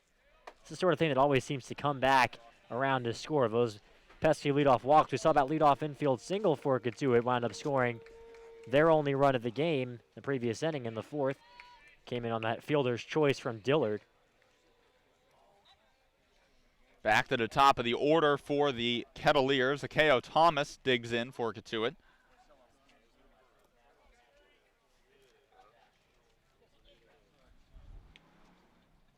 Righty-righty matchup here between Molitier and Thomas. Thomas 0 for 1, reached on a walk in the 1st and was caught stealing. Shows bunt here, but bunts it foul. So 0-1 now to count on Thomas. Big response there from the Whitecaps. They were playing the wheel play over at first and second. The second baseman, Dunn, scampering over to cover. Always a threat to run, despite the fact that Thomas has been gunned down once in this game. On a terrific throw by Coons. Cohn leading off first. Thomas shows bunt once again, takes it back as the pitch misses downstairs. Coons thought about throwing to first as he thought Cohn was a bit too far off of first base, but decided to refrain, which I think was the right decision. Just gave him the old hairy eyeball. Yeah, just making sure he knows, hey, I'm looking at you. 1-1 the count to K.O. Thomas. This time he tries to get the bunt down once again, but this one rolls foul down the first baseline, and the count moves to 1-2. One of the things that's tough about sticking to that bunt is now you have a guy, he had a .462 on-base percentage with Michigan this past year. So this isn't a guy who, you know, is foreign to getting on base, and now you're trying to lay down this bunt, and he's behind him a count at 1-2. Instead of maybe if he was swinging away, he could have a cleaner slate and might be hit a ground ball anyway. 1-2 the count. Tie game here at Lowell Park between the Whitecaps and Kettleers. And the pitch from Molitier, breaking ball lifted in the air down the right field line, but this one getting out of play, so Thomas stays alive. Count stays 1-2. And I think Molitier was pretty lucky. That was a hanger left out over the plate, and I think Thomas knows that he failed to take advantage of a pitch to hit there. Cohn leading off of first. Infield now back at double play depth. And this one's chopped weakly towards third. Tough play for the third baseman. Daughters throw on to first. Not in time. Dug out of the dirt by Gasper. But not in time to get the speedy Thomas. Bench coach for the Whitecaps, Tommy Weber, is asking the first base umpire whether or not Gasper was off the bag or he was simply, or if Thomas just simply beat it out, and didn't look like first base umpire even acknowledged him. Looked plenty close from here. No matter what, it's a terrific throw over there from Daughters at third base, but that was a very close play. Right now, Gasper's got his mid off and looking like he wasn't too thrilled with the call. That'll bring up the number 2 hitter, Griffin Conine, who has singled and doubled in his first 2 at-bats today in game number 2. Nobody down here in the 5th. Fastball from Molitier paints the outer edge for strike 1. And you got to wonder, Carter, this is the 3rd time now through the order that this order is facing Joe Molitier. That's never easy for any pitcher. Yeah, maybe they're going to start to key in on that fastball a little bit more. This one misses high and outside. Count evens 1 ball and 1 strike. That was really the tool that Molitier was using to his advantage during the first couple of times through the lineup. I think that's a great point, Aiden. Molitier working from the stretch. Runners leading off of first and second. Nobody down here in the bottom of the 5th. Breaking ball hit sharply right towards the Kettleers dugout. Just misses hitting a player, but hits the fence that protects the dugout. So that is why that's there, Carter. Boy, but that was maybe a couple of baseballs higher. That bat knocked someone in the head. That's a scary play. Scary play indeed. 1-2 now the count on Conine. Mulletier comes set, and now time is called by Conine. This ballpark, like I think all ballparks should, has extended netting beyond the dugouts on both sides down the lines to protect the fans. 1-2 the count on Conine. Cone leading off of second. Thomas off of first. Nobody down here in the bottom of the fifth inning. Tie game, 1-1 between the Whitecaps and Kettleers. And the pitch from Mulletier. Fastball just misses off the plate. Count evens, 2 balls and 2 strikes. Nice emphatic call from the ump, too. Wanted to make sure everybody knew. Been a good at-bat, I think, for Conine.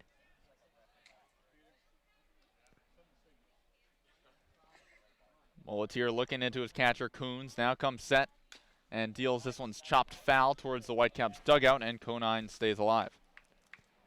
Did a good job to hack that. That was that two-seam fastball. That might have been something that maybe got a swing and a miss in the previous time through the lineup. Although, to be fair, Conine has a single and a double today, so not exactly a slouch. And by that, I mean just this first game. He had a homer in game number 1 earlier today. Certainly a good day at the plate for Griffin Conine. As Mulletier now comes set. And the 2-2. Stays alive once again as this one's chopped foul down the third base line. Umpire requesting some baseballs from the Kettleers bat boys. That's how you know that's how you know you're having a good at bat that's making the pitcher work, when the ump says, "Hey, I'm out of balls." And there is no bigger responsibility than when you're a bat boy and you need to get those baseballs to the umpire. It's true. 2-2 the count. Breaking ball in there, strike 3. Joe Mulletier gets Griffin Conine looking, and there's one down here in the bottom of the fifth. Huge strikeout for the righty out of Monmouth. Yeah, that was really well done from Joe Mulletier. You know, we were talking about how maybe that fastball has lost effectiveness.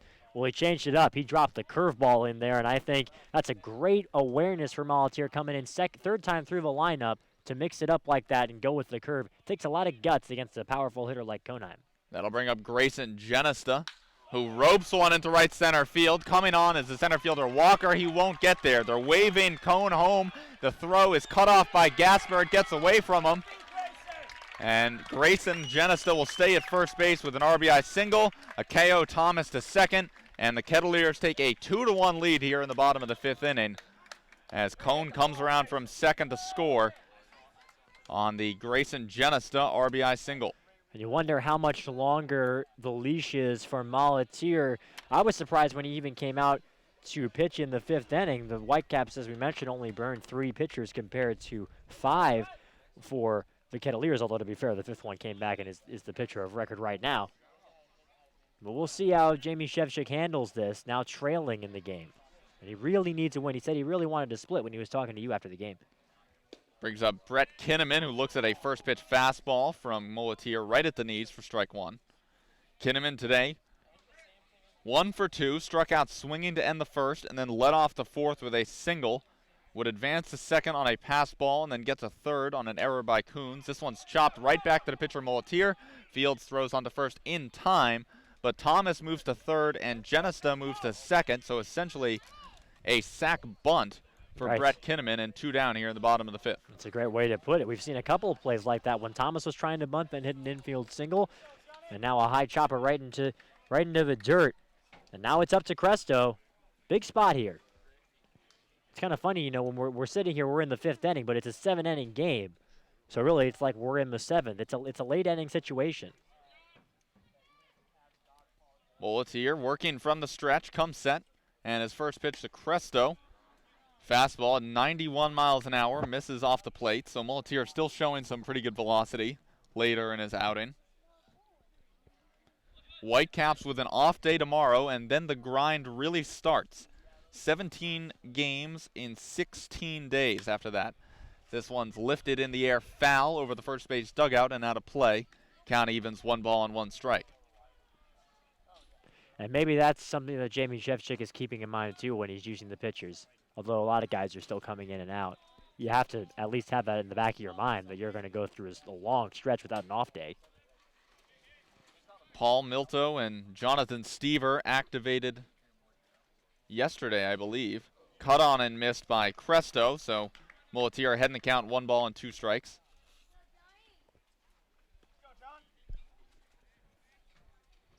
So Stever and Milto, both fresh arms out of the bullpen that Coach Shevchik said were both available if need be. 1 and 2 the count, 2 down. Mulletier deals this one, hit into right field. Going back is Dunn, and he'll make the play over his shoulder. A nice play by Nick Dunn to get the Whitecaps out of the inning, but the Kettleers do their damage. An RBI single by Grayson Genesta puts Cotuit on top 2-1 as we move to the 6th inning. Keep it right here. You're listening to Whitecaps Baseball.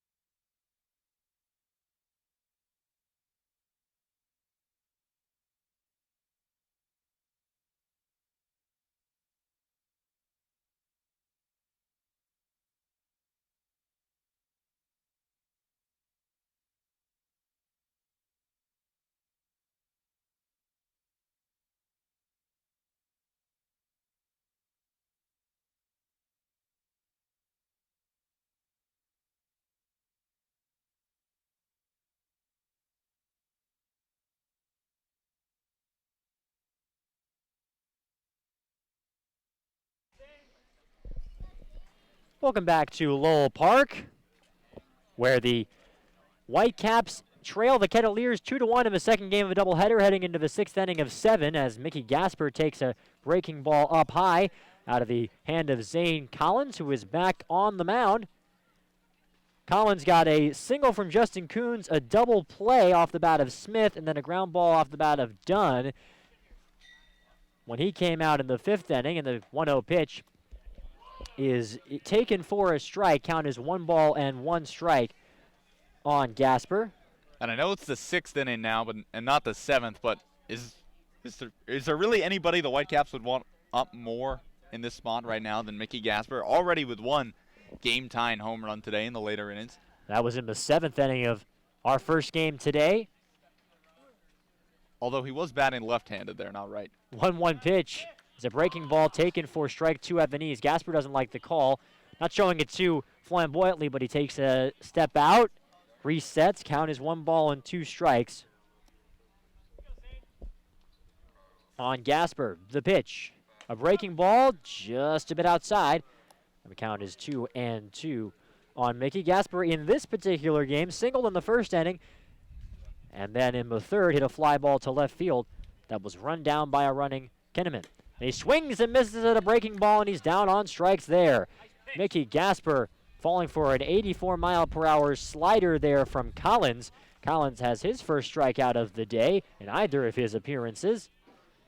And there's one gone. Just a nice pitch there from Zane Collins.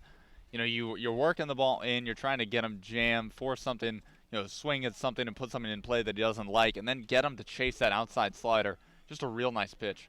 Here's Michael Curry, and the first pitch to the computer science major is in there for a strike at the knees. The count 0-1. Computer science, interesting. Computer science. True story.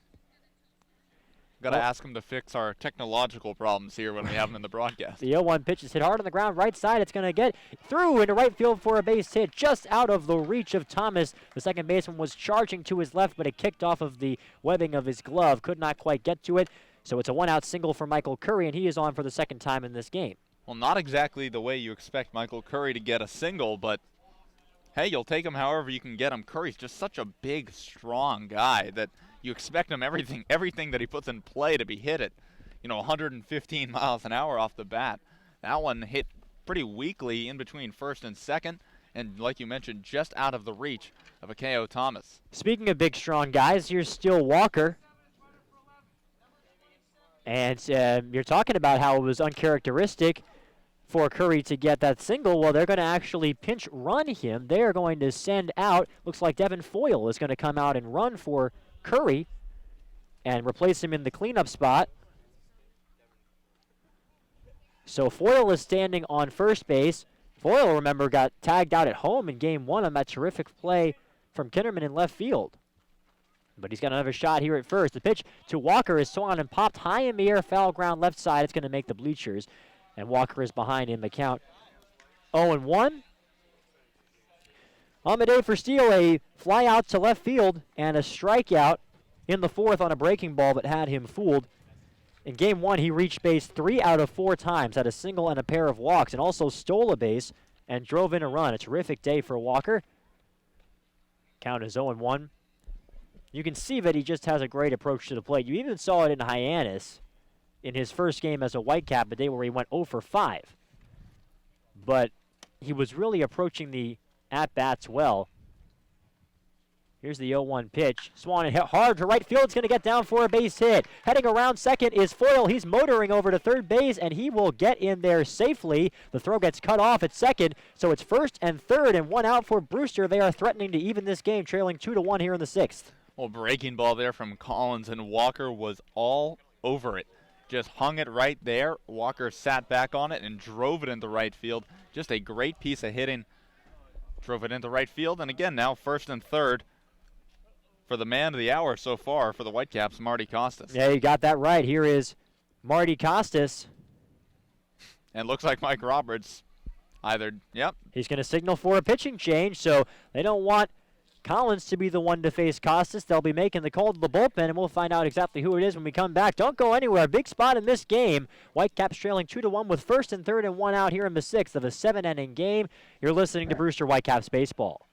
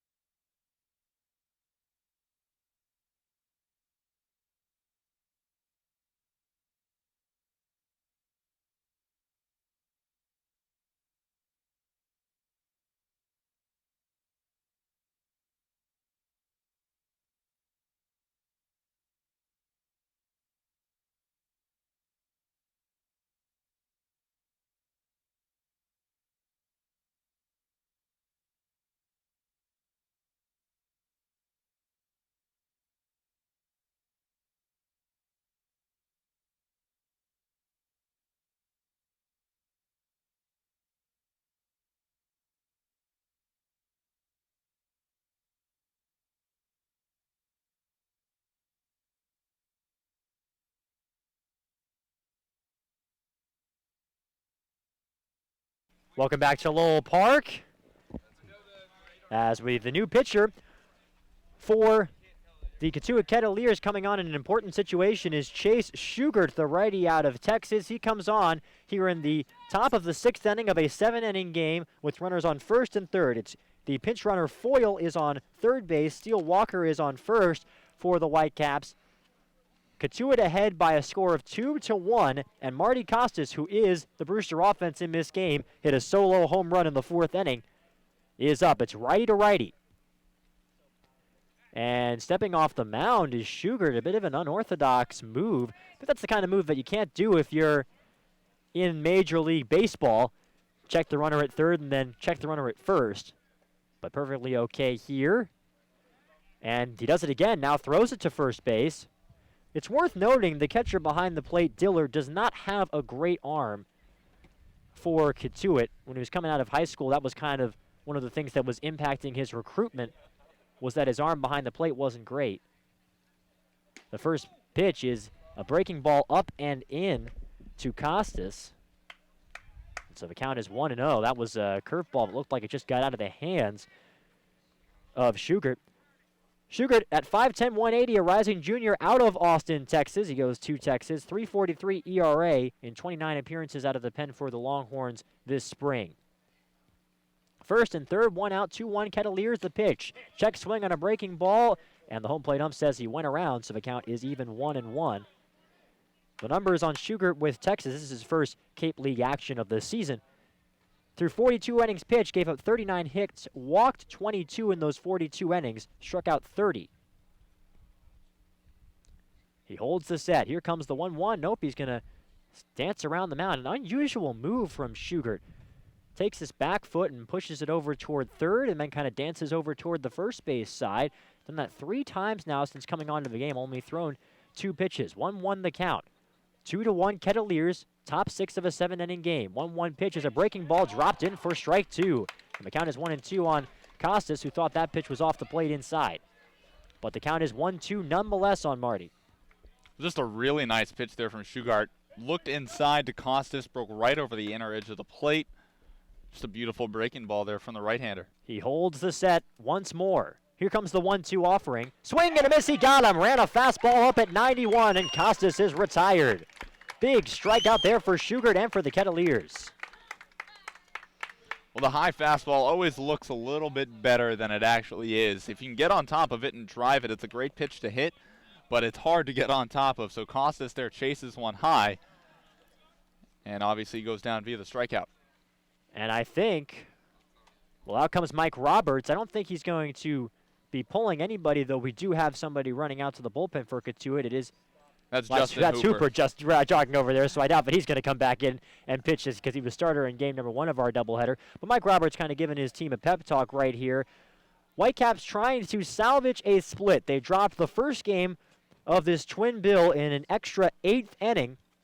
A home run by Mickey Gasper in the top of the 7th tied things at 3, but in the 8th, they were able to get a nice play by Walker in right field, a diving grab to start things off in the bottom of the 8th, but then an error at third by Smith on a pop fly that he just dropped, and another error at first base by Gasper on a line drive he couldn't handle, were all that the Kettleers needed. Gian Martellini wound up singling home Genesta, who reached on that first error. And that was the winning run, a walk-off victory in the first game of this doubleheader for Cotuit by a score of 4-3. Now, the Kettleers lead 2-1.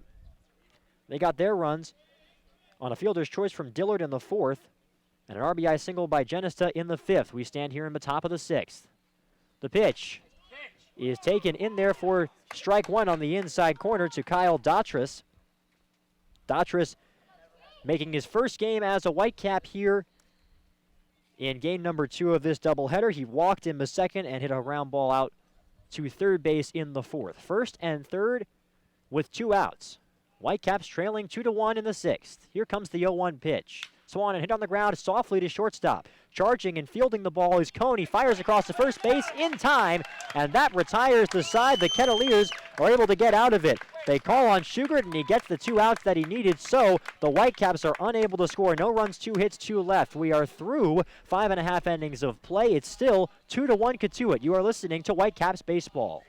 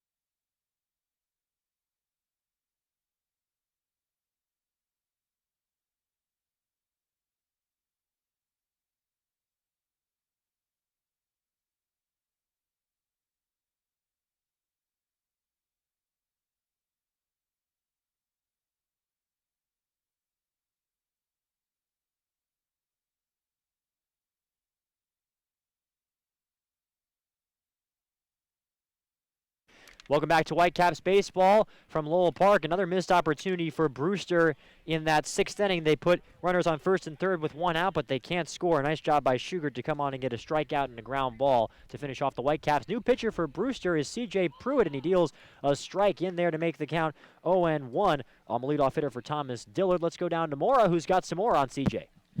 Well, guys, Pruitt developed a cutter with his pitching coach when he was 13. He kind of grips it like a slider but throws it like a fastball, and he tends to throw it a lot. He threw it 70% of the time this year for LaSalle in Philadelphia. Back to you guys. Thank you, Mora. The pitch is down and into Dillard. The count now 2-1 on Thomas Dillard, who has one of the 2 RBIs in this game so far for the Kettleers. It was a fielder's choice in the 4th inning.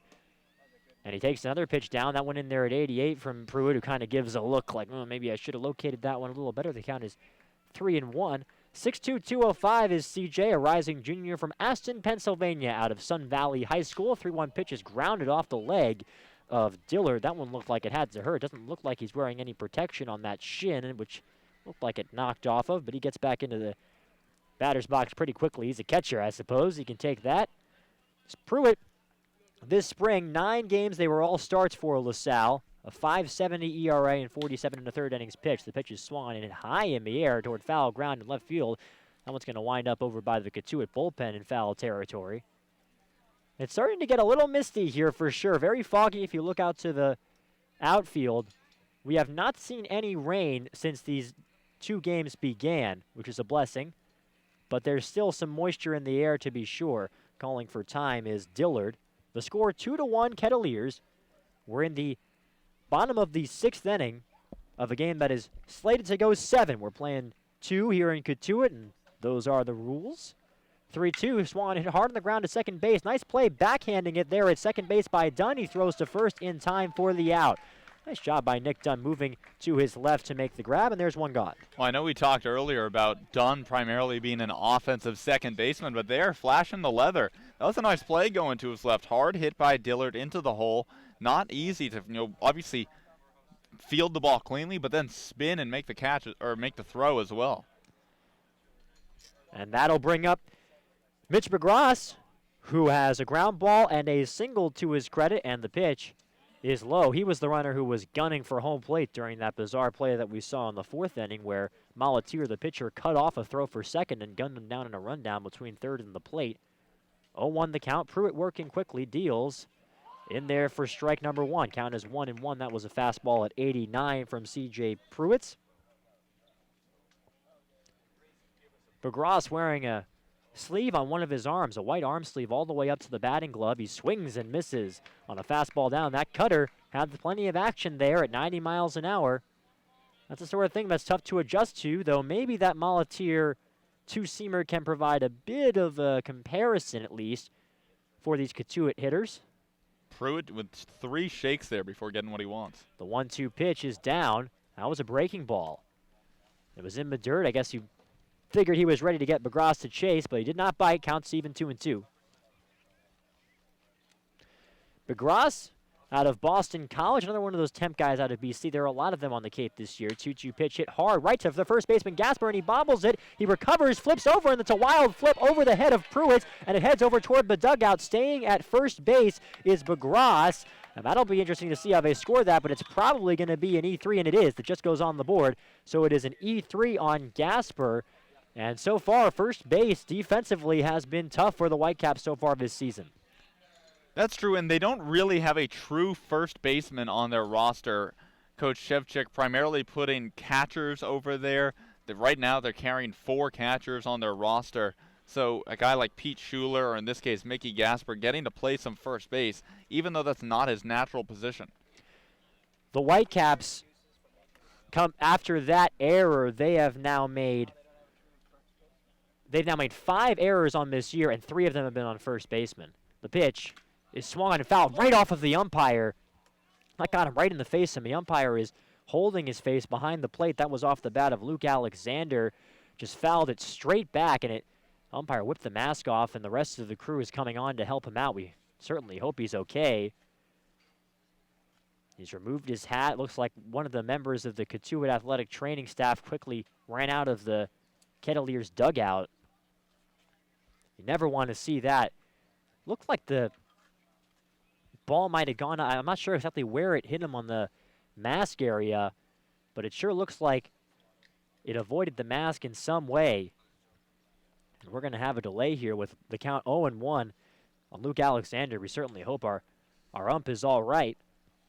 Obviously, with the masks, they do their job. They protect your face no matter where you are in the position, but they don't do everything. I mean, I think people assume that, okay, even if you're a catcher, you've got padding on or you've got your mask helmet on, you've got to be okay. You can basically survive anything or be fine no matter what happens back there, and that's really not the case. There are plenty of errant baseballs or like extended swings by a hitter, something that hits in the wrong place or hits the mask and then causes vibrations or some sort of reaction from the equipment that can cause some damage as well. There's no perfect way to prevent anything. I mean, it's not like you're sitting back there in a perfectly strong bubble or something like that. But it does its job most of the time. But there are instances in which the equipment can not fully prevent an injury. And that's one of those moments that I think it would be hard to find a baseball that goes faster into the mask of an umpire than that, because that's a cut fastball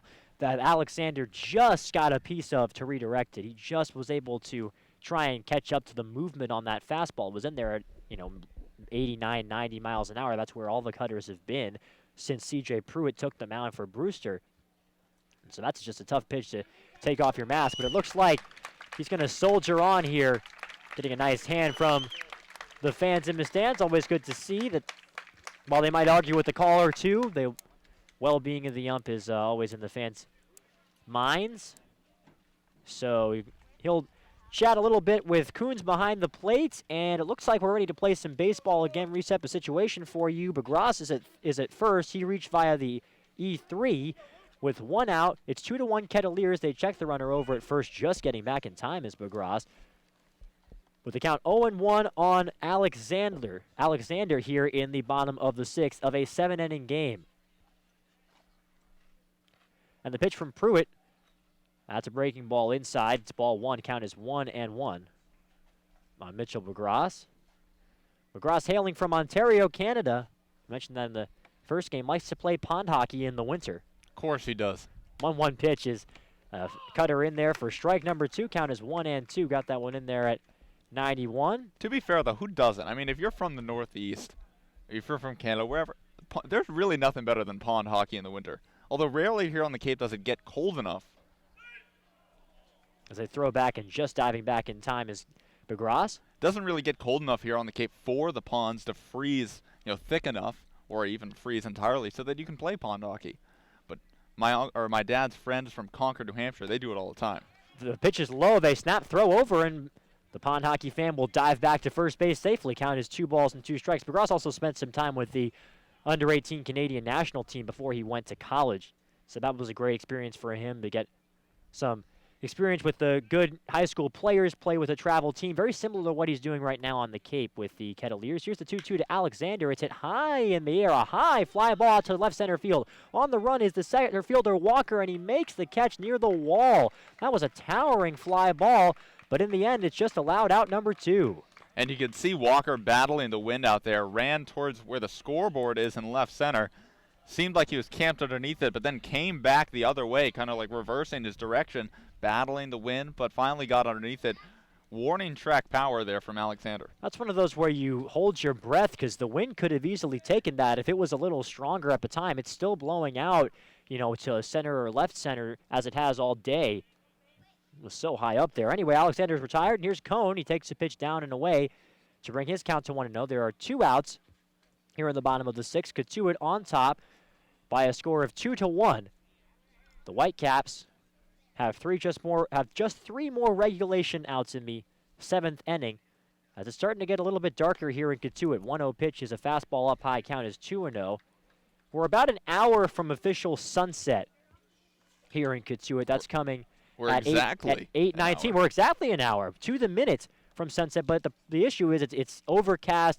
It's been overcast all day. There's nothing but clouds. A lot of fog, too. Here's the 2-0 pitch. Swung and fouled off. That one got a piece of Cone. Cone has reached base twice over the course of this second game. He singled in the third and walked and later scored the Kettleers' second run in the fifth, on an RBI single by Genesta.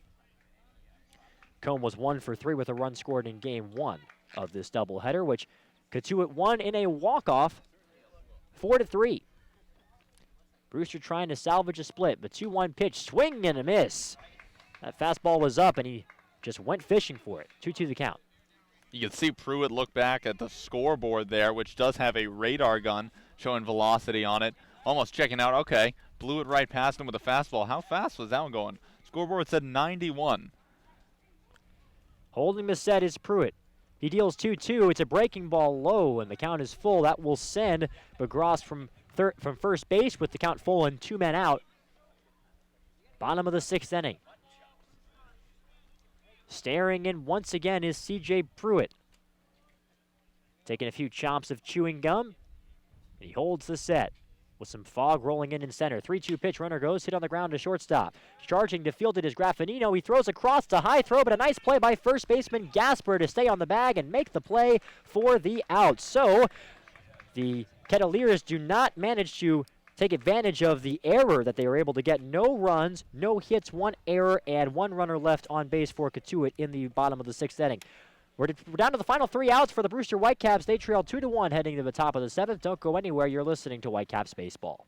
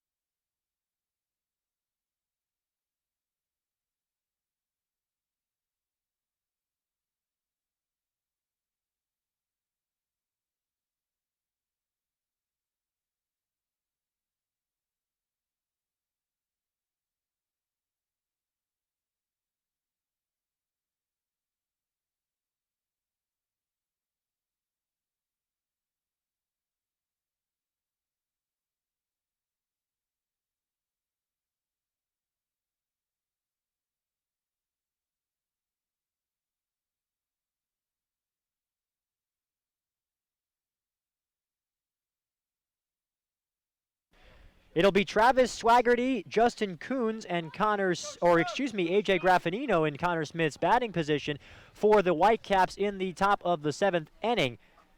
And Coons is standing on deck as Swaggerty digs in from the left side. Chase Shugart, the righty out of Texas, is still on the mound for the Kettleers, who are ahead 2-1, looking to close the door on the Whitecaps here in the final 7th inning of this 7th inning doubleheader game. The pitch is outside. Kettleers, no, it's in there for a strike, as that one caught the outside corner. The Kettleers won the first game of this doubleheader 4-3 and lead game number 2 2-1 here in the top of the 7th inning. Swaggerty is 0 for 2 with a fly ball to center field and a strikeout. Has 1 hit in 8 at-bats in this day with the 2 games combined, or 1 hit in 7, He takes a breaking ball low, counts even now 1-1 on Travis. Swaggerty thrown right into the fray, starting both games on his first day in Whitecaps camp. He arrived a couple of days ago, but wasn't able to get in because of the rainouts. 1-1 pitch is hit high in the air, shallow center field. Coming on is Genesta, and it drops in front of him for a base hit. That was just right where it needed to be. A little bloop single out there in center, and Swaggerty is on. He's the tying run on first base for Brewster. Well, they always say to play a little bit deeper because it's easier to come in than it is to go back, and especially today here at Lowell Park, wind blowing out of the ballpark, so the ball is expected to carry. Genesta out in center field playing back, and that one you'd expect normally that's just a fly ball to center field, but with Genesta playing back, drops in for a base hit. And in a one-run game, the Whitecaps have the leadoff man aboard. And it does appear the outfielders, it's a little tough to tell from our vantage point right behind home plate. It does appear, like you were saying, the outfielders are playing pretty deep out there, trying to keep any extra base hits from going on. Here is Justin Coons. He is 1 for 2 with a single in the 5th inning. And a terrific day defensively behind the plate. He is charged with a pass ball and an error. They were both on one bad throw, but it was still a throw that was in time, just inaccurate. He takes the pitch high, breaking ball with no bite, and the count is 1-0. Guarding the bunt at third base is Cresto. He's a couple steps into the infield grass.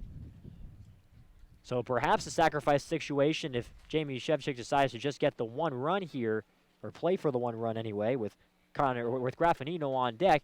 They check the runner at first base again, as they have frequently. Talking about Cotuit pitchers in this game, especially Game 2, but toward the end of Game 1 as well. It's starting to get real foggy out there in the outfield on an overcast day here in Cotuit. 1-0 pitch. A fastball taken up high and inside. 2-0 is the count on Justin Coons. Coons, the catcher out of the running Bulldogs of Gardner-Webb. Before this game, Aiden, you were talking to Coach Shevchik of Brewster, and he said a split would feel like a win. Brewster needs a 1 if they want to get that. 2-0 pitch, swung and hit hard on the ground to shortstop. Fielded there by Cody. Flows to second for 1. Over to first. It's a double play.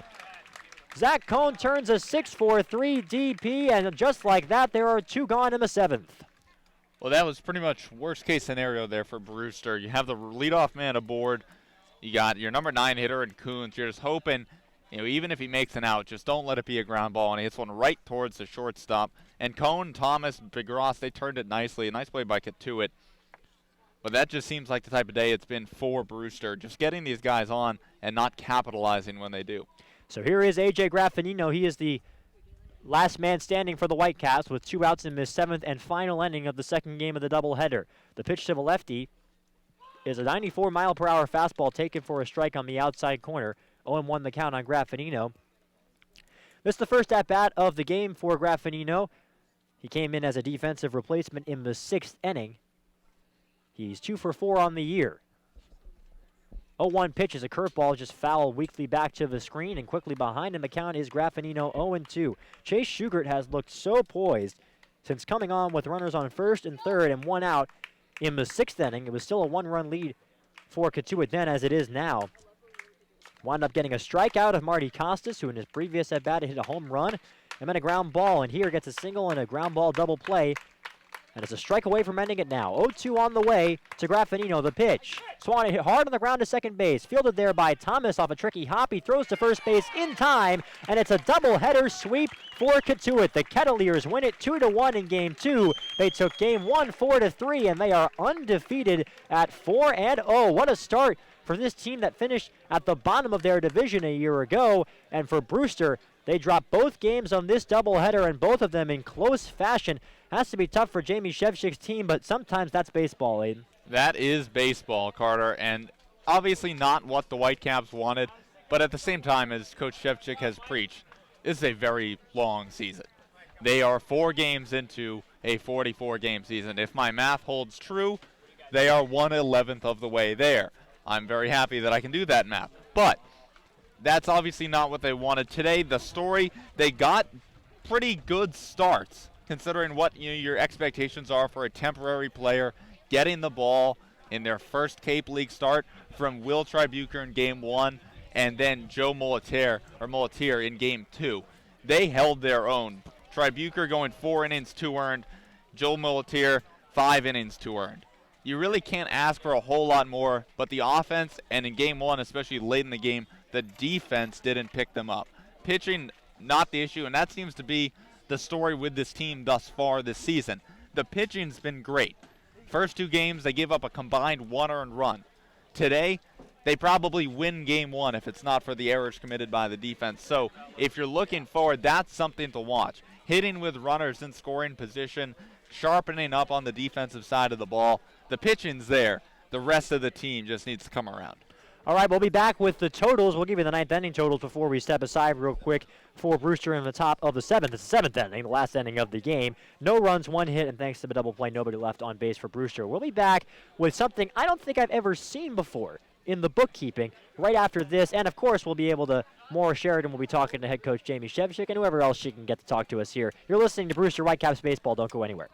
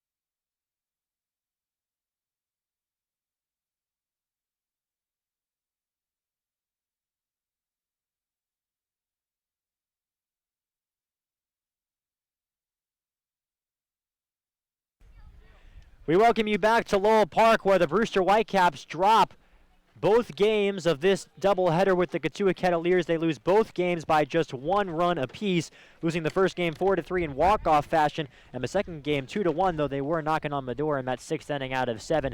Want to get you set for the bookkeeping here. First, the totals. Brewster falling to Cotuit 2-1. Cotuit with 2 runs on 8 hits, 1 error. They left 7 men on base in game 2. Brewster with 1 run on 7 hits, 2 errors. They left 6 on base. The winning pitcher, now this is the thing I'd never seen before.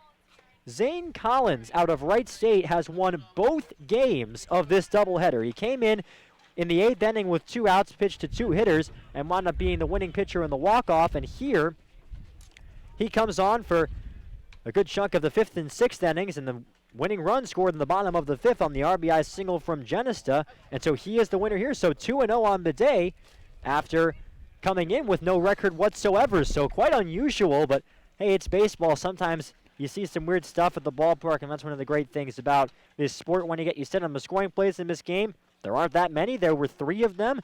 The first was the solo home run by Marty Costas in the top of the 4th. It was hit well out to left center field over the wall. Costas his first of the year and his first game of the year. It was the 3rd Whitecap homer. Mickey Gasper has the other 2, including one earlier today in game number 1. The other 2 runs, well, the first one scored on a fielder's choice by Dillard in the 4th inning. It was Brett Kinderman who came around to score on that play. And then the RBI single by Grayson Genesta proved to be the game-winning hit. That won the game for Cotuit 2-1. Let's send it over to Maura Sheridan, who is with Marty Costas. Maura? Hey guys, so you homered in your second at-bat as a Whitecap. How'd that feel? What gave you the confidence to just swing for that one? I knew that my last at bat I hit a ball pretty well, so I think that I was more nervous that first at bat. But after getting that out of the way, I came up second bat a little bit more freer. Just had some fun, Your teammate Nick Dunn is here with you on the Whitecaps. What does it mean to have a guy that was here last year? He can kind of lead you on this team. What does it mean to have him here with you?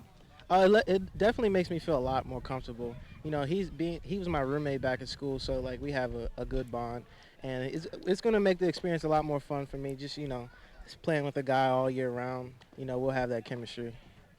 Your home run was the only source of offense today in this second game. How does this team fix that offensive struggle? Well, I think that we hit a lot of balls off the barrel today, just right at people. I think it's early in the season to really worry about that. I think the guys are taking a lot of good swings, so if they just keep up what they're doing, it's going to fall for us. All right, thank you so much, and congrats on your homer, and good luck to you. Thank you so much, Maura. I love that answer from Marty Costas about where the offense is at, because we were talking about it all game, the balls that were hit right on the screws. And give credit to Cotuit's defense, especially in the outfield. They did a terrific job tracking down some hard-hit balls. But when Coach Jamie Shevchik came in after game one and said, I'm going to chalk this up as a fluke, you kind of feel like you understand what he's talking about, even when you're applying that to the entire doubleheader, right, Aiden? Yeah, I love Marty's answer there too, because it's 100% true. Especially, we talked so much about Brett Kinnaman hitting the ball hard, making great plays out in the outfield when the Whitecaps hit the ball hard. Seemed like he was running everything down out there. So, it is early in the season. Only 4 games under this team's belt. I think it's almost more of a positive sign that they are hitting the ball well. First couple games, they really didn't. They got on base at a high clip. They got some defensive miscues that went their way. They didn't get those today. They didn't get those errors that benefited them. But they hit the ball hard, just happened to be right at people. I think going forward, that's a good sign. They're seeing the ball well. They're having more solid at-bats where they're, again, making solid contact. And eventually, baseball evens itself out. These hits are going to fall in at some point. It's not time to worry about it after Game 4. There were a lot of players who were on and with temporary contracts on both sides of both dugouts for both teams, but also from the Whitecaps' perspective, that there were a few guys that Jamie Shevchik had his eye on. Is there anybody in particular, Aiden, that you think was able to come in and have a good performance for them from a temporary perspective? Well, I'd point to the pitchers. I really do. I think this is a pitching staff that is looking for guys to step up. The main storyline going into this year was the pitching getting burned last year. A lot of guys leaving towards the end of the season, basically getting all relief pitchers this year so that they wouldn't have guys leave or hit their innings limits, halfway through the season. And I think for the temporary players to step up, give them, as we saw in the first 2 games, I know Connor Higgins isn't a temporary player, but then in Game 2, J.R. McDermott pitching well, Joe Demers pitching well, and then today, William Tribuker and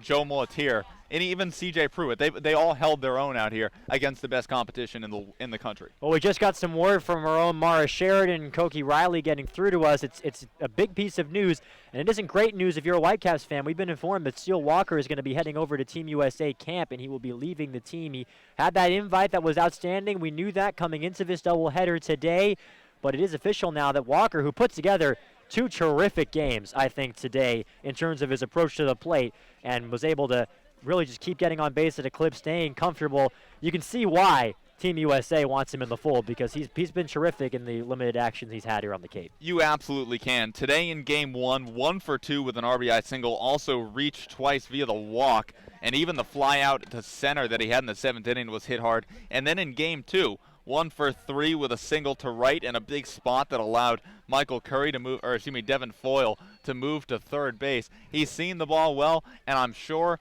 once he gets to Team USA camp. Now remember, there's no guarantee he makes the team. He could be back in a Whitecaps uniform in a couple of weeks.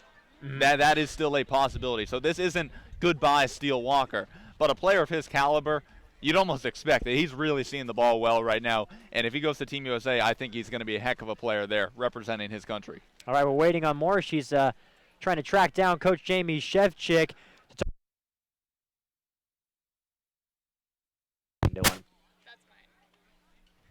All right, she's going to track down Jamie Shevchik to talk to us real quick, and he is on his way over here. And we will send it over to Maura Sheridan, who is with the Brewster Whitecaps head coach. Maura? All right. Well, 2 losses. Now you guys are 500, but what can you learn from today and kind of grow as a team? It's really early in the season? Well, we can't lose games because we make errors, and we just didn't take care of the baseball today. I think our pitching is going to be really good, and I think we're going to hit. But when we're gonna put guys on base and we're not going to make routine plays, it's going to be a struggle all year long, all summer long. So we need to shore some things up there and make sure that we take care of the baseball a little bit better and keep us in games. We lost 2 games today literally because we made some mistakes defensively. A couple of new guys, Nick Dunn and Marty Costas, coming in today, making an impact. What's it mean to have those guys stepping up? Nick's a returning all-star. Marty, you saw what he can do here today. And we're still waiting for a handful of guys. We got another arm coming in. Hunter Bishop is coming in. Julian Fonte will be here after the home run derby. He's going to the home run derby. So we're going to have 2 guys in the Ameritrade home run derby. So it's, in school ball, it takes these guys 8 months to gel. It's going to take us. We have to do it in a hurry. So we're trying our best. These guys don't even know each other's names yet.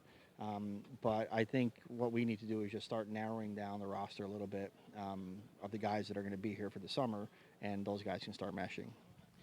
A day off tomorrow and then 17 straight games. What is the message going into that long stretch? I like playing 17 straight games. Win or lose, you want to be able to get back on the field the next day. The day off just kills you. It kills you in both ways. When you lose 2 games like this, you want to play tomorrow. When you win 2 games, you want to play the next day. So playing 17 games is not going to bother me, and it sure as hell ain't going to bother these guys either. We got plenty of guys that can play and plenty of pitching. All right, thanks so much, Coach. Well, a confident Jamie Shevchik looking ahead to the long stretch going ahead. He's right, but they've got plenty of guys. But I think it's interesting, but he's pointing to the defense.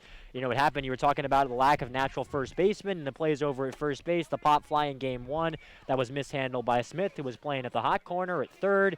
That's something that the Whitecaps, he's right. They're going to have to shore up.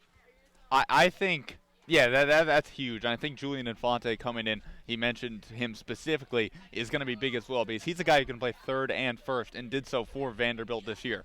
So playing for one of the best baseball programs in the country at third and first base. If he can come in, I know he played third for Brewster last summer, but shore up first base for this team this summer, that's huge. And also his presence, obviously, in the middle of the lineup. But one thing that I loved from that response there from Coach Shevchik, the idea that the 17 games in 16 days doesn't bother him. That a lot of coaches, a lot of players like, oh, God, we're hitting the grind now. This is where it's going to get, and they're not enthusiastic going into it. But he's absolutely right. When you're winning ball games, a day off kind of kills your momentum. You don't want that. That's why he singled that out before the game, saying, we won 2 straight. Now we have 2 days off. It kind of throws us off a little bit. And when you're losing, you know what is better than losing? Getting right back out there the next day and winning a ball game. If you have that extra day off, you're thinking about the loss. You're overthinking it a little bit. I love that answer, and I think that's a good sign as far as that's their mentality going forward. All right, one more day off for the Whitecaps tomorrow, and then they are back in action on Tuesday. They are going to the 3-time defending champion Yarmouth Dennis Red Sox. That game that evening will be right here, right where you are on YouTube. That's where you can listen to it here on Brewster Whitecaps Baseball. For Koki Riley, our beat writer, Morris Sheridan on the sidelines and in the booth with me, Aiden Doyle, and our entire crew, I'm Carter Wadil saying so long from Cotuit. The Whitecaps drop this doubleheader 4-3 in the first and 2-1 in the second. We will see you on Tuesday.